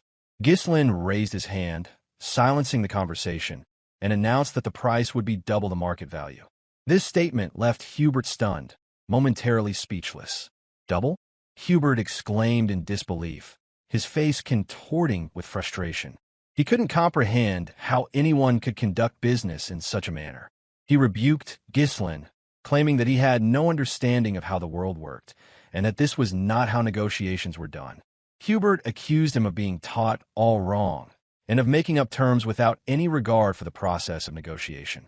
Ghislain spoke plainly, expressing his belief that the Scarlet Magic Tower deserved to pay double for the runestones. This remark immediately caused the Blue Hat Elder to exclaim in disbelief, while another elder shouted, questioning whether Ghislain thought the Scarlet Magic Tower was some kind of joke. Visibly annoyed, Hubert called out to Ghislain, his tone shifting dramatically. He expressed how much it irked him to see someone so young speak so boldly without understanding the consequences of his actions. Hubert locked eyes with Ghislain, his gaze filled with rage. Despite the harsh words and the obvious power disparity, Ghislain remained composed, showing no fear as he faced a six-circle mage. He stood firm, not the slightest trace of anxiety in his expression. Attempting to regain control of the situation, Hubert acknowledged that Ghislain was young and that mistakes were natural. He offered a concession, suggesting they pay slightly over the market price if Ghislain agreed to sell everything. However, Ghislain remained silent and stood up, prompting Hubert to ask why he was getting up. Without missing a beat, Ghislain casually responded that Hubert didn't seem interested in the deal. He mentioned that he had offered the runestones at double the price, but if that was not satisfactory, he would simply head to the Crimson Magic Tower instead. He began to walk away, leaving Hubert flustered. However, Hubert quickly told him to stop, his tone shifting once again to a more agreeable one. He urged Ghislain to stay, stating that he hadn't meant to turn down the offer and that he had just gotten a bit worked up. Hubert asked him to sit back down. Ghislain smiled, turning back to face the group. The big three, who had been observing closely, finally realized that the Tower Master and the Elders were being played by Ghislain's clever manipulation. They stood still, stunned by how the young man was outwitting the seasoned mages. Clearly frustrated but attempting to save face, Hubert acknowledged Ghislain's guts and made a new offer. He said they would buy the runestones at double the market price as Ghislain had initially suggested. With an air of calm confidence, Ghislain agreed, prompting Hubert to let out a frustrated sigh. However, Ghislain added a stipulation. He would sell only one wagon at that price, not all of them. Hubert's frustration grew as he protested, insisting that they should sell everything. With logic and calm reasoning, Ghislain explained that if word got out that they sold to the Scarlet Magic Tower for double the price, the Crimson Magic Tower might offer triple, so it didn't make sense to sell everything for just double. This caused Hubert to lose his temper, screaming that Ghislain was pushing too far. His patience had worn thin. Unfazed by Hubert's outburst, Ghislain simply stood up and began to walk away again, prompting Hubert to shout for him to wait. Realizing he was about to lose the deal, Hubert hastily offered to buy everything for triple the market price. Ghislain paused, a small smile crossing his face as he recognized that his plan had worked. Finally, Ghislain sat down again, expressing his satisfaction that they were now speaking the same language. He praised the Scarlet Magic Tower, acknowledging it as the top magic tower in the north, and in turn, Hubert quickly stood up to go get the money, eager to close the deal. Inside, Hubert fumed with frustration. He was a sixth circle mage, yet he had been outmaneuvered by a country bumpkin. He couldn't understand why these ridiculous problems kept arising during his time as Tower Master. He resolved that if Ghislain ever tried something like this again, he would burn the young man's head. Just as Hubert was about to leave, Ghislain called out, halting him with a final request. Ghislain revealed that he wasn't done yet and had one more condition to present. Hubert, his patience now at an end, snapped at Ghislain, asking what more he wanted. Calmly, Ghislain stated that he wanted Vanessa handed over to him, leaving the room in stunned silence. Without anyone proficient in negotiation, no one stepped forward to lead the deal. Yet Ghislain's sudden demand to take Vanessa caught everyone off guard. The silence that followed hung heavily in the room. Breaking the tension, Hubert questioned whether Ghislain truly intended to take Vanessa. Ghislain confirmed this to the Tower Master, asserting that he would make Vanessa his personal mage.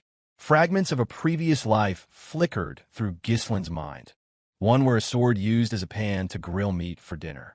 It had been during his time as the head of a mercenary group, taking a rare moment of rest between campaigns.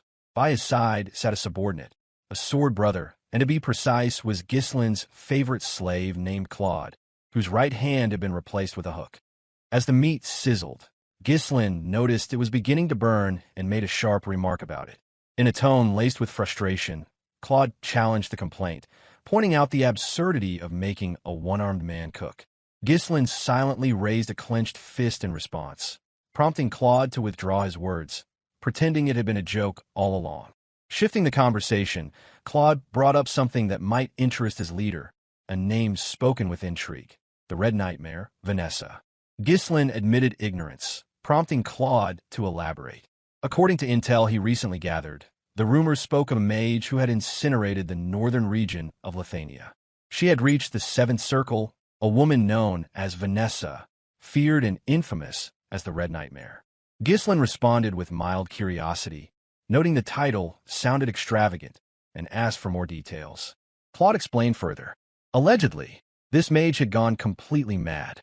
Despite being a mage, she had taken the unusual route of learning mana cultivation. That oddity captured Ghislain's attention.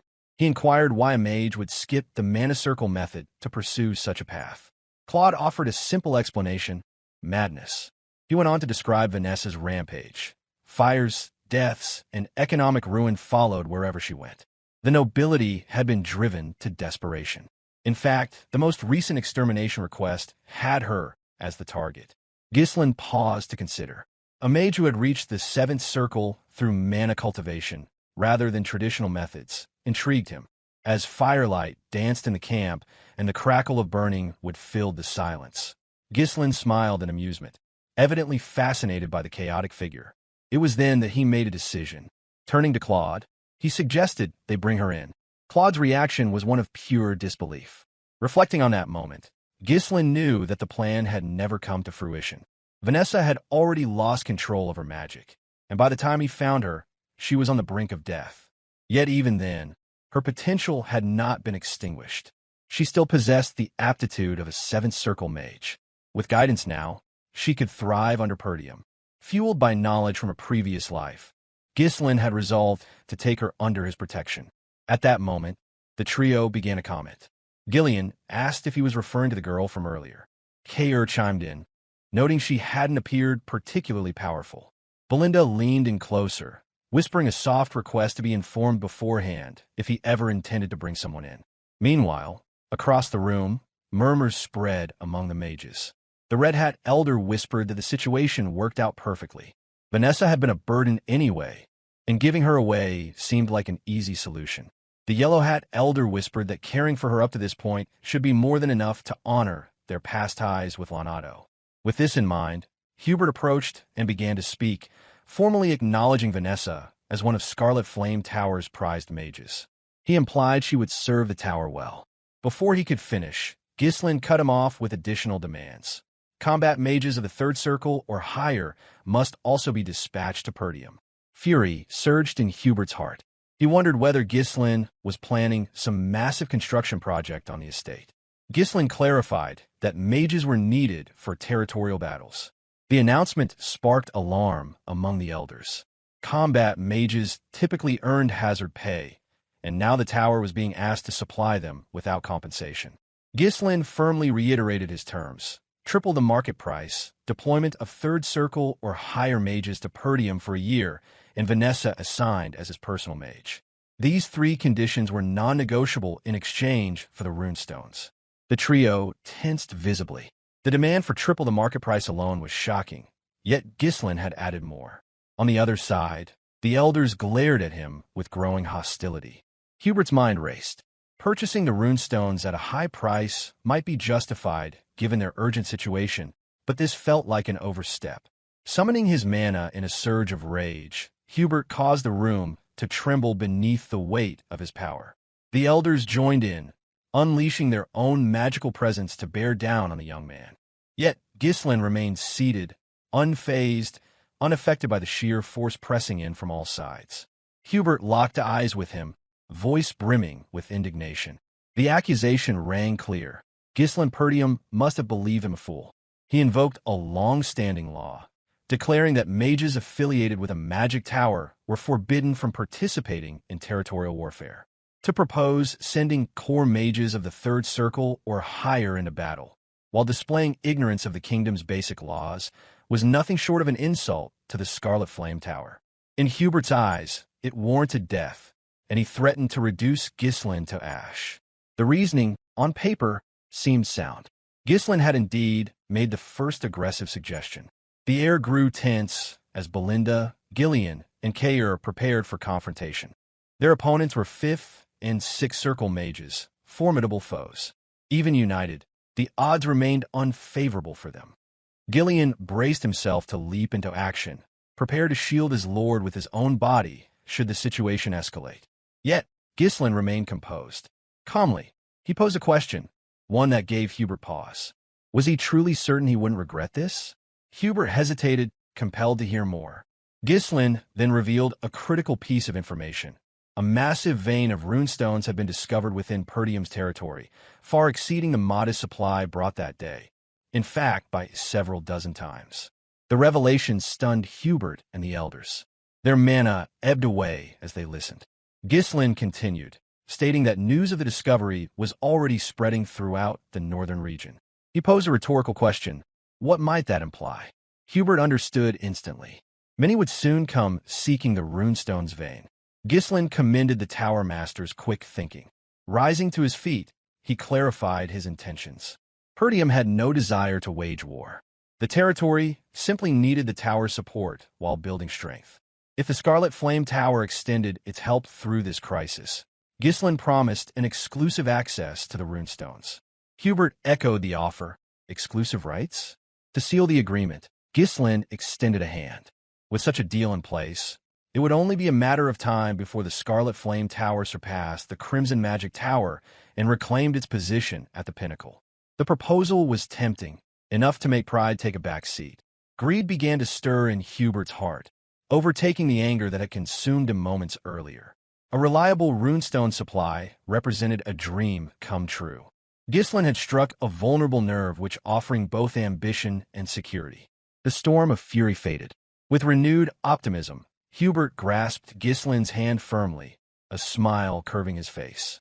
The shift in demeanor left Ghislain slightly unsettled. Following the meeting, Hubert pulled aside Alfoy.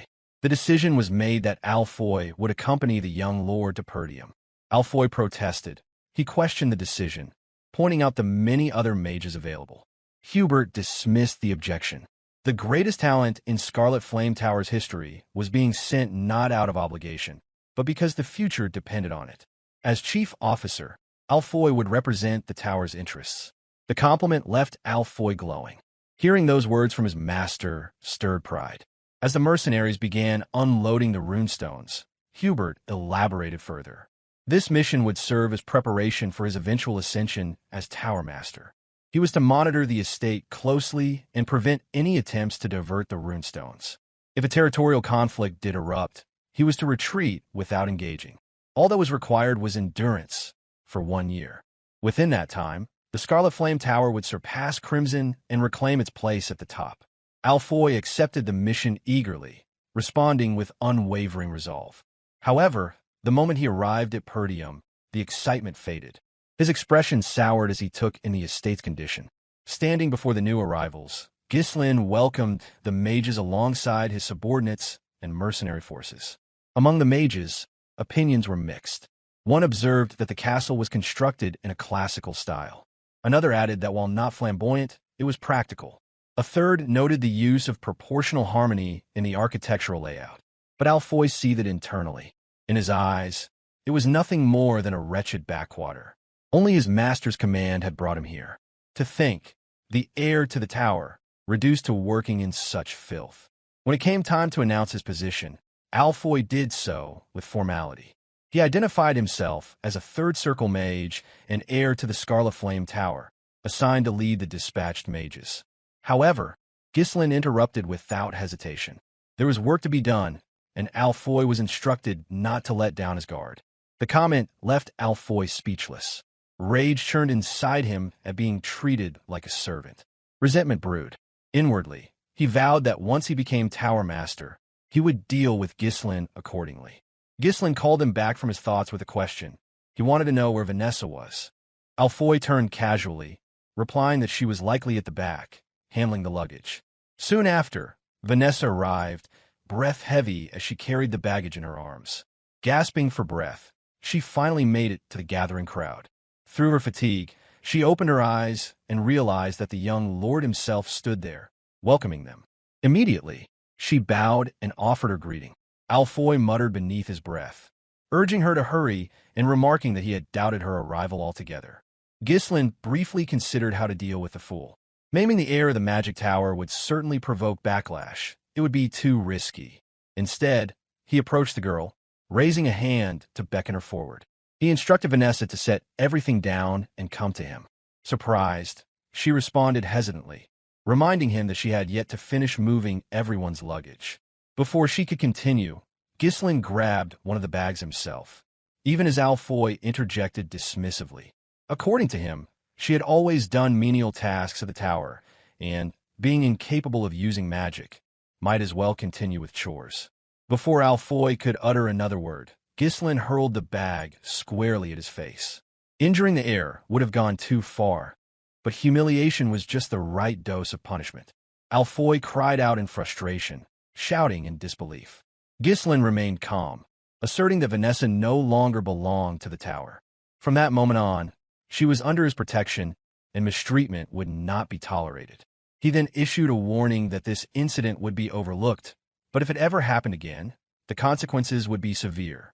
Watching the scene unfold, Vanessa slowly regained her breath. A faint blush bloomed across her cheeks as she witnessed someone stand up for her for the first time after a long while. But Alfoy refused to back down. His face twisted in rage as he shouted about the absurdity of being treated in such a way. He was the heir to the Scarlet Flame Tower, a third circle mage, and this backwater noble had dared to demean him. Rallying the others, he barked out a command. Even if their host bore a noble title, the insult had gone too far. The estate could be reduced to flames in an instant if they chose to act. He urged them to rise and defend their pride as mages. With a sigh, Ghislain snapped his fingers. At once, the mercenary army, hardened by the brutal conflict within the Forest of Beasts, moved to surround the mages with mechanical precision, responding immediately to their commander's gesture. Alfoy panicked. He shouted in disbelief, outraged that these savages would dare raise weapons against mages. This wasn't how mages were meant to be treated. Ghislain silenced him with a single command, cutting off the tirade. As the mages turned their attention to the young lord, he laid out the reality. No matter how they were treated, the terms of the contract were clear. He now held the legal right to command the mages for 1 year, granted directly by the master of the tower. In exchange, exclusive access to the runestones had been secured. If any of this fell apart due to their defiance, it would be the tower master, not them, who suffered the loss. Alfoy stood speechless, fully aware that losing access to the runestones would devastate the Scarlet Flame Tower. Ghislain pressed the point. Their only role in Perdium was to serve as backup mana sources. If they wanted better treatment, they should commit to that role without complaint. Alfoy's face burned with anger. The thought of being reduced to little more than a battery for others was beyond humiliating. Still, he could neither argue nor act. Turning away, Ghislain issued a command to Kaor and Gillion that they were to ensure the mages learned their place. Lit up with unsettling glee, Kaor commented that life at the tower must have been comfortable for the scholars. Gillion agreed, promising that the newcomers would adapt quickly to life in Perdium. Alfoy trembled with rage. He could barely contain his fury, but he remained powerless before the two. Meanwhile, Vanessa stood still, slightly flustered as she watched her former peers being disciplined before her eyes. She jumped slightly as Ghislain approached and addressed her. Ghislain asked that from that moment forward, she was to obey only him. He reiterated that she had become his personal mage. Her eyes widened in shock, and a soft blush colored her cheeks. Since the passing of her previous master, no one had ever treated her with such dignity. Yet doubt crept in. She looked away and expressed her concern. As Alfoy had pointed out, she couldn't even use magic. Being entrusted as a personal mage seemed far too much. Ghislain extended his hand in invitation. Being well aware of the potential hidden within her, Ghislain declared that he would make her capable of wielding magic, an offer to help her achieve her potential. Vanessa had originally resisted the idea of leaving the tower, remaining within its walls, even if it meant enduring the degrading treatment of a servant, would have allowed her to continue her magical studies. Following Perdium's young lord meant severing that connection. Yet, circumstances had left her no choice. Forced to accompany Ghislain, she had accepted his offer to assist with her magic, though her thoughts remained clouded by doubt. Curiosity stirred within her. Could a swordsman like him truly understand anything about the magic? Ghislain's sudden call pulled her from her musings. She responded without delay. He inquired, probing gently, about the extent of her magical education. With quiet hesitation, she confessed that she had reached the 5th circle, though her understanding remained limited to theoretical formulas. A kind smile crossed Ghislain's face as he silently formed his plan, which is to teach her the proper method of mana cultivation and oversee her progress personally. He commended her accomplishment, acknowledging that reaching the fifth circle was no trivial matter. Having spent her life as a mage constantly belittled and dismissed, Vanessa accepted the compliment half-heartedly, unable to read the young master's true intent. She lowered her gaze and admitted that, despite all her efforts, she still could not perform magic, rendering her studies seemingly meaningless. Although Ghislain already understood the cause of her inability, he asked anyway if there was a reason she couldn't use magic. Vanessa's reply came softly, her voice fraught with uncertainty. She revealed that she had never once sensed mana since childhood. Despite this, she had clung to hope, working relentlessly in pursuit of magic. But with each step forward in knowledge, her faith in her potential diminished. Her teacher, Leonardo, who had once guided her, had since passed on. She wondered aloud if that was the reason she had ultimately been cast aside. Certain of her hidden potential, Ghislain resolved to begin by teaching her mana cultivation. If she could learn to apply what she already knew, her power could rival even the elders of the tower. In this state, with her knowledge of fifth circle magic intact, proper cultivation would elevate her to that level. She was exactly as he remembered from his past life, a brilliant mage, just as he had anticipated. In this era, memorization alone could not lead to mastery. The art of magic required comprehension of activation principles and a deep enough insight to shape spells through will and personal interpretation. Vanessa possessed the intellectual foundation, but her physical aptitude had yet to align. True control demanded enduring hardship, trial, and persistent experimentation. Ghislain believed her efforts had not been in vain. She had simply traveled a different, longer road. The voice of Claude echoed in memory, referencing a powerful mage from his former life, the woman who had raised northern Lithuania. She had reached the seventh circle, but her instability stemmed from blending magic and cultivation without proper technique. Despite her brilliance, her recklessness had made her infamous. That mistake, Ghislain intended to avoid.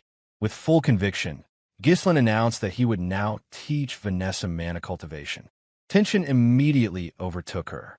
The idea of a mage learning such a technique made her uneasy. Her former master had introduced her to it once, but the attempt had failed.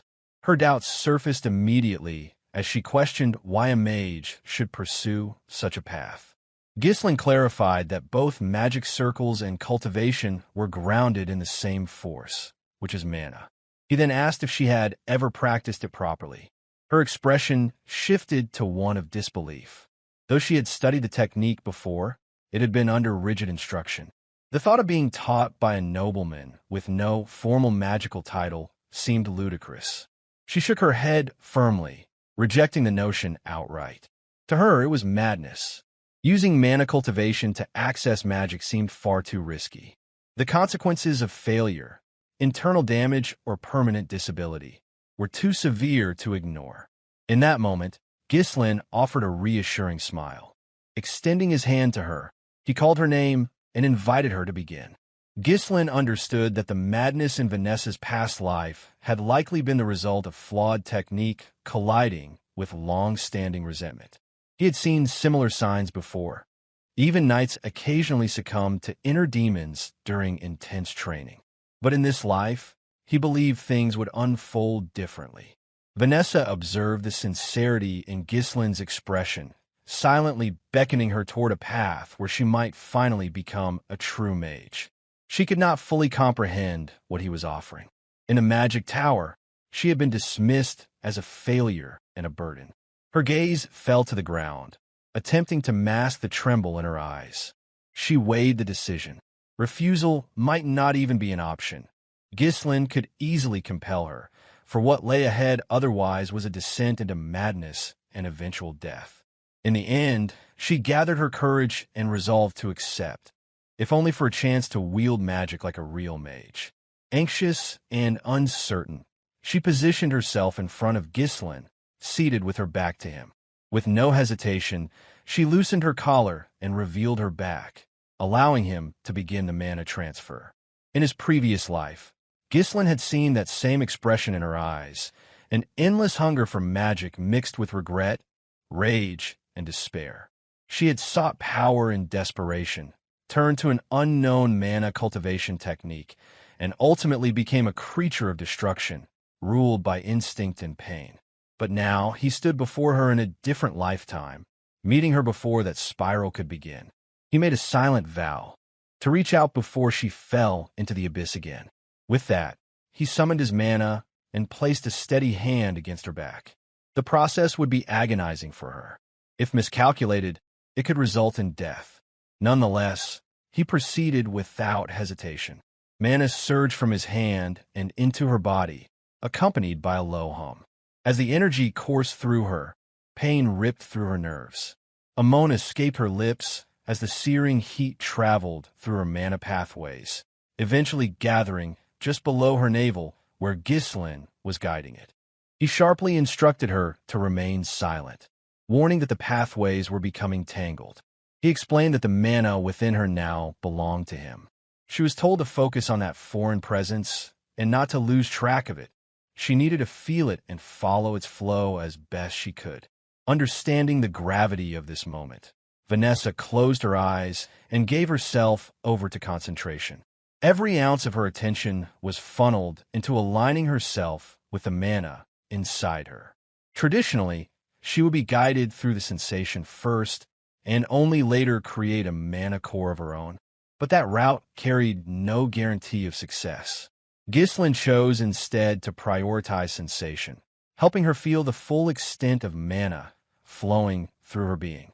Her task now was to circulate the mana through her body's internal channels and condense it into a mana core. As Ghislain initiated the formation of a small, temporary core within her, Vanessa's eyes brightened. For the first time in her life, she truly felt mana, an experience she had once thought forever beyond her reach. Now, whether she could continue cultivation would depend entirely on her. The core, formed from Ghislain's mana, would eventually dissolve unless she built her own. Enraptured by the sensation, her mind drifted into the past. She remembered her origins as an orphan. Lonato, drawn by her intellect, had taken her in and lobbied for her future. Lonato had appealed to Hubert, claiming Vanessa's understanding of theory could uncover the fundamental regularity of mana particles and convert that knowledge into true spellcraft. Unconvinced, Hubert responded with a scoff. In his eyes, no amount of intelligence mattered if she could not cast even the simplest spell. He posed the question coldly. If a child could not use magic, could she be called a mage? From behind a cracked door, the young Vanessa had listened in silence as her teacher pleaded on her behalf. Hubert had delivered his verdict with finality. No matter how many resources were poured into her, he declared, nothing worthwhile would ever come out. Vanessa saw her younger self, struggling beneath a kind teacher's care, still unable to feel mana or form even a single magic circle. There had been a time when Vanessa wept openly, offering apologies to her master. Tears streamed down her face as she blamed herself, believing that if only she had possessed more talent, her master would never have been forced to leave the magic tower. Yet Lonato had left, driven by a single purpose, to search for a method that would allow Vanessa to wield magic. Before the departure, Lonato left her with parting words, urging her to lift her head and look toward the sky. Lonato spoke of a world where darkness did not last forever and promised that one day, even she would witness the arrival of light. And now, that light had come in the form of Ghislain, who extended his hand to her so she could finally glimpse the mana and magic she had long yearned for since first setting foot in a magic tower. Within her inner world, Vanessa realized that her master's words had been true. Even someone like her was not beyond the reach of light. Elsewhere, a warrior clashed with a group of soldiers. Chaos erupted as one of the soldiers cried out in alarm, exclaiming that the man had already taken down 4 of them and questioning what kind of monster he could possibly be. With taunting bravado, the wild warrior challenged them, daring the rest to come forward. He scoffed at their swords, mocking them as mere metal toys. Provoked, One of the soldiers lunged, blade poised for a precise thrust. The warrior dodged easily with a sidestep and seized the attacker in a firm grip. Using his full strength and the momentum of his body, he slammed the soldier hard onto the floor. Another assailant rushed in from behind, attempting to attack while the warrior was preoccupied. But the warrior noticed in time and, without missing a beat, swung the first soldier like a ragdoll, striking the newcomer with brutal efficiency. Both were hurled through the wall of their barracks with a crash. The warrior stood over them, unbothered, and remarked that he had not even begun to warm up. Inside the barack, Victor drank alone in silence, untouched by the uproar. One observing soldier murmured in awe, declaring the man is the greatest warriors of the era. With his meal finished, Victor set down his cup. Seeking quiet in the restless life of a night, he stretched out beside a riverbank, a fishing rod planted lazily nearby. Another man approached and asked if his training had gone well. Victor, unmoved, simply asked what news he brought. The man reported a dispatch order from Count Desmond. Victor rested in silence for a moment. As the Count soared, refusal was never an option. For the sake of honor, he retrieved his helmet and donned it once more. Returning to the barracks, he found his men bloodied from the brawl, but spared them no attention. Boredom had long eaten away at him. Now, at last, there was a mission. He intended to raise the target Count Desmond had set before him. Count Dygald had abruptly declared war on Perdium. The proclamation, delivered by a messenger, reached Swalter as Randolph stood beside his brother in his office. Swalter read through the declaration several times, his face darkening. The document laid out an elaborate list of reasons why the war was supposedly justified, asserting that Count Dygald had ample cause for such a drastic action. At its core, however, it simply stated that Dygald's heir, Gilmore Dygald, had been killed by Ghislain Perdium, and now vengeance was sought in the declaration. Without delay, Swalter ordered Randolph to summon the vassals to discuss the declaration of war. As the vassals gathered, Randolph expressed his disbelief at the absurd justification, remarking that the Dygalds must have lost their minds. There was no way the young lord had killed Gilmore. The vassals quickly voiced their own outrage. Furious, one of them stated that starting a war based on false pretenses was intolerable, and they needed to be put in their place. Another lamented the long-standing alliance within the northern regions, questioning how anyone could have expected Dygald to turn its back on them. A third raised the question of what Dygald hoped to achieve by fighting them, while the vassals continued to seethe with anger. Denouncing Count Dygald at every turn, Swalter stood deep in thought. Known throughout the kingdom as a benevolent lord who had never enslaved his people, Swalter had always faithfully carried out his duties, serving as the northernmost defender against the barbarian raids that constantly threatened the northern villages. Suddenly, Swalter's attention snapped back to the room when Ghislain spoke to his father, mentioning the runestones. Ghislain reminded them that 2 of their retainers had been sent to Dygald as envoys while Ghislain had been at the magic tower. He suspected that these envoys might have leaked critical information about their territory. Once more, chaos erupted as one vassal questioned Ghislain's accusations, demanding to know what evidence he had to make such a dangerous claim. However, Ghislain remained unfazed, while Swalter fell silent, reflecting deeply on his son's words. The runestones, he realized, might have been the catalyst. Sometimes, actions intended to benefit a territory ended up becoming its undoing. Swalter looked at his son, now seeing the calm demeanor of someone who seemed to have known the war was coming. Despite his youth, Ghislain, who had once been known as the Mercenary King in his past life, remained composed. On the other hand, Randolph grew more impatient, stating that there was no need to overthink the situation. Their forces outnumbered Dygald's, and they had far more battle experience. They should make them pay for picking a fight. At that moment, a knight burst into the room. It was Scoven, bearing bad news from the gate. Breathing heavily, Scoven reported that Dygald's forces had arrived. Before the vassals could even process the news, the devastating blow to their morale was already clear. A high-level knight, on the cusp of becoming a superhuman-level master, was leading the charge. Dressed in shining silver armor, Victor, the Count Desmond's sword, had been trained from a young age and now carried the flag of Dygald to raise Perdium to the ground. Though Dygald was not a prosperous territory, much like all the estates in the harsh northern region, the exception was Desmond and Raymond's territories. Count Desmond, while feigning neutrality, had already aligned himself with the duchy's factions, and Amelia was stirring rebellion in Raymond with the support of the duchy. Now, the duchy's power was bearing down on the impoverished territory of Perdium under the pretext of a senseless justification. As all of this unfolded, Randolph seethed in fury, asking aloud how it was possible that they had declared war and arrived so quickly. Albert added, wondering when they had even prepared all of this. Meanwhile, as a seasoned commander, Swalter remained deep in thought.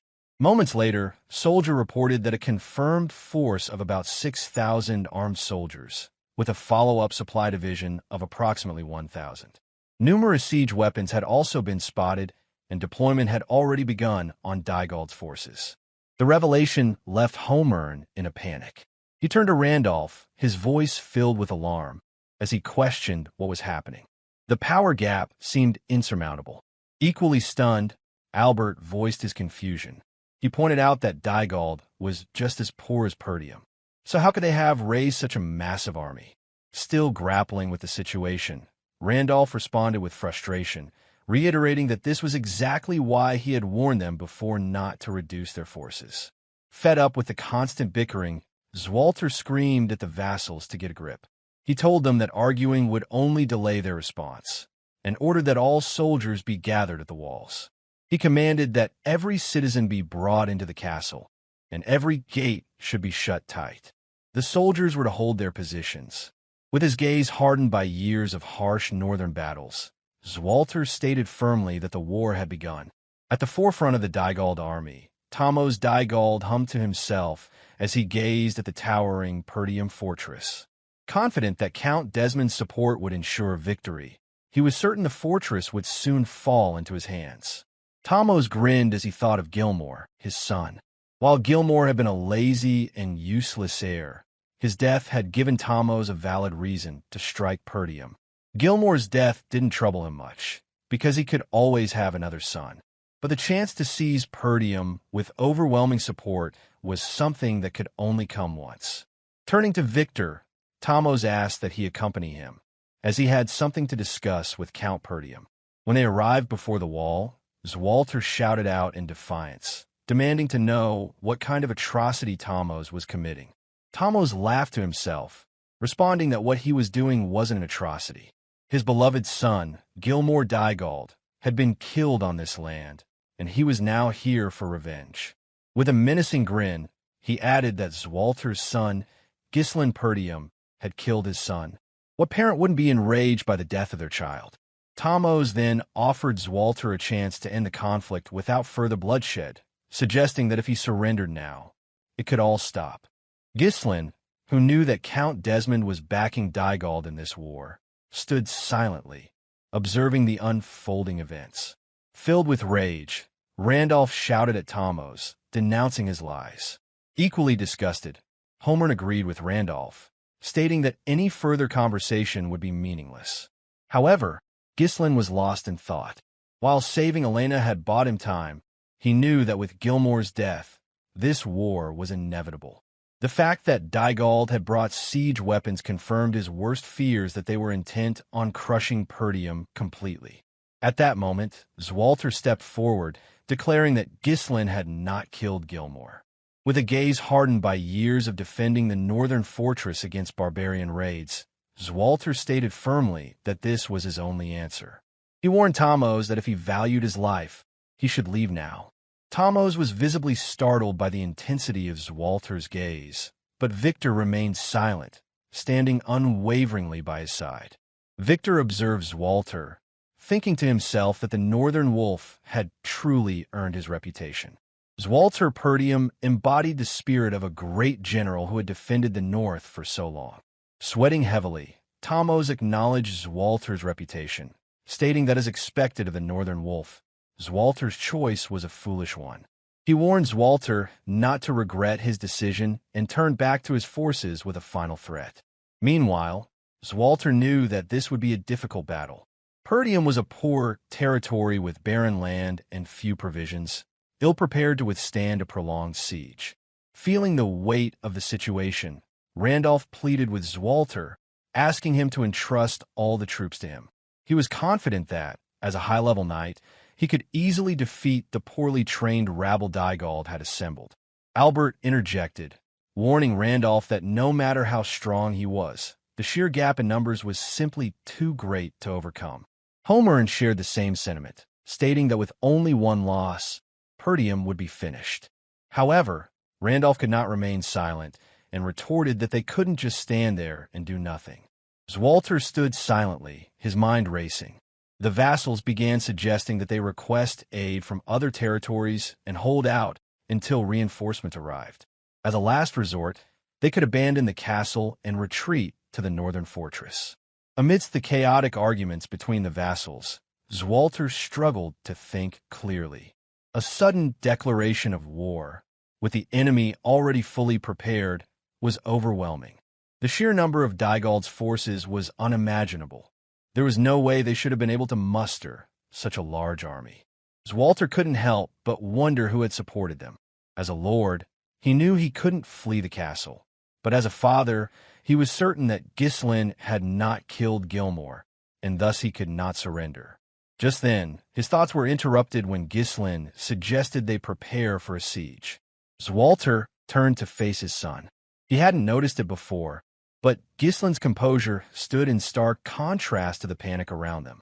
Ghislain continued, explaining that Dygald's forces numbered nearly 7,000, while Perdium could barely gather just over 2,000. The gap was more than 3 to 1. Dygald's forces were fully prepared, and their morale was high. Within 15 days, once their siege weapons were ready, they would launch their full assault. The calmness in Ghislain's voice prompted Swalter to listen more closely. Ghislain added that, for now, requesting help and holding the castle was their best option. Still feeling the weight of the situation, Swalter agreed. Normally, this would be the course of action he would take, but something about the situation didn't sit right with him. Just then, a slight arc formed on Ghislain's lips. He moved closer to his father and whispered something into his ear. When Ghislain finished, Swalter was visibly surprised. The content of those words remained between them, excluded from the vassals of Perdium. The countdown to the inevitable clash between Dygald's forces, supported by Desmond's territory, and Perdium had begun. In 15 days, Ghislain had decided to put everything he had into turning the tables. Knowing Perdium could not stand on its own, he planned to play the game differently. Donning his dark-tinted armor, Ghislain gathered his future aides, Gillion, Kaor, and Belinda. Gillion, who would later be known as the White Lion of Fenris, was a former mercenary who, though not yet a knight, was on par with a middle-level knight. He was the first person to swear loyalty to Ghislain. Kaor, the Redhead, would become known throughout the Shadow Mountain as the King of Leather. He was an unruly mercenary who had fallen into obedience after Ghislain's rigorous training. Then there was Belinda, a mysterious figure whom Ghislain's mother had brought into Perdium. She hailed from a shadowy assassin organization and had been entrusted with the care of Ghislain and Elena after their mother's death. With them gathered, the war had truly begun. In his past life as the Mercenary King, Ghislain had been one of the 7 strongest on the continent. Though his individual strength wasn't ranked among the highest, his tactical brilliance in battle had earned him a place among the top 3. If time had allowed, Ghislain would have sought out one of the legendary figures he knew from his past life, Claude, Ghislain's #1 slave. Claude had flipped kingdoms upside down alongside the Mercenary King. But time was not on his side, and there was no opportunity to fetch him. With the resources he had at hand, and with the knowledge of a man who had rewound time, Ghislain began to elaborate his plan. He explained to his aides what needed to be done. Before Dygald's forces advanced, they would strike at their supply unit. If they cut off the supplies, continuing the war would become incredibly difficult for Dygald. Cautiously, Belinda posed a question, wondering how they could achieve such a feat because the area in front of the castle was already occupied by Dygald's troops, and there were too many eyes watching. Any attempt to act would be noticed immediately. Ghislain turned to Kaor and Gillion, asking if their preparations were complete. Kaor reported that, as ordered, they had stationed troops in advance at the Forest of Beast Outpost. If needed, the troops could hide in the forest, ensuring they wouldn't be discovered. Next, Gillion reported that the ponchos, made from Dirus Ent bark, as Ghislain had requested, had been distributed to the soldiers. The dark material was perfect for night operations, making it easier for the soldiers to blend into the shadows. Pointing at the map, Ghislain explained that a large force would naturally be easily spotted, but a small, elite unit wearing camouflage wouldn't be as easy to detect, making an ambush a viable strategy. However, Belinda couldn't shake her concern for her young lord. Despite his calm demeanor, she couldn't help but worry about the risks he was taking. Ghislain turned to her, explaining that the one problem they still faced was not knowing where Dygald's supply unit was located. He ordered Belinda to find the location of Dygald's supply unit. Startled by the gravity of the mission, Belinda paused, thinking carefully. She knew she had to protect the young lord, but she also wondered how Ghislain could be so daring in devising such a risky plan. After a moment of hesitation, Belinda replied with a firm understanding that she would carry out the task. On the other hand, Ghislain thought to himself that this was a dangerous mission, sneaking into enemy lines, risking death, but he trusted Belinda. He knew she would handle it with ease. Now, there was only one thing left for him to do: play his ultimate trump card to end the war. In his past life, Ghislain had known Vanessa as the Red Nightmare, a figure who had gained legendary status after raising the Lithania kingdom following her breakthrough to 7th Circle mage status. Her talent and unconventional mana cultivation technique had turned her into a force to be reckoned with. In this war, Vanessa had become an indispensable force for Perdium. A few days later, at Dygald's supply unit camp, the darkness shrouded the area, with the moon hidden behind thick clouds. Unaware of the impending devastation, Baron Fabreau, a vassal of Dygald and the commander of the supply unit, cheerfully proclaimed that the war had finally begun. He eagerly anticipated the day he would be granted his own land. Perdium's former retainers, who had joined his camp, agreed, with one stating that joining Desmond's side had been the right decision. The support from their troops had earned him a cushy rear position. Another retainer raised his glass, praising the other's excellent decision-making. Drinking heartily, Fabreau continued to revel in the moment. He waved his glass, shouting that Perdium would soon be nothing but a distant memory, and part of the land would soon be his. In the darkness surrounding the camp, Ghislain's force lay in wait. Leading the charge, Ghislain had gathered his entire mercenary army. His plan was simple: wipe out the Dygald supply unit and cut off their resources, crippling the Dygald main force stationed in front of Perdium Castle. Despite the gravity of the war to come, Ghislain's future aides jested among themselves. Belinda sighed, commenting that the weather was particularly gloomy. Noticing the same, Kaor remarked that it was hard to see anything in the pitch-black darkness. Reaching for his helmet visor, Ghislain smirked, noting that it was perfect weather for a surprise attack. Everything was ready, so Ghislain pulled his visor down and reached for his sword. With determination in his eyes, he commanded his forces to take no prisoners and to kill them all. Leading the charge with unrestrained fury, Ghislain's eyes showed no mercy. The hatred he carried for Desmon County and the duchy drove him to bulldoze anything and anyone who dared to threaten what was his. Disguised as Dygald recruits and mercenaries, the sheer size of the force made it unmistakable that it was outside Lord, helping in the war dispute between Perdium and Dygald. Shrouded in the darkness of the night sky, no one in the camp realized an ambush was closing in until the opposing force was at their doorstep and Ghislain's force emerged from the shadows. With a savage grin, Kaor tore through the battlefield. With each swing of his sword, he struck down a soldier stationed at the supply unit of Dygald's force. To the left, Gillion wielded a long-handled battle axe. Every swing felled a few soldiers in his path, cleaving through their ranks without hesitation. His axe, cutting through the chaos of battle, sent soldiers flying in all directions. Mana surged through Ghislain's body, propelling him to sever the necks of every soldier in his path. His blade, empowered by the mana, cut through the soldiers effortlessly. He pushed through the fear, the uncertainty, and charged forward with all his might. Nearby, Belinda charged ready to cover his back. Though worried about her young lord's first battle against human opponents, she did not voice her concerns, staying vigilant as she prepared to protect him from any potential threats. The Dygald soldiers were in disarray. Unprepared for an ambush, they had underestimated the tactical capabilities of Perdium's forces. They thought that dividing their troops would be impossible, never considering such a well-coordinated attack. However, Ghislain and Gillion made quick work of them. They were no ordinary warriors. Ghislain, drawing from the experience of his past life, led his mercenaries with the precision of a high-level knight, and Gillion's battle-hardened skills only added to the might of the force. The soldiers on the outskirts were wiped out in an instant. Ghislain quickly reached the opposite end of the camp, spun his horse around, and issued orders to move according to plan. He instructed that not a single soldier of Dygald's would survive the night. Torches, struck by flying bodies, were scattered about, igniting nearby tents. Soon, flames began to spread across the camp.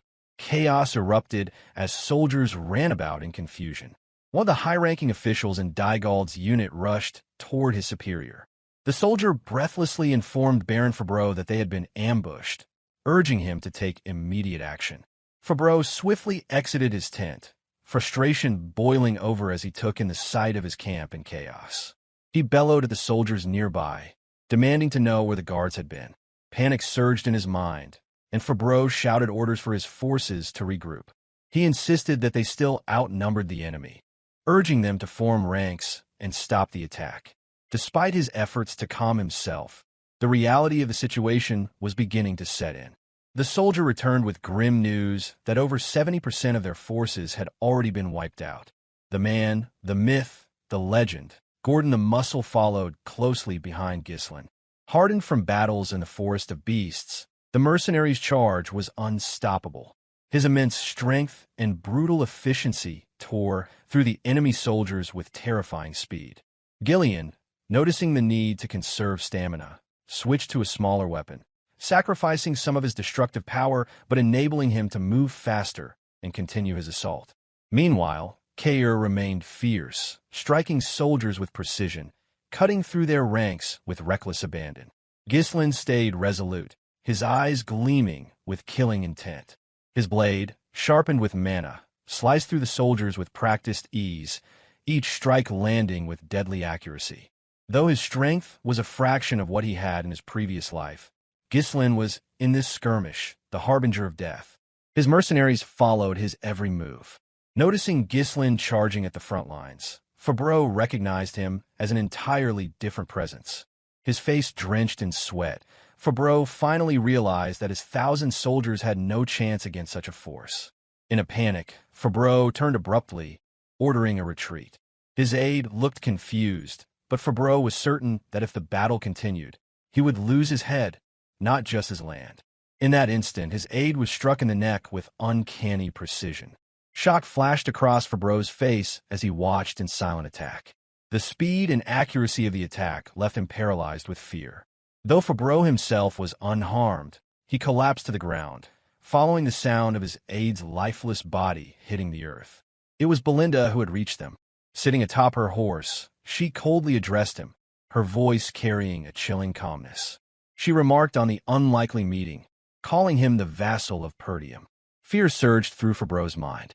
His 1,000 soldiers had been obliterated, and he had relied too heavily on their sheer numbers, missing his opportunity to escape. His camp was burning, and the corpses of soldiers and knights lay scattered across the battlefield. In an effort to wage war against Perdium, Dygald's entire supply unit had been wiped out, leaving only Fabreau alive. Now, with his hands bound behind his back, Fabreau knelt in front of Ghislain and his mercenary army. Though he bore a noble title, Fabreau had no choice but to surrender. It was common in wartime for nobles to be taken as prisoners rather than executed.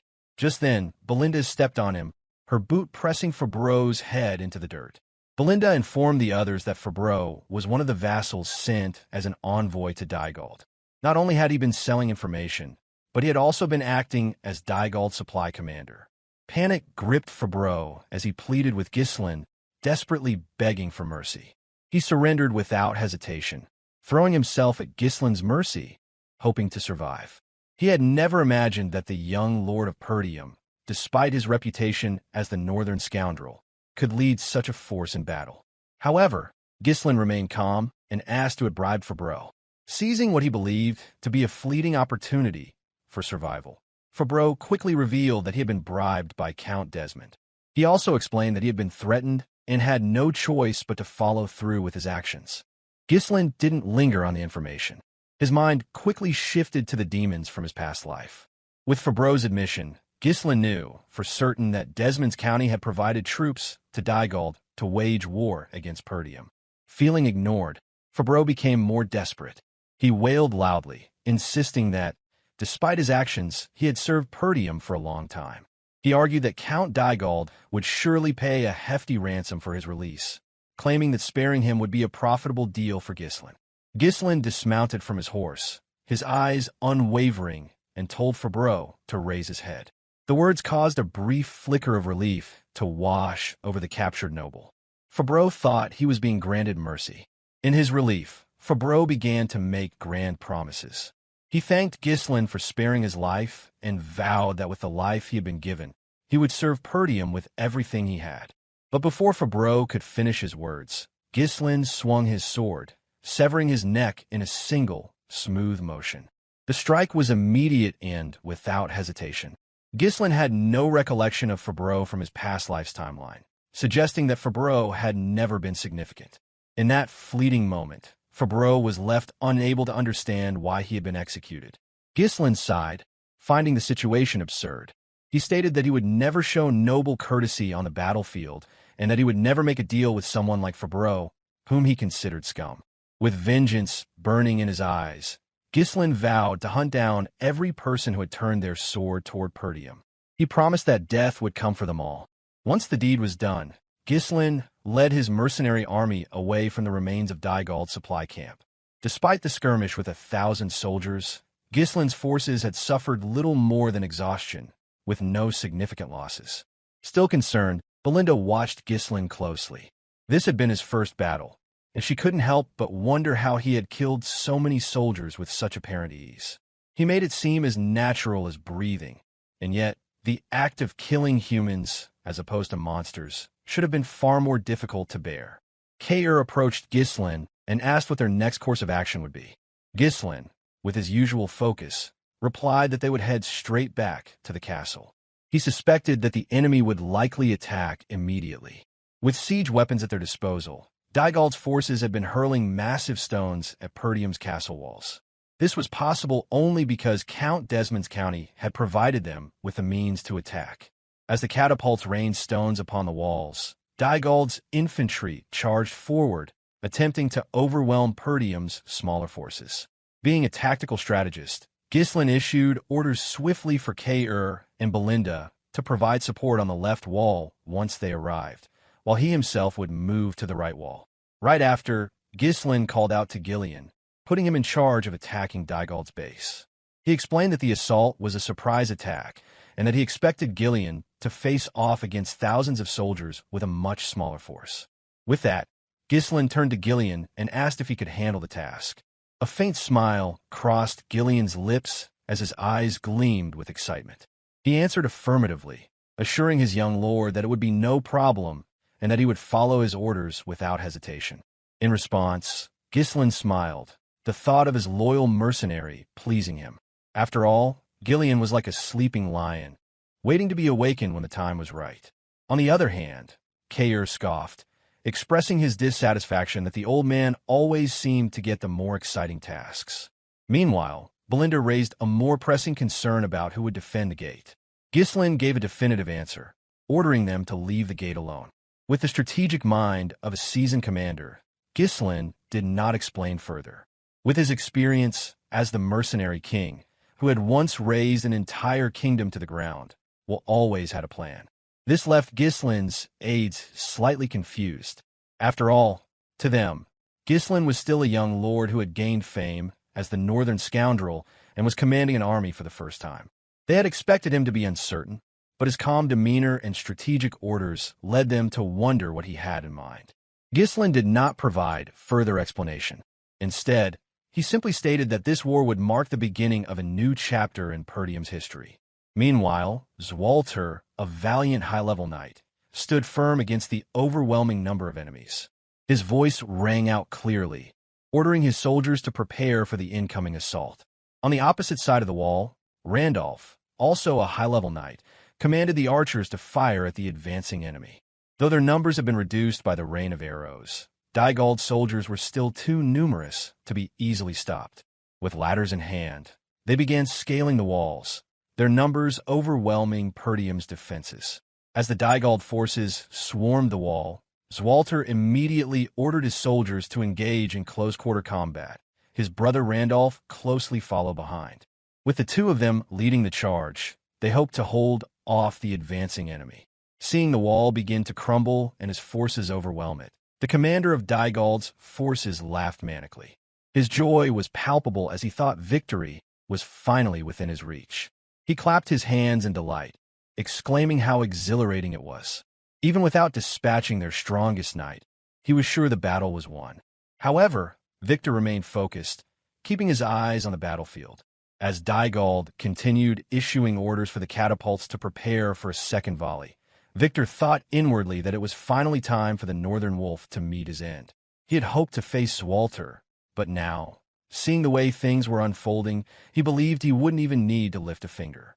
Inside the walls, Swalter, the Northern Wolf, faced a relentless swarm of mercenaries disguised as Dygald soldiers.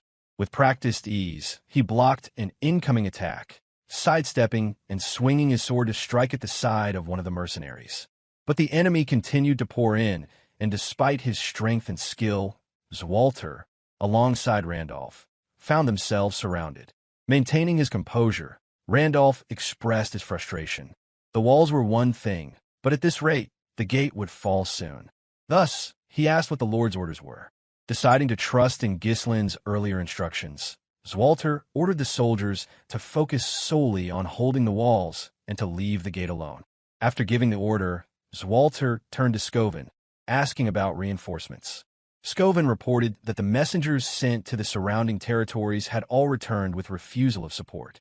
The Zimbar and Rayfold territories both claimed internal issues and could not provide assistance. Furthermore, every messenger sent to Count Loges had lost contact, and no word had come back. For various reasons, not a single estate had offered any support. Frustrated, Randolph could only curse under his breath, wondering aloud how none of the territories had sent help. He could barely contain his anger at their unwillingness to support Perdium, calling them ungrateful bastards. Within the ranks of Dygald's forces, bad news also reached the command post, delivered by a soldier. Both Dygald and Victor were visibly surprised when a soldier reported the possibility that their supply unit had been ambushed. The soldier explained that the soldiers they had sent to request supplies still hadn't returned, which suggested something had gone wrong with the supply unit. However, Dygald refused to accept such a possibility. He could not fathom that their supply unit, consisting of 1,000 soldiers, could have been wiped out while Perdium's entire force was holed up in their castle. On the other hand, Victor considered the report carefully. He suspected the possibility might be true. Though the supply unit's location was supposed to be covert, Victor could already see smoke billowing up from the area. Inwardly, Victor thought to himself that there was still someone in Perdium bold enough to think strategically. It was common knowledge that the smaller an army's strength, the harder it was to risk such a bold strategy. His eyes gleamed with excitement as he realized how interesting the war was becoming. At this point, Dygald turned to Victor and asked what they should do. Without supplies, their siege would be cut short, especially considering that Perdium's entire army was holding up within their castle. Victor raised his hand, silencing Dygald's concerns. If they couldn't thin out Perdium's supplies, they would simply break through Perdium's walls with their sheer numbers.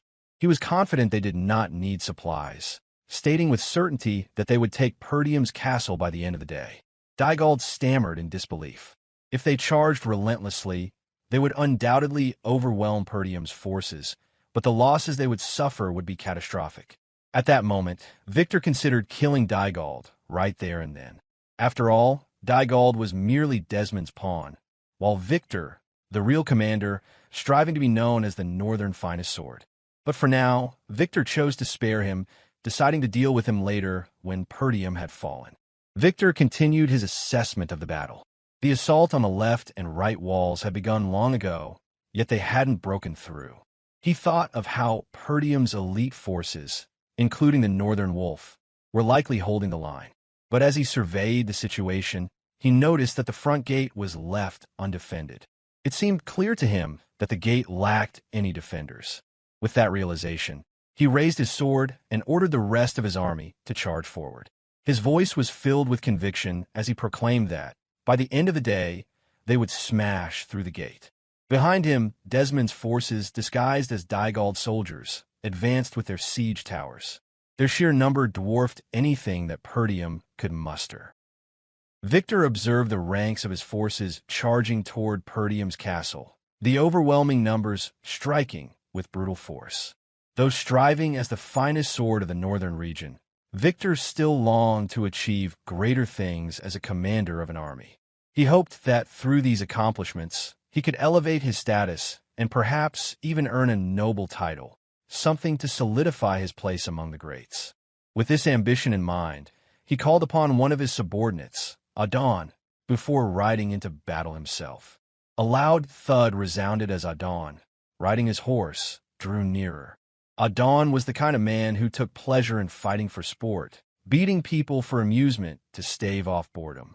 But when it came to war, he was completely obedient and followed orders without hesitation. He wielded a massive, long-handled sword, a weapon so heavy that it was a clear indication of his immense physical strength. He approached Victor with military discipline, his usual chaotic demeanor vanishing entirely before his commanding officer. Victor outlined his plan to Idun. He would charge toward the castle gate himself, ordering Idun to stay at the rear and hold the formation.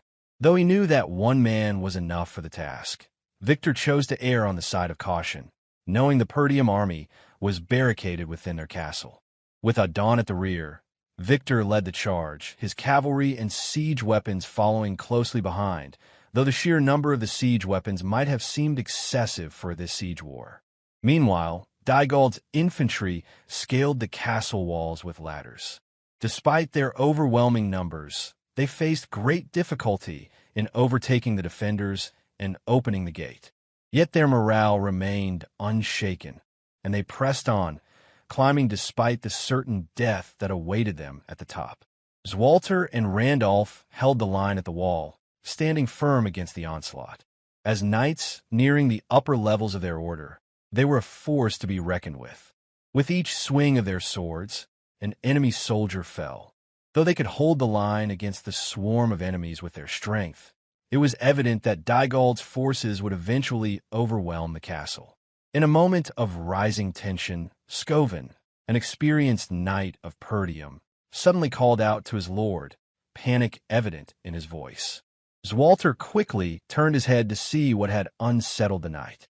The sight that greeted him nearly made his blood run cold.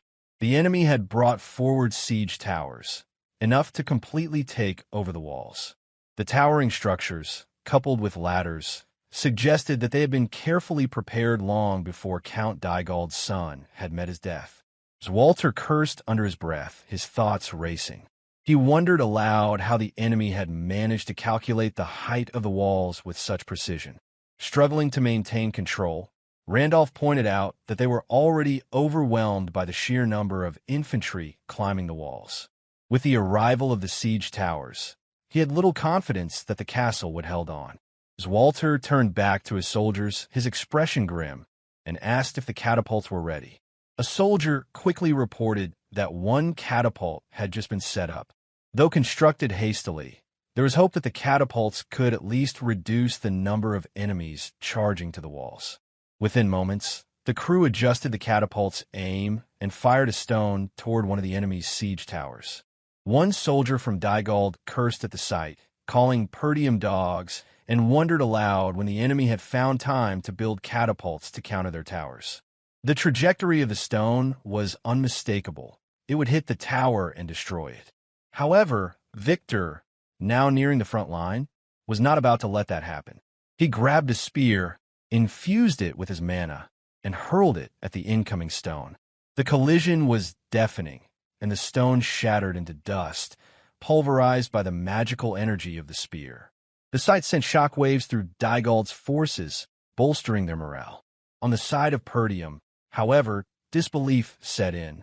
The idea that a projectile had been intercepted midair made it clear that a high-level knight was among Dygald's ranks, something they had not expected. Among the high-level knights known throughout the northern region, Swalter realized that Dygald had no such individual among his ranks. It was only now that he fully understood the scale of the war. This was a conflict orchestrated by one of the great lords of the north. As Victor led his cavalry forward, he boldly declared that no resistance from Perdium would change the outcome of the battle. No matter how fiercely they fought, Victor was certain that he would bring Perdium to its knees.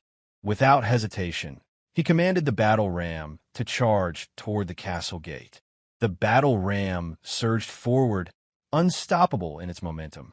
Dygald's forces were overwhelmingly superior, their siege weapons carefully crafted for this very assault. The presence of a high-level knight within their ranks only further amplified the disparity in strength between the two sides. As the siege tower docked against the castle walls, heavy infantry emerged and swarmed over the defenders. The hope that Perdium might still hold out was rapidly fading. It seemed as though their downfall was now inevitable. The battle ram continued to pound against the gate, with no forces from Perdium positioned to intercept it. If left unchecked, the once impenetrable northern wall, Perdium would soon crumble. Lost in thought, Swalter wondered about his son, questioning whether his plan had succeeded. Given the current state of the war, he feared that Perdium would fall. He also doubted that the mercenary forces led by Ghislain could make a significant difference at this point. Outside the gate, only a few soldiers remained stationed, while the rest of Perdium's remaining forces were spread thin, holding the castle walls in a desperate defense. Meanwhile, deep within the castle grounds, the mages dispatched from the Scarlet Flame Magic Tower were bound and encircling a magic circle drawn on the floor. Alfoy was furious, seething with rage as he demanded to be released, directing curses toward the knights guarding the mages. Alfoy's anger boiled over, and he shouted insults with each breath, declaring that they were mages, not soldiers, and they should never have been caught up in such a trivial estate war. Ferguson stood firm, attempting to calm him, urging him to stay composed since it was the young lord's order that they remain in their current position. Alfoy snapped back, incredulous that Ferguson could not see his frustration. He continued to rant, refusing to stay calm under the dire circumstances. Though visibly nervous, Vanessa stood her ground, faithfully following Ghislain's orders. The battle ram continued its relentless assault on the castle gate. In a voice full of despair, Alfoy pointed out that allowing the ram to reach this close to the gate meant Perdium's defeat was inevitable. He was convinced that the castle's fall was imminent. Despite her belief in Ghislain's plan, Vanessa struggled to calm Alfoy's spiraling anger. The reason they had been tied up was precisely because they would have bolted out of the castle the moment they got the chance. Irritated beyond measure, Alfoy glared at Vanessa, still seething. But as he observed her, he couldn't ignore the fact that she, once merely a maid at the tower, had now grown into a fifth circle mage. Though her face was pale with nervous sweat, her voice held an unwavering optimism, as she assured Alfoy that the young lord's plan would succeed and everything would be set right.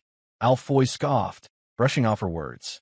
He told her not to make him laugh, his voice thick with scorn. He cursed Ghislain, screaming for Vanessa not to mention his name again. It was because of Ghislain that Alfoy had been dragged through hell and now found himself on the brink of death in the midst of a war. However, Vanessa was steadfast in her belief.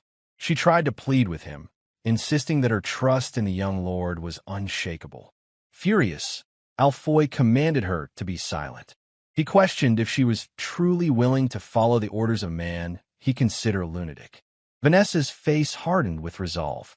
In the most serious tone, she retorted that Ghislain, the young lord of Perdium, was no lunatic. To her, Ghislain was brilliant in mana control. He had been the one to help her achieve her dream of becoming a mage. A few days earlier, after a harrowing experience where her mana path had been unlocked with Ghislain's help, Vanessa had been on the brink of death. She had pushed through the excruciating pain, overcoming the obstacle, and had finally succeeded in becoming a full-fledged mage.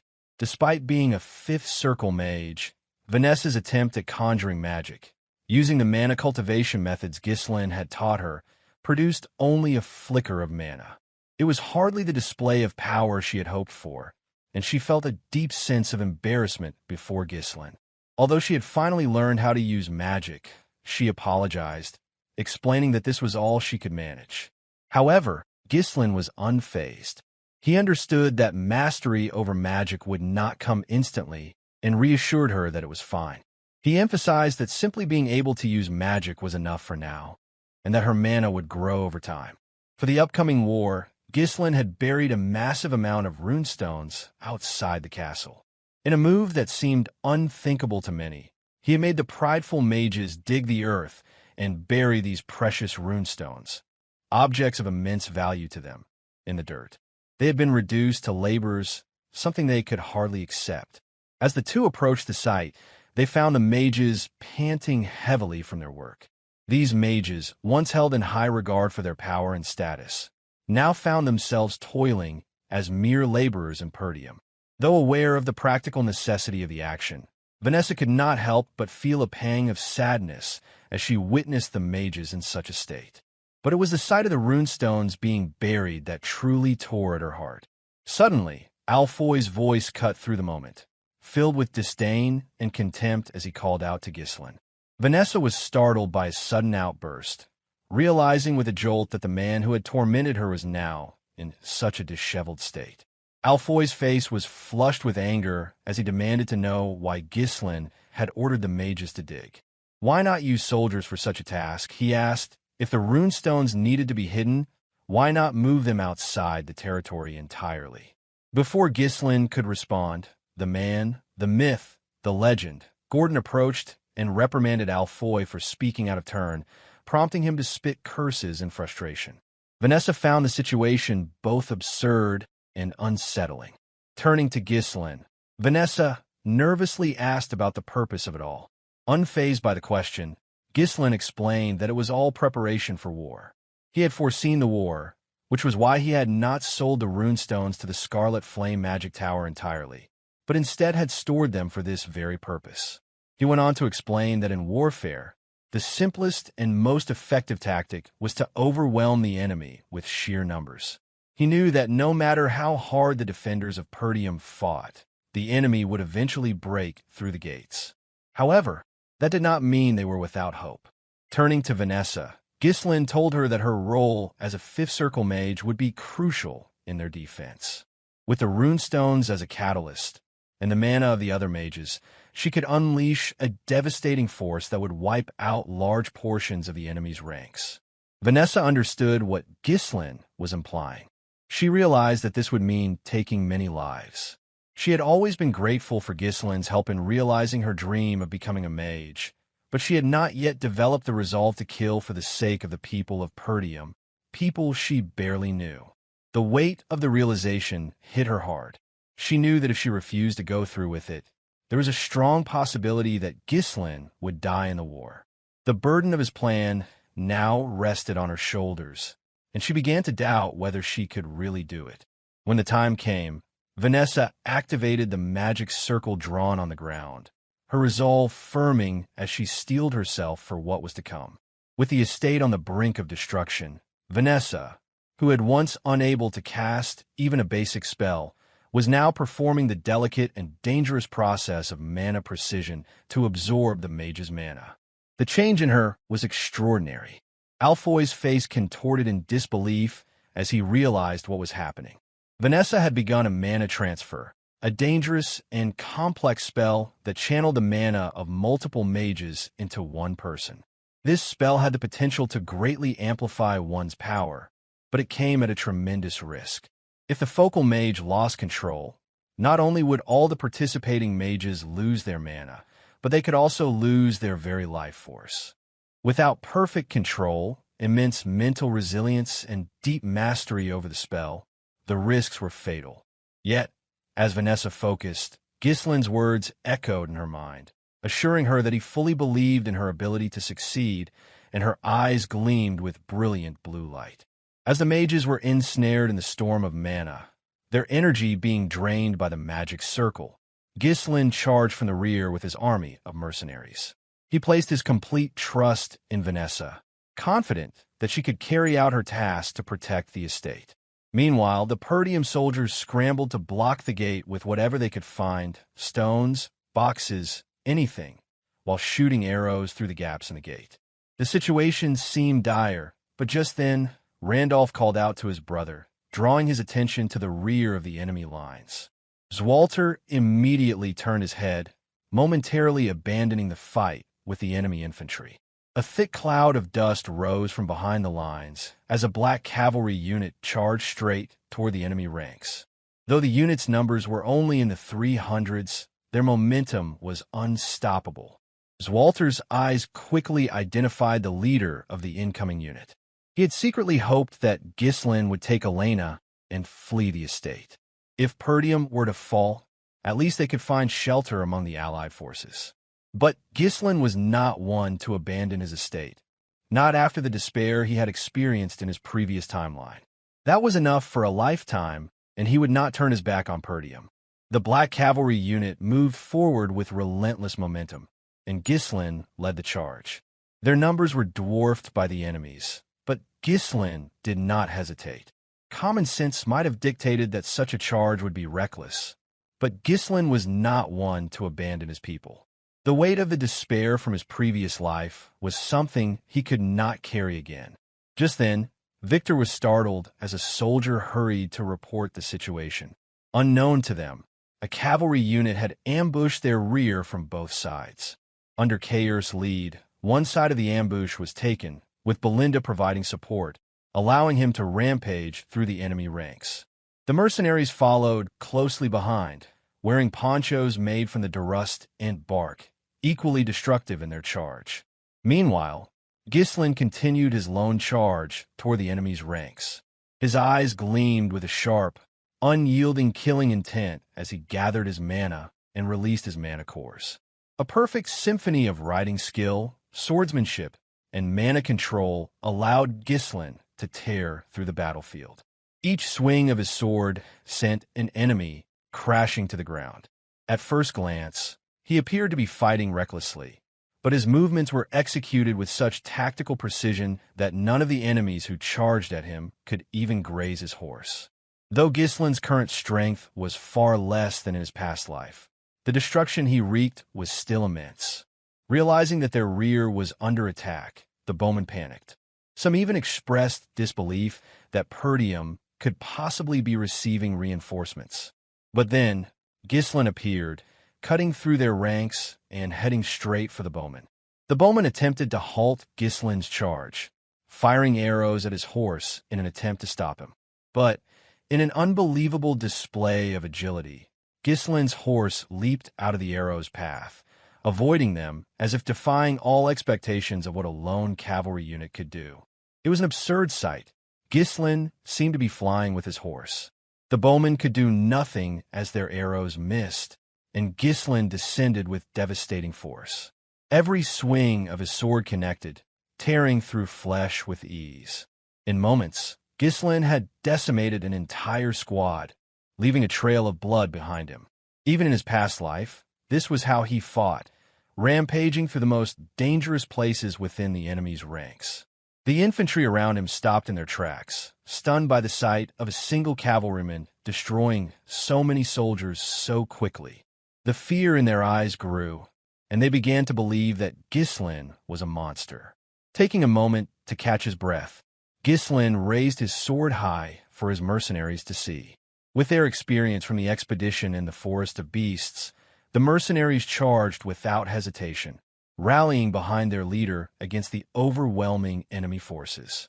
Ghislain's voice rang out across the battlefield, carrying a message of defiance to both his mercenaries and Perdium soldiers.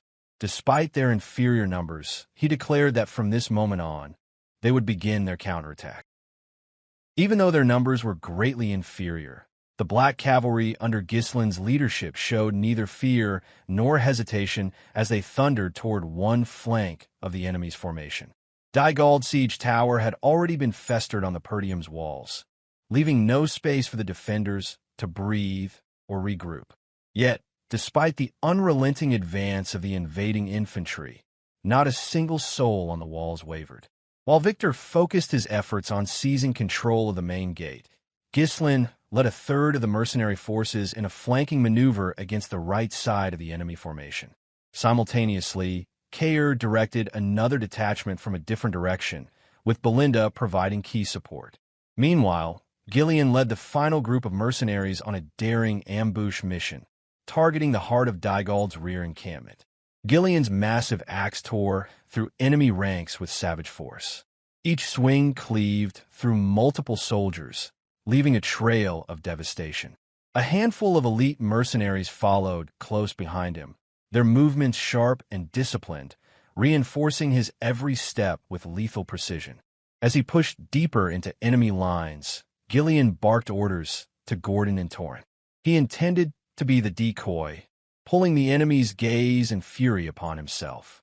He told the others to disperse widely and disable vital facilities to sow chaos. Without hesitation, the two acknowledged the command and moved to execute it. Even in the thick of combat, the mercenaries exchanged breathless words. Torrent noted how unnerved the enemy appeared, shocked by how few stood against them. Gordon echoed the sentiment, jesting that by the time they returned to the castle, all that would remain of the enemy camp would be scorched rubble. The situation rapidly unraveled for Thamos, the incompetent commander of Dygald's forces. Stunned by the surprise assault, he struggled to comprehend how such a counteroffensive had emerged from a cornered opponent. His mind blank, he failed to rally his soldiers, even as his aides urged him to abandon the camp and escape. That window of opportunity never arrived.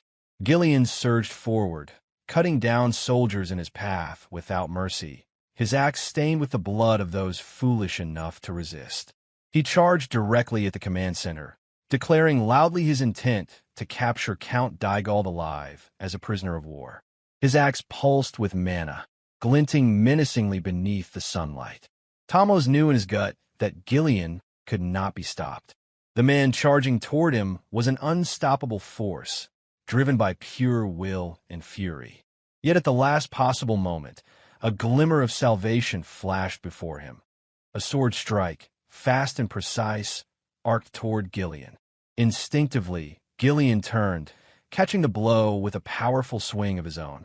The clash of weapons echoed through the battlefield as Gillion's mana-charged axe met the massive sword head-on. Sparks scattered with the force of the impact, the sound rising above the din of war. The two warriors pulled back slightly, locking eyes as they assessed one another. A knight of such caliber had not been seen in Dygald's camp until now. Morale had already been fragile with the presence of an elite warriors that can contend against Swalter and Randolph at Dygald's front line. The sudden appearance of another high-level knight at their rear only deepened the despair. This knight clearly hadn't been drawn from Dygald's own ranks. Count Dygald lacked the merit to rally such strength, being a selfish noble unfit to rule, much less lead a disciplined army. From just a single exchange of blows, Gillion realized the strength of his adversary. This was not an enemy to underestimate, not in the heart of hostile territory, where one wrong move could end everything. Seated tall upon his horse, the knight was Idun Fraso. He observed Gillion with a calm expression, commenting on the audacity of Perdium's forces to strike so deep into Dygald's camp with such a modest number. There was something almost admiring in his tone. Idun swung his sword again in a smooth, practiced motion. With a knight's honor, he asked his opponent to give his name in recognition of strength shared in combat. Gillion remained silent. His gaze never wavered. His eyes, burning with an eerie and focused killing intent, studied Idun from head to toe as he readied himself for the next clash. Gillion lifted his axe high, his entire frame pulsing with unrestrained mana. With a voice heavy with conviction, he declared himself nothing more than a nameless weapon in service to the young Lord of Perdium. His unwavering loyalty stemmed from a single, life-altering event that Ghislain had saved his daughter from the eternal punishment. From that day forward, Gillion's devotion had been absolute. Meanwhile, chaos engulfed the left side of Perdium's castle wall. Enemy infantry swarmed like a mass of ants, climbing ladders in relentless waves. The defenders held the line only because they were no strangers to war. Hardened by long battles with the northern barbarians, they refused to yield. Belinda fought with grim determination, determined to provide the defenders with a sliver of relief. She knew that if left unchecked, the wall would soon fall to the enemy's hands. Spotting two enemy soldiers closing in, she lashed them together and hurled the bound pair toward Kaor, who rode nearby and was carving through the flank. Kaor accepted her help eagerly, his eyes flashing with excitement. As the bound enemies tumbled through the air, he stepped forward and brought his sword down in a single, fluid motion, slicing through both with brutal precision. Blood sprayed across the battlefield, a crimson arc against the sky. Caught in the exhilaration of battle, the insecurities that once haunted him faded, replaced by the unshakable spirit of a warrior. He surged forward, cutting through enemies with tireless energy. Despite the overwhelming numbers, some lightness remained among the chaos. Belinda called out to Kaor, scolding him for splashing blood in her direction again. Kaor laughed it off, referring to her dismissively as a mere lady and advising her to dodge if she had time to complain. Belinda flushed red with anger at the remark, clearly offended by the condescension. On the right wall, Ghislain led a third of the black cavalry unit from the front, rending through Dygald's flank with merciless efficiency. Each swing of his sword shattered the enemy's formation. Not even the heavy infantry could withstand a single blow.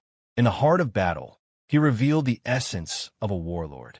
The Mercenary King fought in the most perilous position, mastering the release of his second mana core with each breath to conserve stamina. The sight of Ghislain charging alone with monstrous force shattered the enemy's morale. Even with superior numbers, no one dared to meet him head-on. Once the mercenary army closed the gap and the opposition faltered in confusion, Ghislain issued a rallying cry. It was time to press forward and annihilate them. As the mercenaries broke through the enemy formation, Ghislain shifted his focus to the siege tower docked against the wall. He paused briefly, drawing a slow breath, and his eyes took on a glacial sharpness, a signal of the carnage to come. The mercenaries wasted no time. Their experience pioneering the forest of beasts had taught them that survival meant obeying their leaders' every command. Not one hesitated, not one fled. They charged together, reckless yet unyielding. A captain from Dygald's army could do nothing but curse beneath his breath. Watching his men abandon formation in fear, he saw discipline dissolve in the face of Perdium's terrifying black cavalry unit. Ghislain galloped toward the wall once more, a line of the spearmen held up. Even with the sight of blood, followed Ghislain's path in his solitary charge. Despite being human, Ghislain fought atop his steed with a fluidity and unity that matched any elven rider. As the enemy blockade came into view, he gave his horse a simple order, to dodge the blockade alone, and the beast obeyed with a sharp exhale.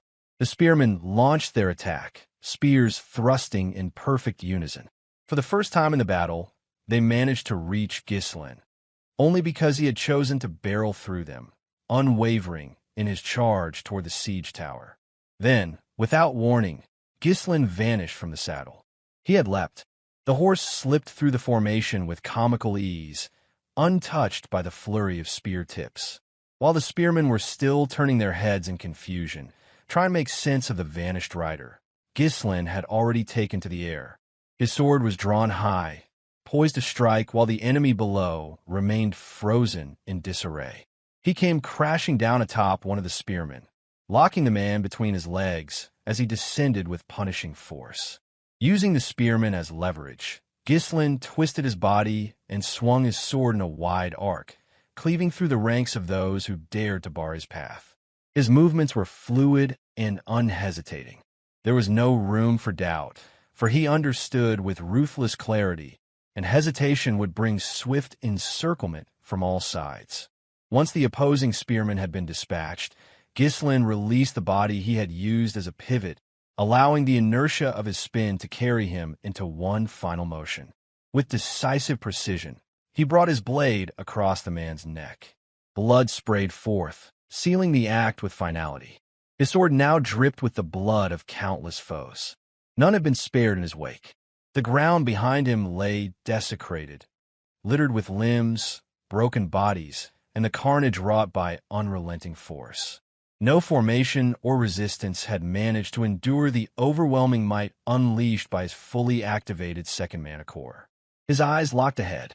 The siege tower loomed, tall and ominous, a grotesque structure feeding Dygald's heavy infantry onto the crumbling battlements. Below, a dense cluster of enemy soldiers formed a blockade between him and the towering structure. Yet, not a shred of hesitation clouded Ghislain's mind. A glint of sheer, razor-edged intent reflected in his eyes. No one standing there deserved mercy. Not a single soul among the enemy ranks would be spared. His verdict had already been rendered. Annihilation alone was acceptable. In one glance, he took in the situation. The wall's defense was in worse condition than he had anticipated. The collapse was imminent, likely to fail even before the gate could be breached. His black cavalry had pushed valiantly, breaking through where they could, but the disparity in numbers was severe. If they faltered even slightly, they would be enveloped. But surrendering momentum was not an option. Ghislain inhaled deeply, resolving himself once more. His eyes gleamed with renewed determination. He would keep pressing forward, no matter the cost. A corps captain from Dygald's forces issued an urgent command, rallying his soldiers to strike. The siege tower had reached its target. With the wall would soon fall, all that remained was to stop the black-armored knight who stood in their way. The soldiers surged toward him. Ghislain raised his sword over his shoulder, steadying his breathing. For a brief instant, he tapped into the volatile energy of his third mana core, enhanced by the strange power obtained after absorbing the venom of the blood python. Though not yet equal to the legendary state of transcendence, the refinement of his mana gave his blade the sharpness needed to cut through iron as if it were cloth. His sword flashed. The first soldier to challenge him stood no chance. The weapon passed through his iron helmet with no resistance, the man collapsing without a sound, a mere offering to Ghislain's relentless advance. Another stepped forward to take his place. Armed with a crude sword and a wooden shield, the man roared a curse and lunged. But before his attack could even form, his neck had already been severed by a clean, efficient stroke. Still more poured in. A heavily armored soldier jabbed forward with precision. Ghislain tilted his body and dodged with finesse, then countered with a savage slice into the man's side. Another enemy appeared immediately, blade raised and aimed for his head. Ghislain parried the strike, halting its momentum. Without slowing, he pushed forward. The explosive nature of his mana surged through his limbs, powering the motion as he spun and drove his blade across the attacker's back. Drawing closer to the siege tower, he came under a new threat. Arrows began raining down. The archers had taken position. Recognizing Ghislain's true target, the captain shouted furiously for every archer to focus their fire. The archer's captain ordered that the man was not to be allowed near the tower. But Ghislain was already past their sights. His body blurred into motion, streaking through the hail of arrows. None found their mark. Only the faint, gleaming trace of his killing intent remained in the space he left behind. Ghislain's next target stood above the fray. A corps captain mounted atop a trembling horse. The captain met Ghislain's gaze, his eyes wide with dread and throat tightening with fear. Whatever resolve had brought him to war now withered before the monstrous presence of the black-armored warrior. Without pause, Ghislain launched forward. His sword pierced cleanly into the captain's body before the man could lift his weapon. The captain offered no resistance. His fear had paralyzed him, and the terrifying aura of his attacker proved too overwhelming to confront. As though hoisting a carcass on a spit, Ghislain lifted the man's body into the air, twirled it with brutal elegance, and hurled both sword and corpse together toward the siege tower's thick central beam. The line of resistance that had dared block Ghislain's advance was now obliterated. The tower's archers, still fumbling to reload, bore witness to a horrific spectacle. One of their commanding officers slain and strung through the air like a display of vengeance. The sword embedded itself deep in the siege tower's wood. Blood spattered across the surrounding platform, painting the battlefield in fresh crimson. A stunned silence followed. Without delay, Ghislain tugged on a thread of mana, an ethereal link he had tied to the hilt of his sword. In one seamless motion, he leapt, drawn upward through the air by the arcane tether. The motion defied logic. None among the enemy could comprehend what was unfolding. All they saw was that the black-armored warrior had taken flight, soaring unrestrained toward the siege tower's highest platform. As Ghislain reached the top, his hand caught the hilt of the embedded sword. The blade, still soaked with blood, landed firmly in his grip. In that same instant, he swung. Terror surged through the defenders above, their minds filled with unspeakable dread, paralyzed as they recalled the massacres he had already wrought. Every line of defense that had previously tried to stop him now lay in ruin, replaced only by blood and severed limbs. Activating his third mana core once more, Ghislain allowed raw fury to flood his senses. His eyes flashed with cold judgment as he brought the sword down in an explosive arc. The entire top section of the tower split under the weight of the blow. No one could challenge him. Not here, not now. This siege tower, a key element of Victor's siege strategy and aligned perfectly with textbook military doctrine, was left almost undefended. The defenders had been stretched too thin along the walls, unable to secure every breach. Ghislain's timely assault now offered a vital reprieve to those still fighting on the ramparts. The shock spread rapidly through Dygald's ranks. The destruction of a siege tower by a lone knight in black armor had shaken even the most hardened soldiers. Yet some believed this act of defiance to be a foolish gamble. They reasoned that once the tower collapsed, its would-be invaders would swarm the lone attacker. Observing the collapse from afar, Victor remained outwardly calm. He pondered whether the warrior who destroyed the tower was the same black cavalry commander responsible for the devastating flank assault. As a plume of dust rose from the crumbling tower, Ghislain stepped away from the wreckage with steady resolve. The move he had made was bold, driven less by calculation and more by instinct. He had exploited the narrowest of weaknesses in Victor's formation. In the chaos of war, he had discerned the enemy's intent, gauged the battlefield's rhythm, and seized the fleeting moment. Victor turned to one of his soldiers and asked if the gate had finally been breached. The soldier faltered, stammering an explanation.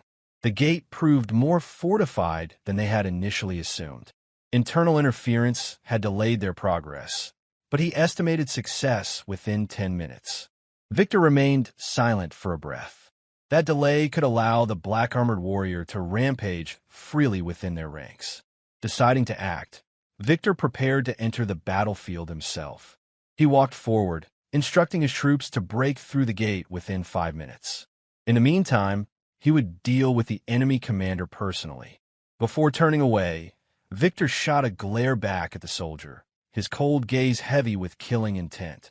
The message was unmistakable. Failure would be met with death at his own hand.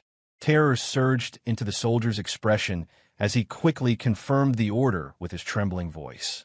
At that very moment, a mounted mercenary emerged from the cloud of dust, hurling taunts at Victor and referring to him mockingly as a winged tin can.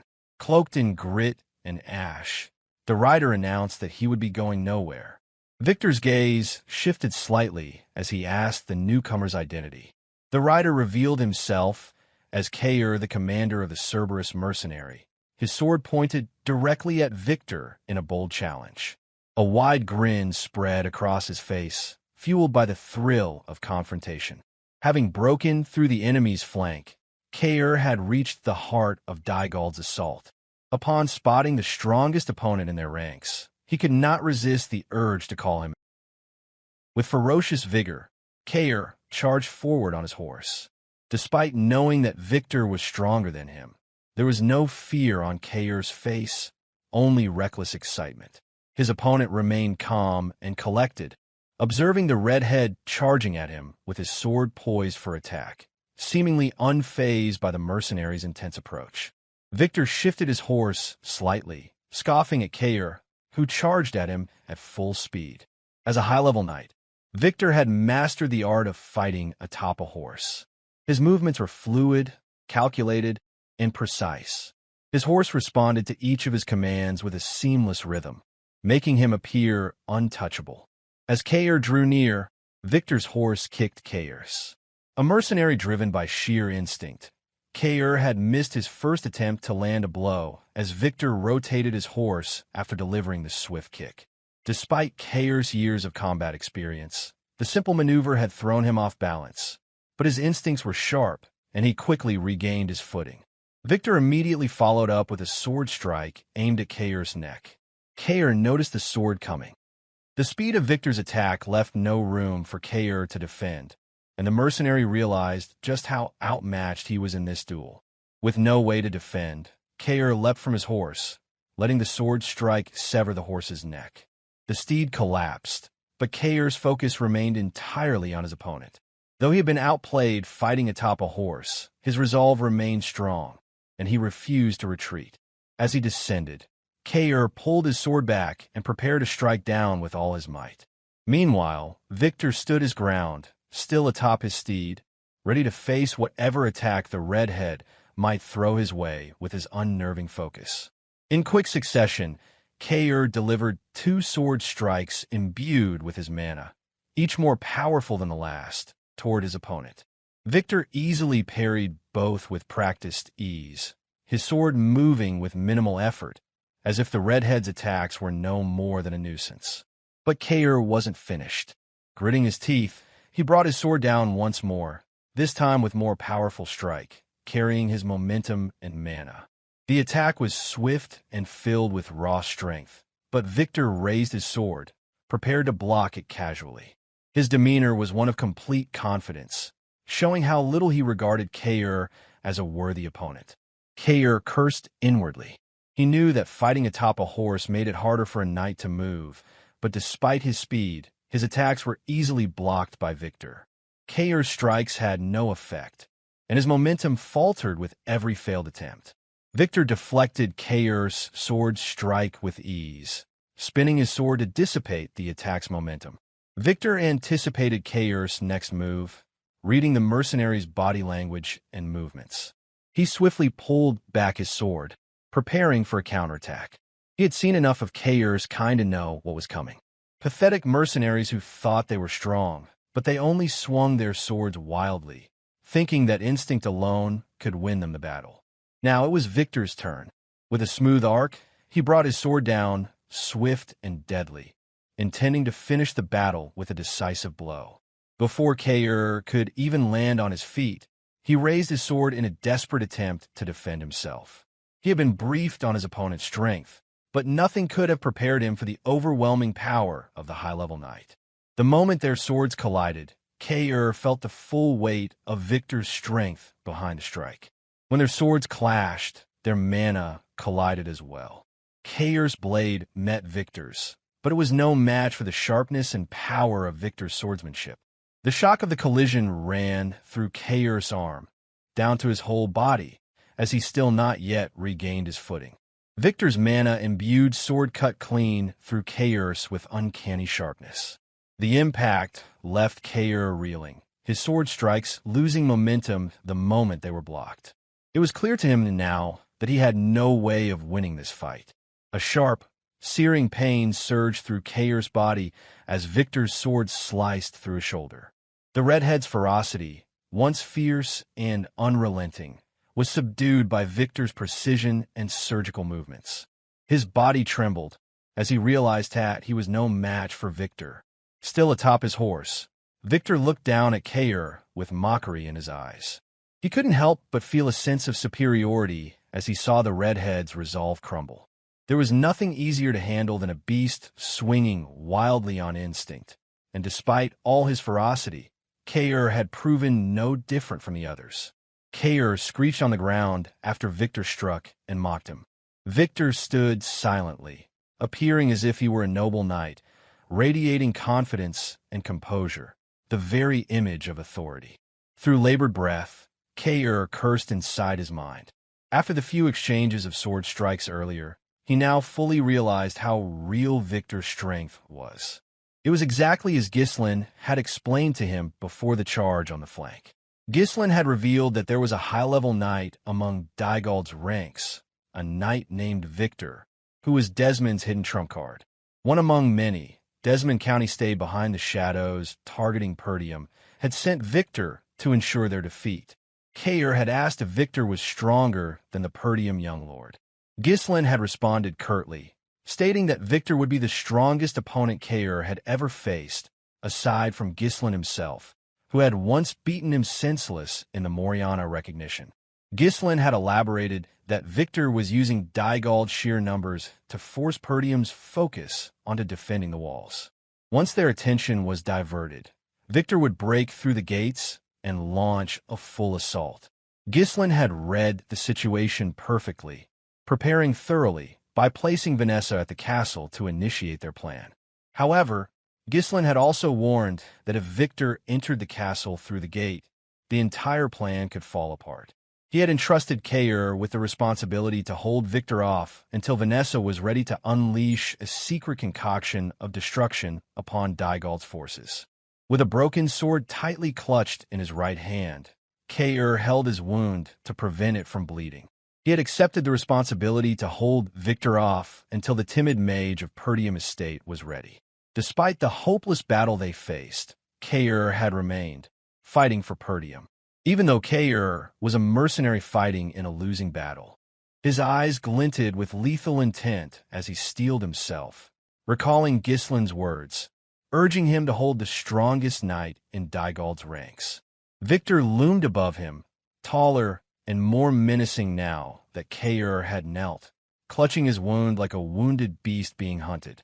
For a moment, Kaor felt as if nothing in the world seemed more dangerous than the man before him. Yet Kaor shifted his grip on his broken sword. Just as the blade gleamed with mana, a laugh escaped Kaor's lips. His expression lit up with excitement, defiance burning in his eyes. He hurled an insult toward Victor, telling him to at least be beatable. Despite his current predicament, he jested, trying to suppress the blood flowing from his wound, unwilling to let it slow him down. Meanwhile, the battle on the wall raged on. Dygald's forces seemed to remain unyielding, despite the Perdium young lord and his army of mercenaries joining the fray. At the rear of Dygald's camp, Gillion was locked in battle with the mysterious second in command. Repeatedly, Gillion swung his massive, bloodied, long-handled axe toward his opponent, yet he still failed to break through the knight's defense. His opponent, Idun, raised his shield to block every attack, swinging his sword only when an opportunity presented itself.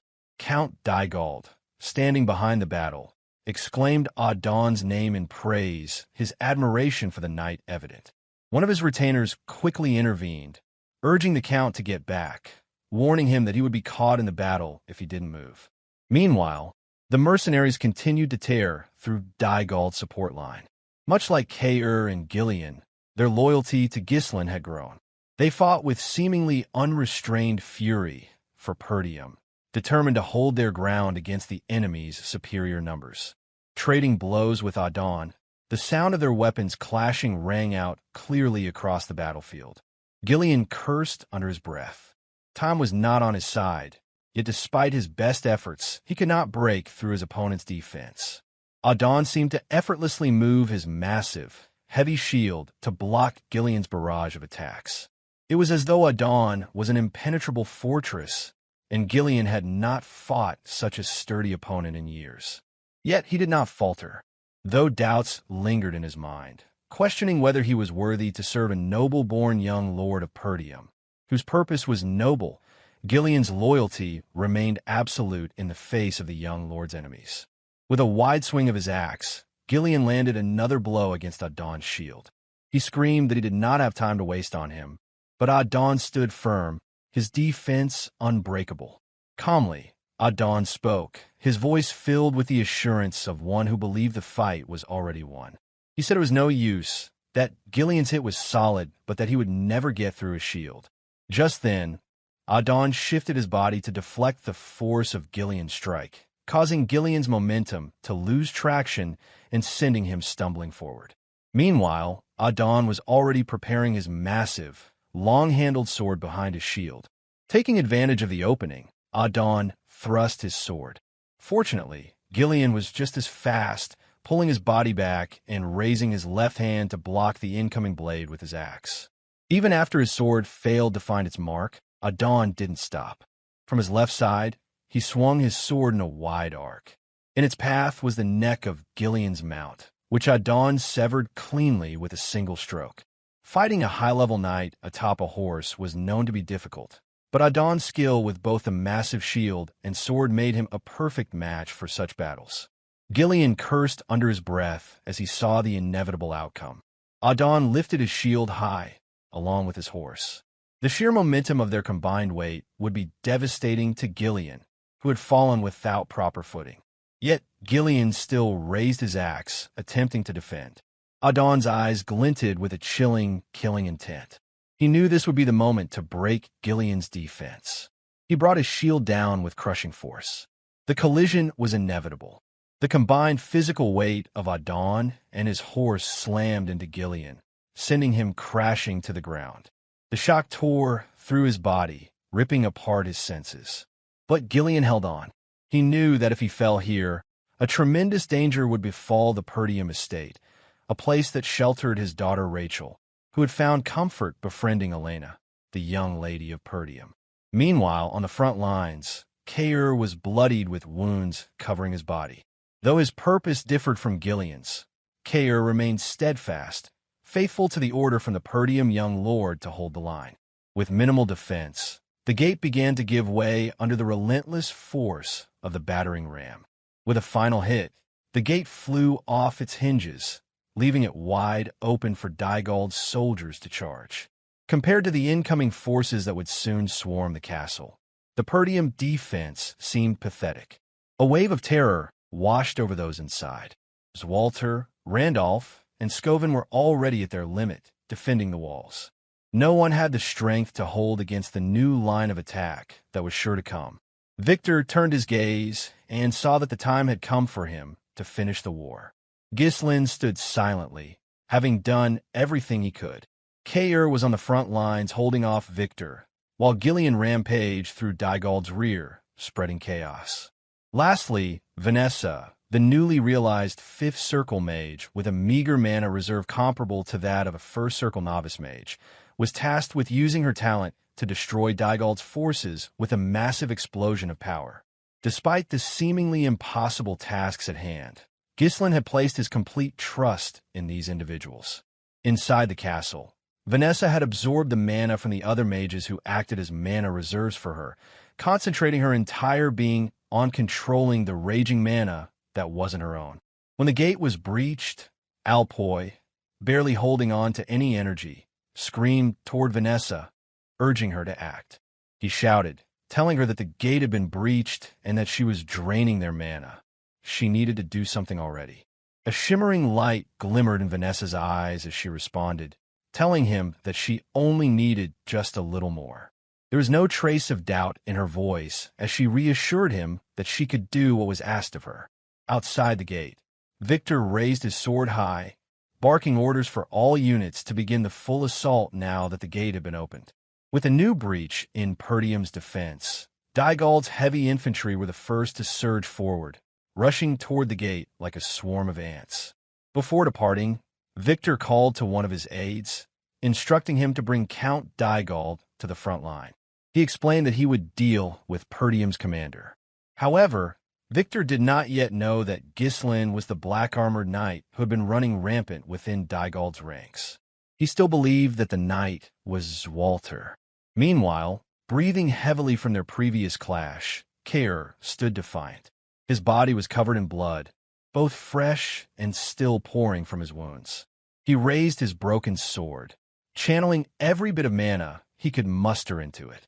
Frustration began to cloud his movements, making them more sloppy, but his gaze remained sharp like that of a beast.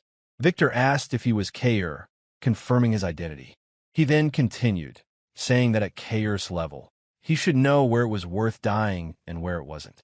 He questioned why Kaor kept charging toward an opponent he couldn't defeat.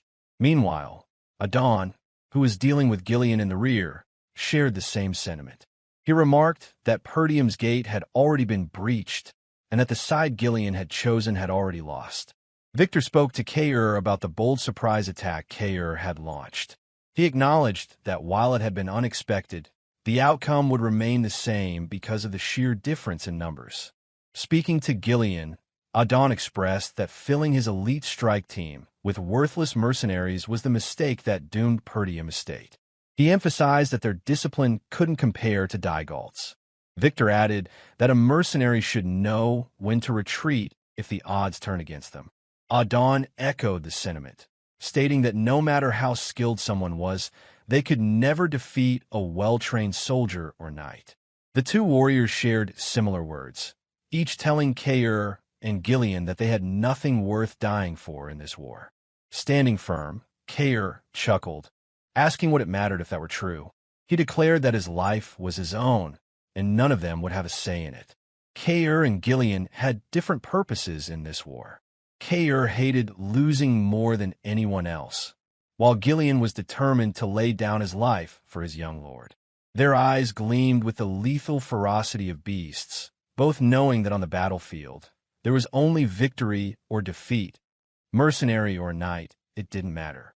Despite the great distance between them, Kaor and Gillion charged toward their respective opponents. Each of their steps felt heavy, yet neither yielded to the pain that tore at their minds. Victor and Idun steadied themselves atop their horses, ready for anything that might come their way. Idun pulled back his sword, preparing to swing it wide. He spoke, his voice cold and unwavering, stating that a loser's excuses were not worth hearing. Idun's sword and Gillion's massive long-handled axe collided once more.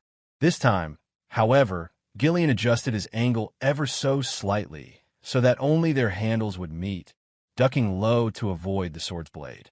With the remaining momentum from his axe's rotation, Gillion used the force to pull Idun's sword toward the ground, making Idun lose his balance.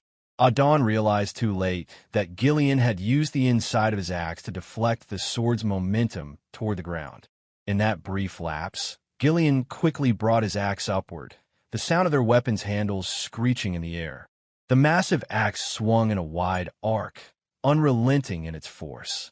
Unfortunately, Idun had already abandoned his sword and raised a shield to defend himself. Still, Gillion's strike severed the neck of Idun's horse. With a loud thud, Idun fell from his horse, his towering figure crashing to the ground. He cursed loudly, calling Gillion a lowly mercenary, his voice filled with fury and disbelief. Idun had always been the one delivering violence, but never had he found himself on the receiving end. Now, Gillion's figure loomed before him, the axe poised for a vertical swing. Gillion's eyes gleamed with unrelenting fury. He was ready to break anything that dared to harm his young lord. Gillion's axe collided with Idun's shield. Despite Idun's embarrassing state, his defense remained as solid as ever, testament to his status as a high-level knight. But Gillion knew better. He spoke calmly, asserting that no matter how solid the defense was, there was always a gap. He pulled a sword from the sheath at his back and proclaimed that he had given his life as a weapon for Perdium's young lord. His sole existence was to bring him victory. Gillion raised his sword high, pulling it back before thrusting it toward Idun, who had been unable to move after falling from his horse. Through the slit in Idun's helmet, Idun could see the unrelenting force that had driven Gillion to attempt such a daring ambush in the midst of Dygald's camp, refusing to back down even in the face of a high-level knight. And through the same slit in Idun's helmet, Gillion's sword found its mark. Blood sprayed as if Idun's head were a ripe tomato being burst with a sharp bite. Meanwhile, in front of the gate, Kaor charged toward Victor. Despite his battered state, he showed no hesitation in his movements. Inwardly, Kaor knew that Victor was far stronger than him, and he knew well that even attempting to stand against such an opponent might cost him his life. But Ghislain's order echoed clearly in his mind, for him to tie down Victor until Vanessa was ready. Even in the face of such a formidable opponent, the gleam in Kaor's eyes never faded. The reckless abandon in his bearing seemed never to cease. His mind focused on only one thing: to land a single strike on Victor. A sudden flash of memory resurfaced in Kaor's mind, recalling the time he had asked Ghislain to demonstrate particular moves. Despite Kaor's usual antics, Ghislain had listened intently to the question. Although awkward and embarrassed about asking for instructions, Kaor had inquired about how Ghislain managed to dodge a strike during their fight at Moriana's recognition. He was especially curious about one slick move where Ghislain had dodged and then quickly cut through the distance between them. Embarrassment showed clearly on Kaor's face, but he still managed to express his points and ask Ghislain to teach him. Glancing back slightly, Ghislain smiled at Kaor's growth in character. Before, Kaor would have defiantly spoken toward Ghislain rather than humbly asking. Turning back away, Ghislain explained that the specific movements themselves were not what mattered.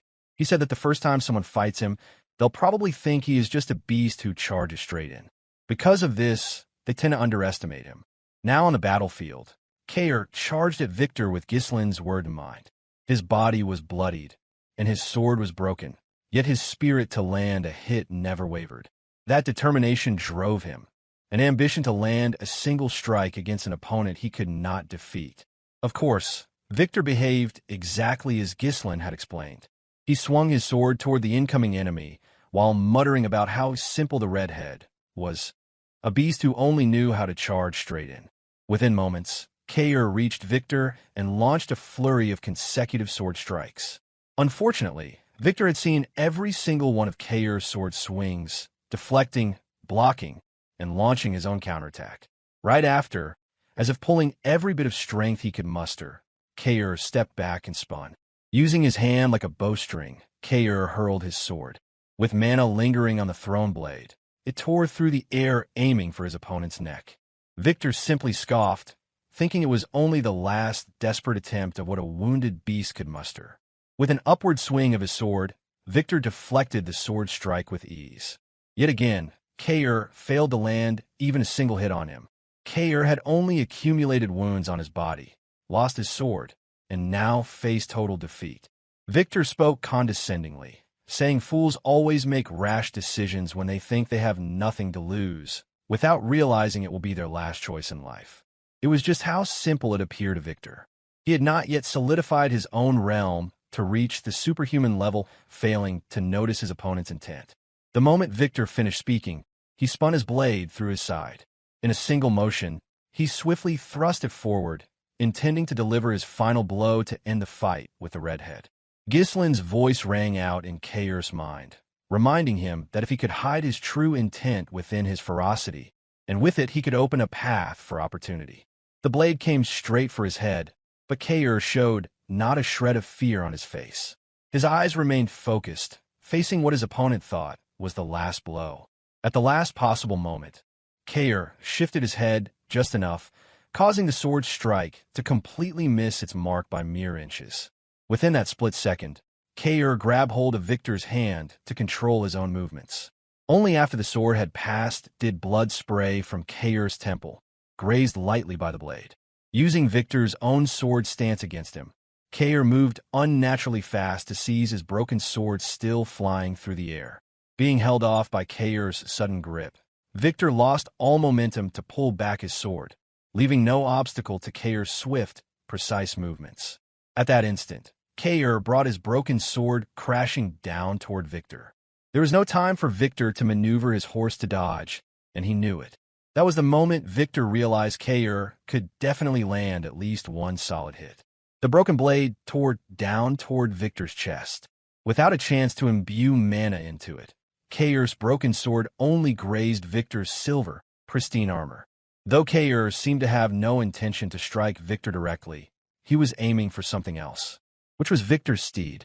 The broken sword landed perfectly on the horse's spine, blood spraying vividly from strike. Victor had no chance to block the attack since he trusted his sword completely. He could only watch in disbelief as the erratic movements of the redhead had claimed his horse. Quite literally, Kaor had knocked Victor off his high horse as it fell lifelessly to the ground, leaving Victor no choice but to leap off.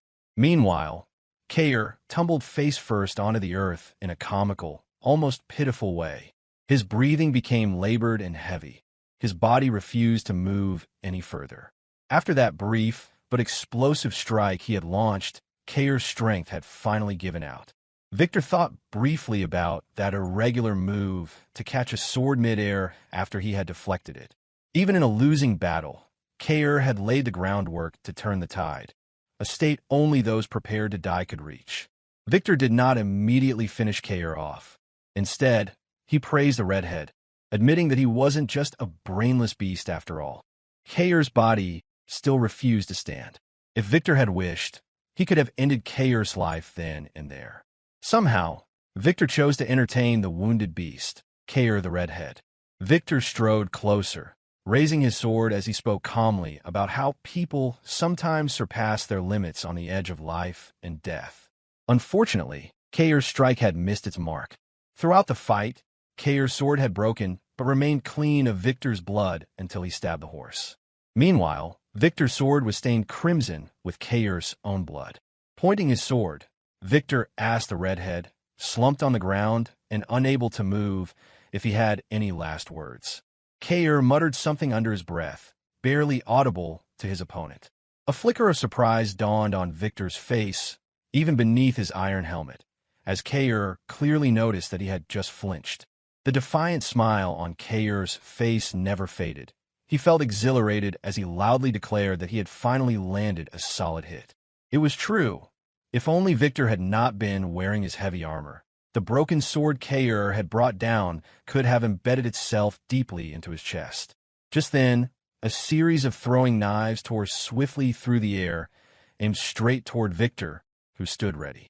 Fortunately, Victor noticed them immediately as he lifted his head. It wasn't particularly threatening to him.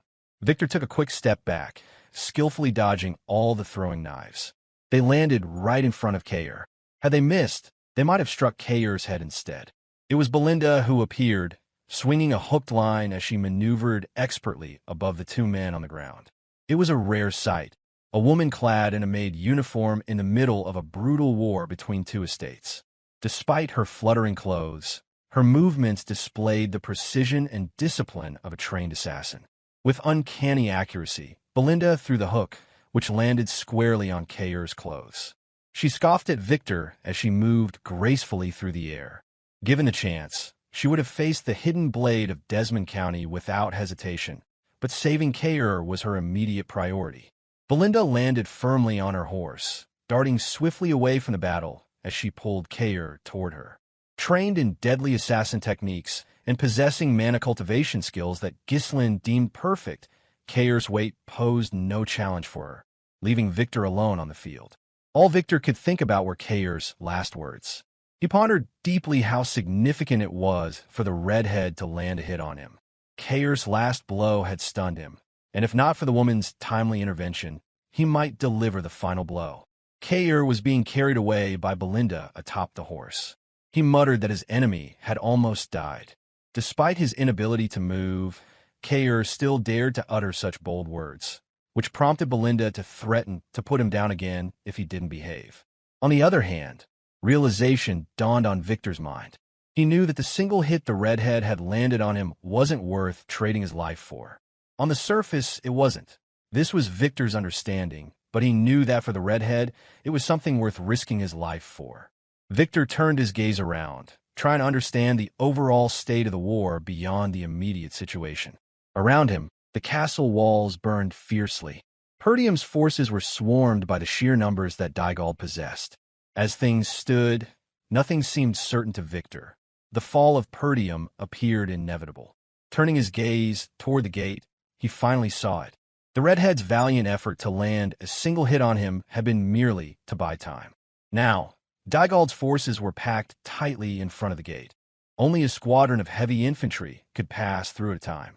Far beyond the line, centered perfectly from Victor's vantage point, a mana concentration gathered in the middle of the opening. He focused intently to discern what it was. A few tied-up, passed-out mages circled a woman wearing an unassuming white robe. An old staff was held firmly in both of her hands. It was Vanessa. Her timid demeanor had vanished, replaced by a fierce and determined expression. She had yet to develop any longing for Perdium. The idea of killing thousands was far from her life's purpose. This was her own inner fight, one she was resolved to see through for the sake of her young lord. Victor's spine shuddered as the realization struck him like a crashing wave. A wild redhead had appeared solely to hold him off, buying precious time for whoever was inside the broken gate to prepare a devastating spell. Everything leading up to this moment had been a carefully laid trap for Dygald's forces. A gleam of brilliant light flickered in Vanessa's eyes as the voice of her young lord, Ghislain, echoed in her mind. He had told her that when the gate was breached and the enemy stood at the doorstep, she could turn the tide in an instant with her magic. She recalled the time when they had both overseen the burial of a massive number of runestones in front of the gate. She had asked Ghislain if she could truly bear such responsibility. Ghislain had turned toward her with unwavering confidence and assured her she could definitely accomplish it with her abilities. His trust in her was absolute, a pivotal wedge in the plan that, if it failed, would spell ruin for the entire estate. The same crushing weight of responsibility that Kaor bore to hold Victor off. Vanessa's lips moved softly, as if whispering a delicate incantation. With it came a tremendous explosion of mana, precise and exquisitely controlled by a single, once timid mage. She summoned a power far beyond human limits, defying the boundaries of the mage's circle. The immense mana swirled into glowing symbols orbiting Vanessa. In that suspended moment, every person present, ally and enemy alike, froze in place. In their eyes, the same vision unfolded. It began right at Vanessa's feet, the very place where the runestones had been buried. Between the lone mage and the advancing swarm of Dygald's forces, a crimson barrier rose, rippling like water reflecting the dying sun. Then, an overwhelming explosion of flame strike erupted. The unassuming, timid mage had unleashed the devastating spell Ghislain had concocted that only her talent could trigger. The sheer intensity of the flames engulfed every Dygald soldier daring to step within the gate's bounds. The earth trembled beneath the roaring inferno, the eruption of flame relentless and ever-growing. No one in Perdium's forces was harmed, as everything was perfectly aligned and timed for the spell to succeed. The shockwave pulsed outward first, crashing through the gate and spreading into Dygald's troops beyond. The blaze continued unabated. The runestones didn't trigger an instant combustion, but radiated power steadily after activation. The towering pillar of fire consumed siege towers and ladder carts alike, swelling larger with each passing second. Swalter stood silent. Randolph's jaw dropped in awe. Belinda steadied her steed, while Kaor summoned every ounce of strength to witness the towering flames. Gillion strode confidently toward the gate, drawing closer to observe the destruction firsthand. Ghislain gazed ahead with quiet contentment, as if awaiting this very day. Vanessa had surpassed all her limits, wielding a massive destructive spell possible only for an 8th circle mage, the cusp of human existence, a true transcendence. Dygald's forces fell into utter chaos. Those at the front could neither retreat nor advance to finish the war, despite the gate having been smashed open. Those further back fled frantically, unable to withstand the agony of being burned alive. The black cavalry unit commanded by Ghislain charged fiercely from the flank, striking straight at the broken formation of Dygald's forces. No one dared to stand and fight. The soldiers scattered, running frantically to retreat. Ghislain swung his sword relentlessly through the chaos, and the remaining Dygald forces offered no resistance. Those who survived the raging flames were swiftly cut down by Ghislain's black cavalry unit. Without pause, Ghislain barked out sharp commands to his mercenaries to encircle Dygald's forces. They were already in full retreat. The tide of the war had decisively shifted. Yet Ghislain showed no mercy, as if no one deserved any. From this moment onward, the only things daring enough to challenge Ghislain and come out unscathed were a cat and its owner. Dygald soldiers emerging from the engulfing flames had no moment to catch their breath before being met by the long, relentless line of black cavalry unit charging toward their necks. Every one of them had entered hoping to earn recognition for their service, only to now run desperately for their lives. Victor's breath came in ragged gasps. The oppressive heat was nearly unbearable. Fortunately for him, his bearing as a high-level knight allowed him to shield himself somewhat from the flames. Within moments, he understood that if they fell back immediately, his forces might manage to retreat through the battlefield's edges. Just then, a soldier approached him. With labored breaths and unsteady steps, the man drew near to deliver urgent news. The soldier grimly reported that the situation was dire. Most of the troops had been burned alive. As soon as he finished, the soldier implored Victor to issue the order for a full retreat. Victor muttered under his breath in irritation. It was understandable. Nothing about this war seemed to go in his favor. His 6,000-strong army was being consumed by fire, leaving barely 1,000 able to retreat. On the other hand, though Perdium's forces were exhausted, they remained intact. From Desmond's perspective, this war had been meticulously planned over years of silent preparation. Victor had blocked every path to ensure Perdium's downfall. Yet one after another, unseen variables emerged to thwart his plans. There was Perdium's black cavalry unit, the formidable leader of the Cerberus mercenary mad dog. There was even a high-tier mage who had burned thousands with a single devastating spell. Victor let out a defeated sigh, realizing that these factors were perfectly aligned, not mere coincidence, to block his victory. It was as if he had walked blindly into a carefully laid trap. Supporting himself on his sword, Victor resolved on his next course of action. He strode off purposefully, ordering all soldiers to fall back and retreat for the time being. He explained that this area was not near the forest. Once they escaped the flames, they could regroup safely at the base. Victor expressed his deep frustration with the situation. He knew the conquest of Perdium would take far longer than he had planned, but given the current circumstances, it was unavoidable. With that, he ordered his soldiers to contact Idun immediately. Then he finally noticed someone approaching. Turning to see who it was, his eyes widened in disbelief, visible through the narrow slit of his helmet. Someone had come from Dygald's camp at the very rear of the formation, carrying Idun's severed head in hand. The gruesome sight of Idun's helmet, drenched in blood, added a further layer of devastation to Dygald's forces. It was Gillion. He strode steadily toward Victor, his long-handled massive axe slumped over his shoulder, just as bloodied as the helmet that bore the fallen Valiant knight's severed head. With steady resolve, Gillion stood firmly before the high-level knight and calmly asked whether he was the commander of Dygald's army. Victor's breath caught in his throat, his gaze fixed unblinkingly on Idun's severed head. The fact that someone capable of slaying a knight as strong and loyal as Idun had appeared weighed heavily on him. Perdium's hidden forces, previously unreported and unknown, were deeply bewildering. Without hesitation, Gillion released Idun's head, letting it drop to the ground with a final thud. Then he raised his massive axe and pointed it directly at Victor, issuing a cold challenge. His army and main camp were utterly destroyed, and he should surrender immediately. Whether this was another trap was unclear to Victor. The undeniable truth was that his forces continued to dwindle by the second. It was equally baffling how a mage could sustain such a massive, raging fire for so long, yet the barrier of flame still burned fiercely without faltering. For Victor, the war was over, at least in his role as commander. He let out a bitter, maniacal laugh, the sound echoing across the battlefield. In the next moment, he unleashed his mana outward, fully shielding himself from the scorching heat of the flames as he prepared to stand his ground on the battlefield as a true warrior. Gillion remained unfazed, standing fearless and unyielding. The presence of a high-level knight before him held no tangible meaning for the old man who was prepared to die. Victor steadied his breathing and took his stance, proclaiming loudly that Gillion should not make him laugh.